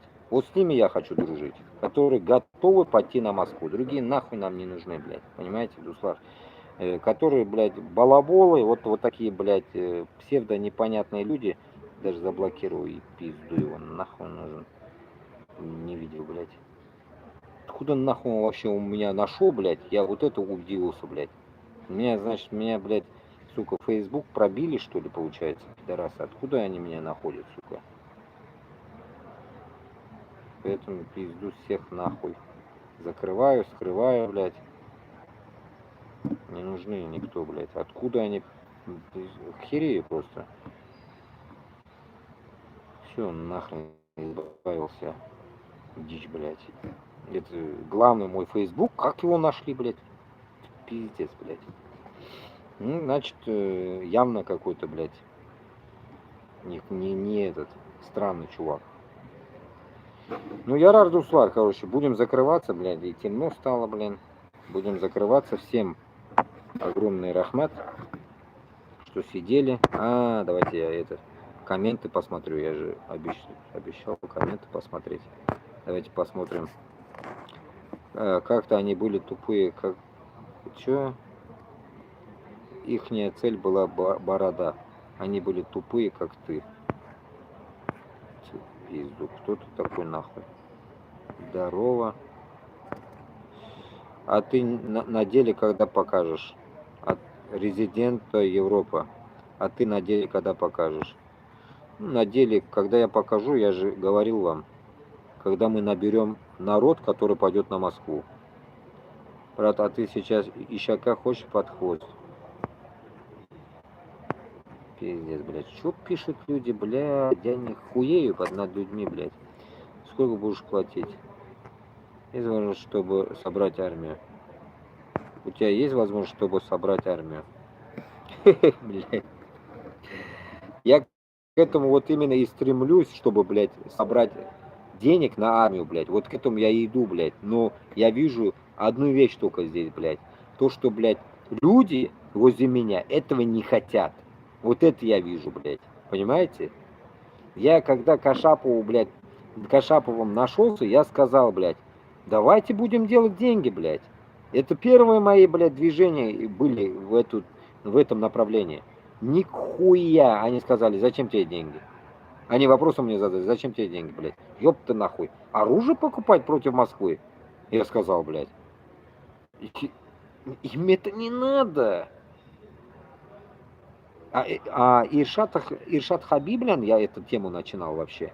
Мы хотели замутить один бизнес с ним, блядь. Но он что-то меня... Я чувствовал, что пытается наебать меня. Он в Америке, я здесь, блядь. Я отошел от него, блядь. И потом пришел к Кашаповым. Тогда Иршат Хаби сказал, у Кашапова хуево туча денег, нахуй. Проси у него, он сказал. Иршат Хаби, как бы, он пытался что-то замутить, но по его, так сказать, по его теме, блядь. Но его тема мне не понравилась. В итоге, короче, он говорит, иди, говорит, тогда к Кашапову, у него много денег, блядь. Ёпта, приходишь к Кашапову, он говорит, зачем тебе деньги, говорит. Типа, у них нету денег, блядь, а зачем тебе деньги? Я в ахуе, блядь. Вот такая вот херня, блядь. Поэтому, как бы, имейте в виду вот так. Поэтому я одну вещь понял, что, значит, я на своей волне иду потихоньку, один пока, блядь. Если кто хочет соединиться, будем вместе идти. Вот моя цель — найти бабки в данный момент, чтобы создать группу, для этой группы покупать всю эту тему и создавать, как говорится, так сказать, блядь, бригады, отряды, как хотите называйте, блядь, против Москвы. Вот моя задача какая. Иншаллах, пока не сдохну, может, я где-нибудь когда-нибудь найду этот путь правильный, как говорится, заработать деньги. Вот в таком, блядь, положении. Вне, так сказать, на своей территории, на чужой территории. Вам нужно поддерживать Украину. У тебя есть возможность, чтобы собрать? Поддержка Украины. Поддержи Украину. Нахуй она мне сдалась поддержать Украину, блядь. Я же вам, блядь, сказал уже, блядь, на днях, каких там эфирах, блядь, что Украину поддерживать нахуй я не буду больше. Ебал в рот. Хохлы ебаные, блядь. Заебали. Хохлов будем ебать по полной программе, как и русских, нахуй. Потому что они, блядь, оборзели тут в Европе шароебятся, оборзели, это раз. Это вот мои обиды, нахуй, на них. Это раз. Во-вторых, нахуй, когда, блядь, я поднимал вопрос того, что, блядь, нахуй надо заходить через Хохляндию, мне что они ответили? А нам оружия у самих мало. У нас у самих мало, нахуй. Ну и пошлите нахуй. еще самое интересное, блядь, почему я ломился в Хохляндию? Ломился, потому что цель была такова, что хохлы ебанули, блядь, уже с хохлядской территории, нахуй, по Москве, блядь. А они что делали? Они что делали? Они, блядь, боялись, нахуй, ебануть по Москве, блядь. Они боялись. Почему? Потому что они относятся к американцам. Американцы что скажут, то и делают. Почему я вот поэтому долблю вам постоянно? У нас нет хозяев. Забудьте, у вас нет хозяев. У вас нет хозяев. Я не вам, не хозяин. И у меня нет хозяев. Вот это я вам хочу доказать, блядь. Я не знаю, почему вам не доходит это, блядь. Поэтому, исходя от этого, у Украины есть хозяева. И когда я пару раз там писал же, то все, даже рота башкирт, блядь. Почему я рота башкирт тоже нахуй, блядь, они мне не нужны, блядь. Они, блядь, под украинцами. Ебанутые, блядь, люди. Почему быть, нахуй, так сказать, единоличником? Чтобы, блядь, башкирт, блядь, татар поднял свою жопу, нахуй, скинулся на бабки, блядь, создать этот свой наш личный батальон, который переебет Москву, блядь. Вот моя задача какая. А те нахуй, которые, блядь, прячутся, блядь, нахуй, в Украине, в украинском, нахуй, под украинскими деньгами, под американскими, точнее, деньгами, нахуй, вы нихуя ничего не добьетесь. Вот сейчас ебанет Путин, скажет, нахуй, все, вы проиграли. Да, мы проиграли, вы скажете. Мы проиграли, скажете, и вы это сглотнете, нахуй. Вот и все.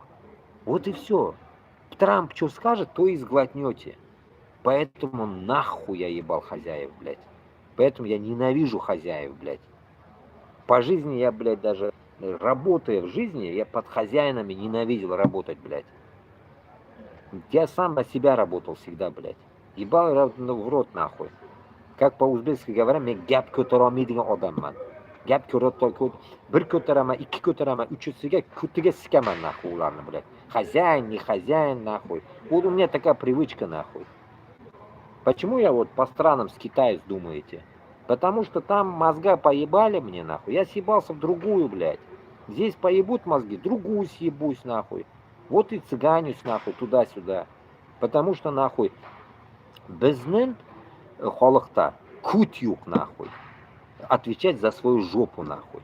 А чтобы ответить за свою жопу, это значит, надо вернуть свои земли, блядь. Поэтому я стремлюсь, блядь, людям донести, чтобы мы, нахуй, сплотились и вернули свои земли эти гребаные, нахуй, захваченные, блядь, эти пидорасами, узкожопами. А это вы не можете понять. Уловить не можете, блядь.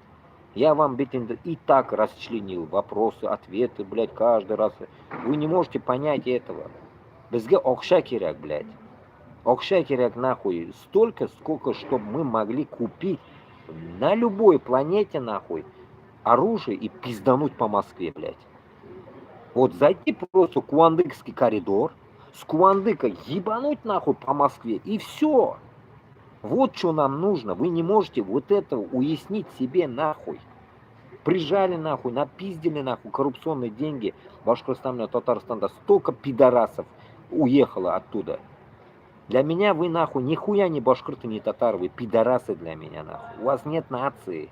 Ублюдки вы, блядь. Которые, нахуй, нахуярили эти бабки, нахуй. И где-то кайфуете, кайфулалар, нахуй. Как вон, Марат, блядь. Клубника, нахуй. Кайфулла, ночью кайфулла, днем мулла, ночью кайфулла, блядь. Вот, типа, такие вы тоже, такие же, блядь.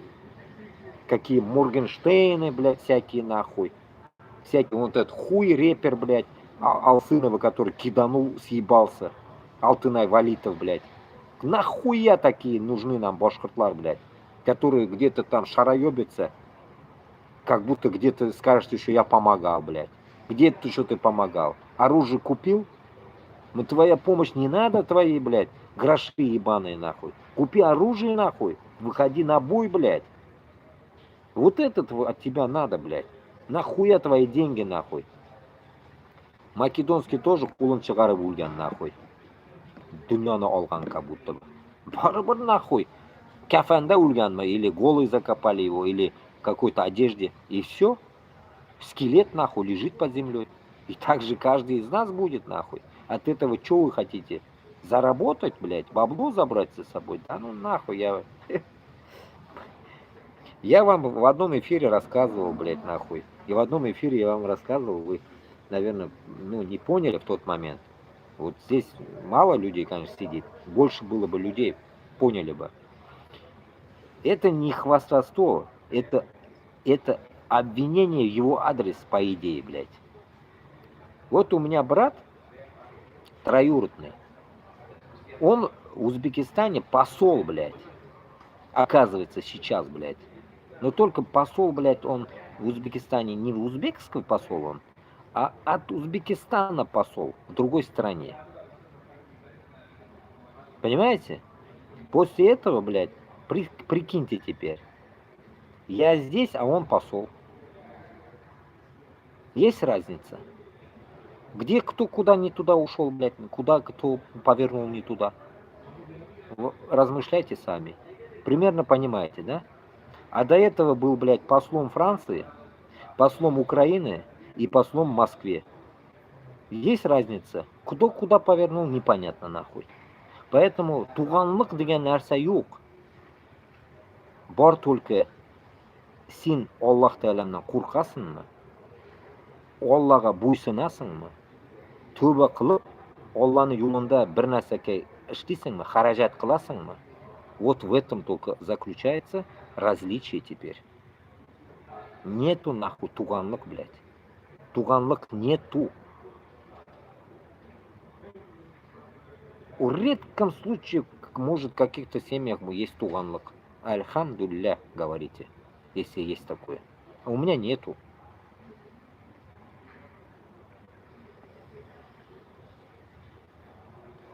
Даже самое интересное, смешное, блядь, я никогда бы, наверное, в жизни, блядь, до этого не дошел бы.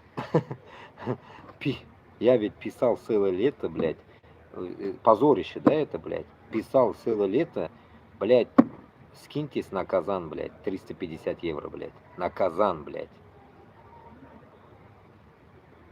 Что просто купить Казан, чтобы я начал этот бизнес, блядь. Прикиньте, до чего, блядь, может человек докатиться нахуй. Вне зоны своей земли, блядь. Вот так бывает тоже, оказывается. Бывает тоже, оказывается, что ты живешь в аэропорту. Бывает тоже, оказывается, когда ты живешь под мостом, бывает то же самое, оказывается. Когда ты ночуешь под мостом на велосипеде, блядь. Бывает такое тоже, блядь. Но зато у тебя брат, нахуй, посол, блядь. Бывает тоже такое. Поэтому здесь только аш-энергия и аш-энергия. Знаете к чему? Потому что мир проглотил человечность. Нет человечности. Нет в людях человечности. Их проглотил мир. Оқша. Dunyoga sig'ildilar ular. Dunyoga bo'ysunalar. Alloh taolamga tugul, dunyoga. Shularga Башкортостан bilan Татарстанда, иншаллах, men тiri bo'lsam, будет человеческий образ бытия, жизни. Человеческий образ. И поэтому я думаю, Аллах Та'алям меня несет по этой вот этой серпантинной дороге, где я и там прохожу всякие испытания. Только для этого. Поэтому, иншаллах, мен қайтсам, мұсылманлық та болашақ, ислам да болашақ, и бүтін өмір болашақ. Дұрыс юлда болашақ. А не так всякие кайфуллалар, блядь, ночью муйлалар, кайфуллалар, блядь, такой хуйни не будет. Почему? Потому что во всем должно быть идиллия. Если нет идиллии или перевес какого-то дерьма выше и ниже, блядь, нет там идиллии.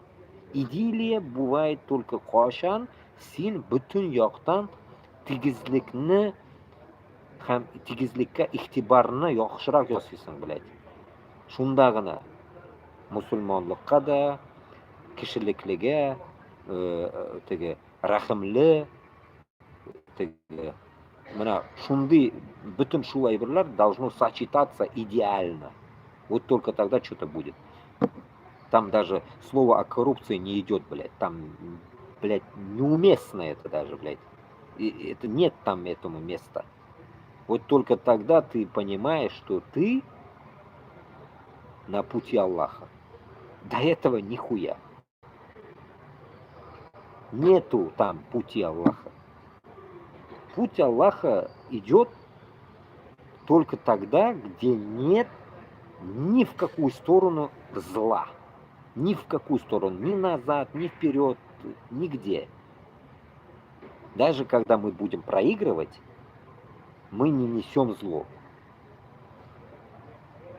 Мы просто идем на пути Аллаха. Вот это и есть путь Аллаха, а не так, что, как говорится, люди, так сказать, зазнаются на ровном месте. Самое интересное, блядь, на ровном месте зазнаются, и тебе говорят, блядь, что ты неудачник, и ты ничего не можешь. Уже люди зазнались. Ты просто даже от этих слов, блядь. Поэтому bizga туганlar bir aybrigina bunda. Как мне один брат мусульманин говорит, бродарляр. Мне нравится это слово бродарляр. Вот эти бродарляр, которые встречались на моем пути, 1000 раз лучше, чем мои родственники. Прикиньте, блядь. 1000 раз лучше. Вот эти бродары. По-русски я не знаю, бродар, что это такое. Ну, наверное, какой-то брат мусульманин, который, ну, которого ты знаешь, или как, я не знаю, как это называется, блядь, по-русски. Вот примерно так, понимаете смысл? Поэтому, исходя от этого, мы понимаем одну вещь, что путь вот этого путь воин, да, вот мы воины, допустим, да, наш путь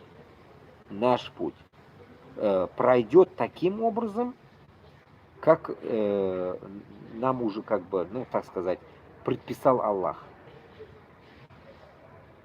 Поэтому победа будет за нами, иншаллах.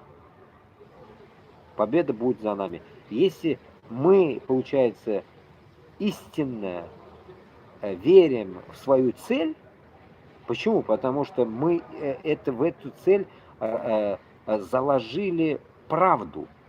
Потому что в этой цели у нас правда. И Аллах Таалам шу дөреслекне ул безгә куллап бирә безгә ул дөреслекне. Ул дөреслекне безгә ул нәрсә дисәм булай, теге кубайтып бирә. Ну как это? Увеличит, да, так сказать. Он даст нам баракят, можно сказать, это слово употребить. Ну, вот что-то хотел другое слово употребить. Ну вот, короче, он даст нам, воздаст, да, будет вот так, воздаст таким образом, что мы это преодолеем. Потому что наша цель – правда. Вот, а когда идет джамаат, вот когда группа сектантов и так далее, идет, она идет не по той теме. Почему? Потому что у них цикл вот этого, так сказать, ихнего, ну, цели полностью покорить под себя людей. И тут они проигрывают. Почему? Потому что ты не можешь под себя согнуть все население. А в нашем пути, на пути правды, мы идем именно со всеми в ногу. Нам похуй, там он гей, блядь, лесбиянка, кто пизды, блядь, русский, еврей, разницы нету. Идешь ты ради правды против Москвы. Все, ты на нашем пути. Вот наш путь какой. Потому что мы идем для независимости. Если мы идем, допустим, скажем, допустим, вот там, допустим, геи с нами не идут, или там лесбиянки с нами не идут, только мы идем, мы будем неправы. Но в то же время мы идем как мусульмане. Мы как мусульмане идем. И поэтому, получается, само оно отсеивается, кто с нами. Исходя от этого, я когда-то говорил, что мы с русскими или там вот это батальоном, всякой хуйней мы не пойдем. Я почему это говорил? Потому что мы же идем, грубо говоря, к русским, ну, так сказать, блядь, москалям. И поэтому, исходя от этого, мы должны понимать, что каждая группировка, которая туда будет идти, она должна быть едина. Едина своим, так сказать, менталитетом, своей темой. Но у каждого цель должна быть правда.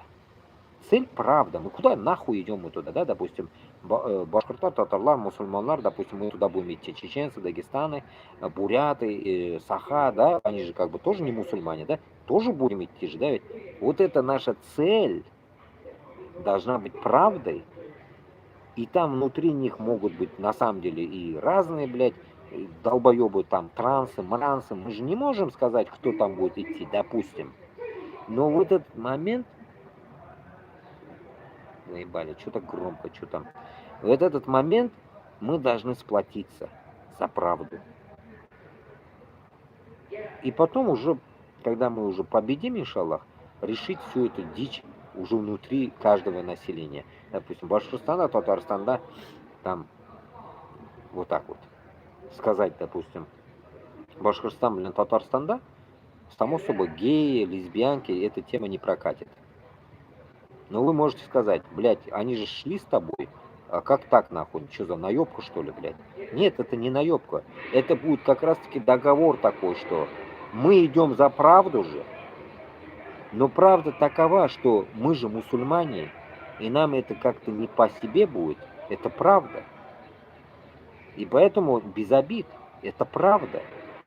Поэтому, исходя от этого, мы должны каждую тему поставлять, сопоставлять и также отвечать за свою жопу нахуй.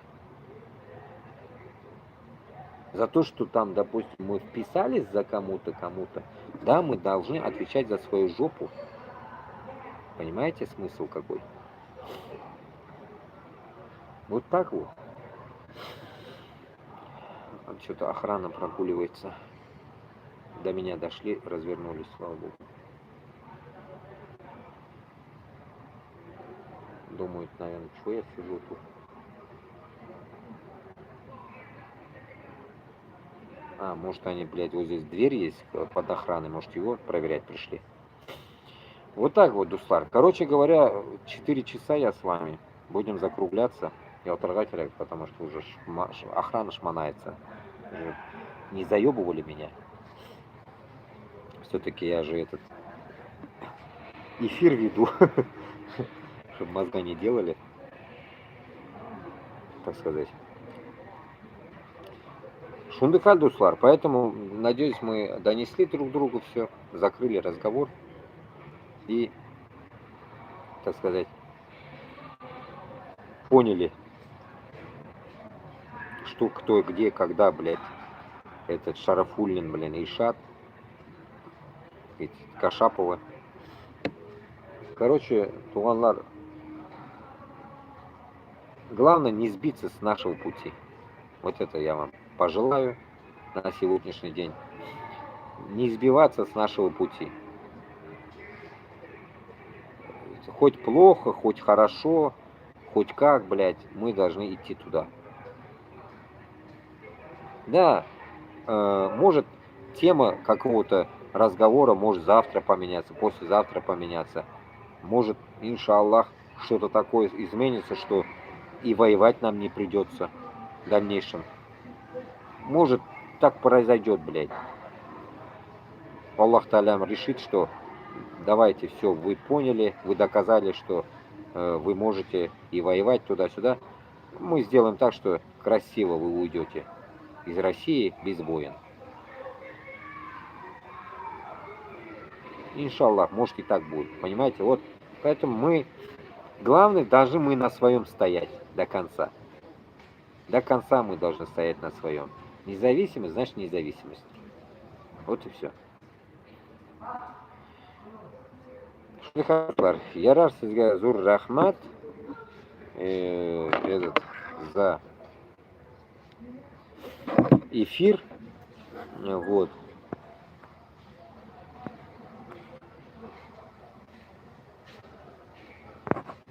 А, вот здесь я комментарий, да, читал. Выйди с ним на стрим с Шарифуллиным. Ну, блядь, выйти. Как выйти, если я его все уже нахуй. Нахуй нужен. Захочет, пусть выходит. Вот он знает же мой YouTube. Пусть не ругается, Кашапу поддерживает же всех. Брат, зеркальный вид текста. Не убивать, не добавить, не добавить. Все как есть, сказал Газажик. Не давай.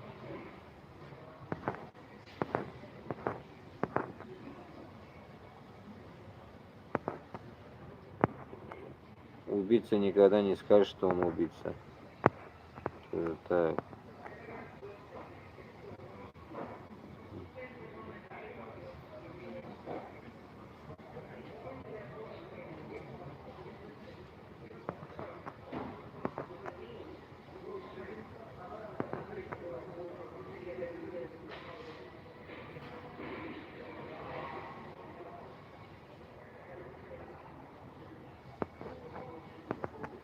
Он тоже сказал, что он террорист и убийца, но ты пропустил его сообщение, поэтому непонятка была. Ну, а что его сказать против слова истины? А, ну, короче, вы тут, вы сами с собой разговаривали, я так понял. Короче, этот комментарий, ладно, уж не буду читать, сегодня очень много там, наверное, накатали.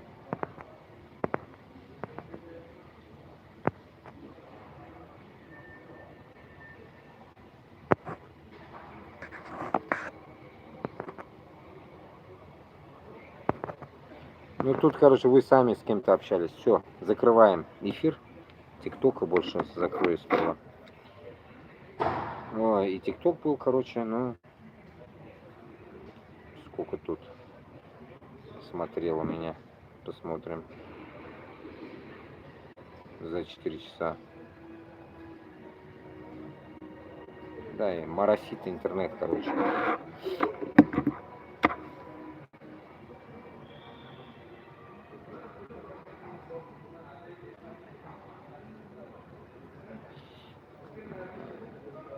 Ну, здесь что-то мало.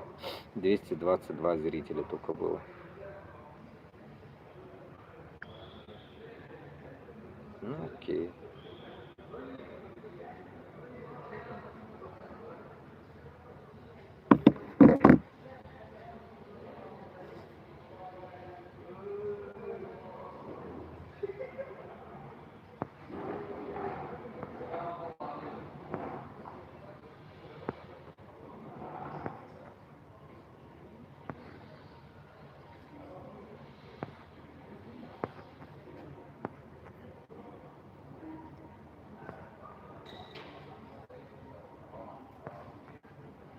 Короче, тут вы сами переписывались, я закрываю эфир. 7 рахмат, 8 человек. Спокойной ночи. Тут очень много комментариев, я уж не стану читать сейчас.